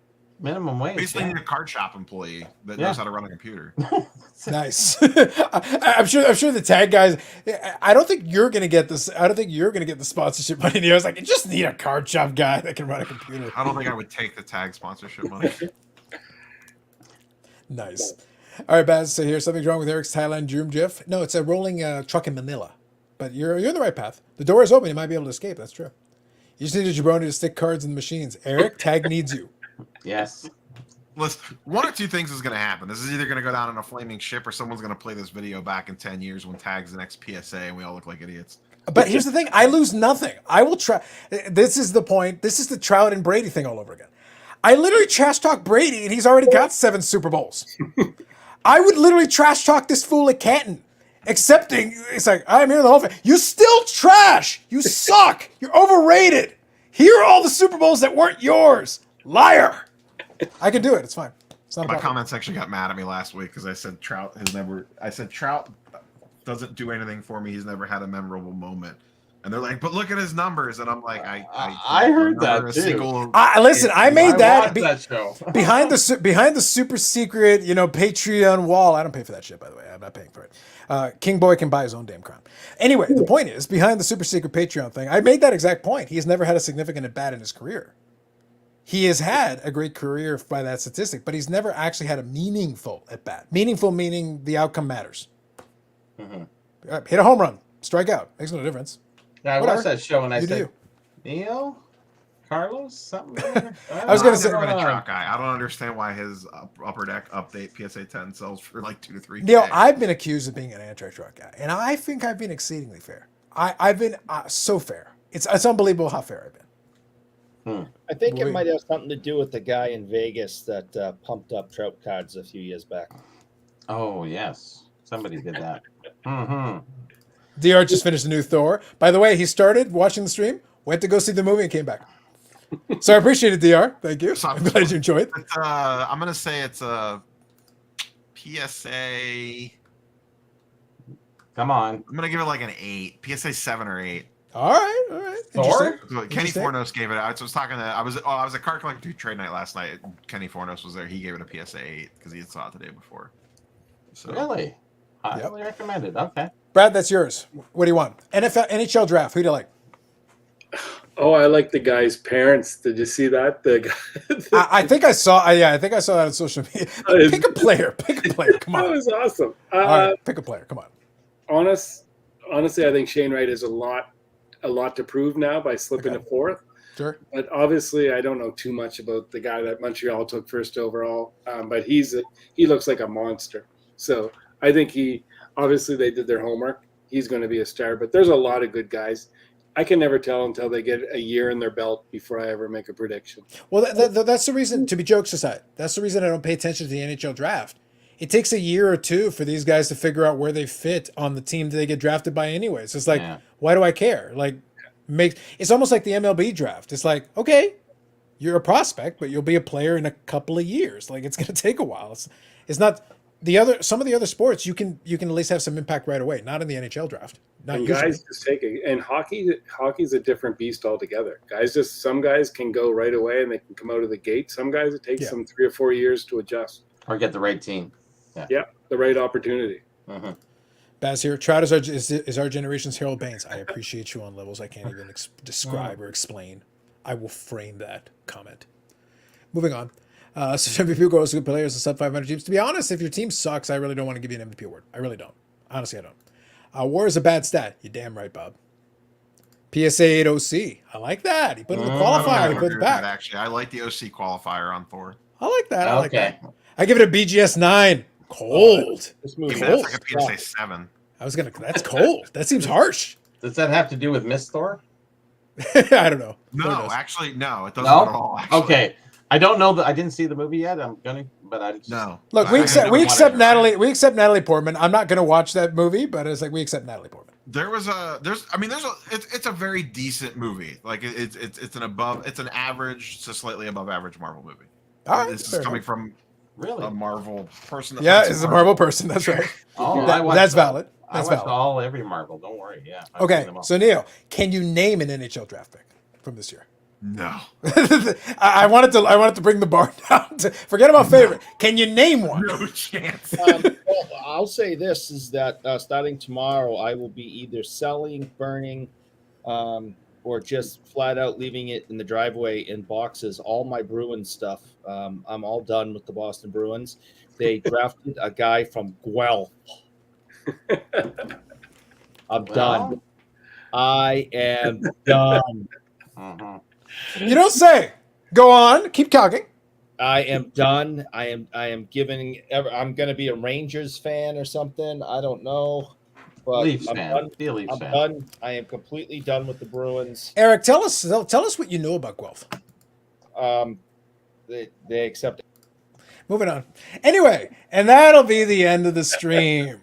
Done. On that bombshell. Moving on. Wow. Yep. Did you like it better than Ragnarok? Ragnarok's way better. Yeah. Okay. Gotcha. Really? Yeah. Ragnarok's like a borderline PSA 10. Whoa. Ooh. Interesting. All Ragnarok's right. good. All right. All Ragnarok's right. one of the best. Borderline. But what is it in tag? 1,000-point scale. That would be like a 985. Ooh. Spicy. Okay. Okay. Strong. That's strong. Yeah, Ragnarok's definitely. What do we got on a top 1,000-point scale there, Eric? What do you got? Well, sucks. What? Again? Sorry? Huh? I didn't catch it. No, I didn't catch that. Let's try it again. Back to another round with you. Anyway, thank you all for participating in tonight. Appreciate you. I like this.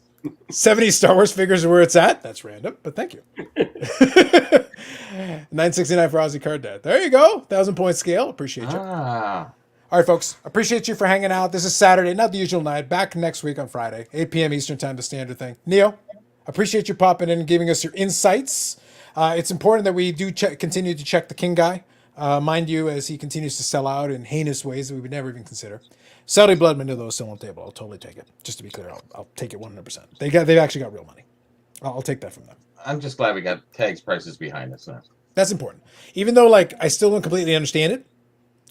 It's like Nobody does. Okay, It's great. Yeah, meant to be that way. By the way, real quick, I'll even let the anti-Guelphite over here for a second speak. Okay, serious question. Do you think Tag changes their prices at least once more before they actually launch their service? Whatever price they quoted today, do they actually hold to that price structure, whatever it is? I think they do. All right, Brad? They do because they launch in like 3 weeks. Is it 3 weeks? They actually gave the date, Right after 3 the weeks? national. Right Okay. after the national. So they do. So you believe that they'll hold to whatever pricing structure they just came up Yeah. with, whatever. They won't change their mind one more They time? came out pretty cheap too. All right. That's the reason I'm asking. I'm curious Especially if they if you don't change their actually mind. watched the stream leading up to it, it Uh-huh. really felt like they were softening the ground for this to be expensive. Yeah. Mm. You did, didn't it? But that's why Yeah. I'm suspicious. way But that's that the reason they why I'm were- the way that suspicious. They were kind of like Well, no, let's leave it. talking about Not stuff. yet. I was like, this is going to be $50 a card. I can feel it in my bones. So did when I they think said so. it, I was like, whoa, wait, what? 24? But that's what makes me suspicious, though. Like that's literally what makes me. I'm like, are you? Is that your final answer? Is that your? Do I need a part 6, a part 7, a part 8? Like, are you sure now? Well, when you Yeah. have to submit 200 cards to get that That's price, the difference. That's Yeah. And there's no submitters. They don't even have them yet. So like they don't have people they can send their cards to in bulk. So I guess so. We'll have to see. What do you maybe do? that's how Dakota can sell out next. He could be a tag group. Oh, there it is. Ooh, that'd be great. I think you should offer some kind of a tag discount for the Patreons. That'd be good. Yeah. Yeah. You have to be a Patreon member to get access to his tag group submission. So it's like being a collector member, but not. But like worse in every possible way. Yeah. I like it. He'd have to make note of that in his. I like it. Yeah, I like videos, it. Yeah. Next 6-part series, SCI, go away tag coming soon. Now for the tag video flowing head videos. Yes. My audience gets it. Thank you all. Hit the like button on your way out. It is free. It has been subsidized for the night. Thank you very much. Have a good night. Enjoy the rest of your weekend. Take it easy. Yeah. I know.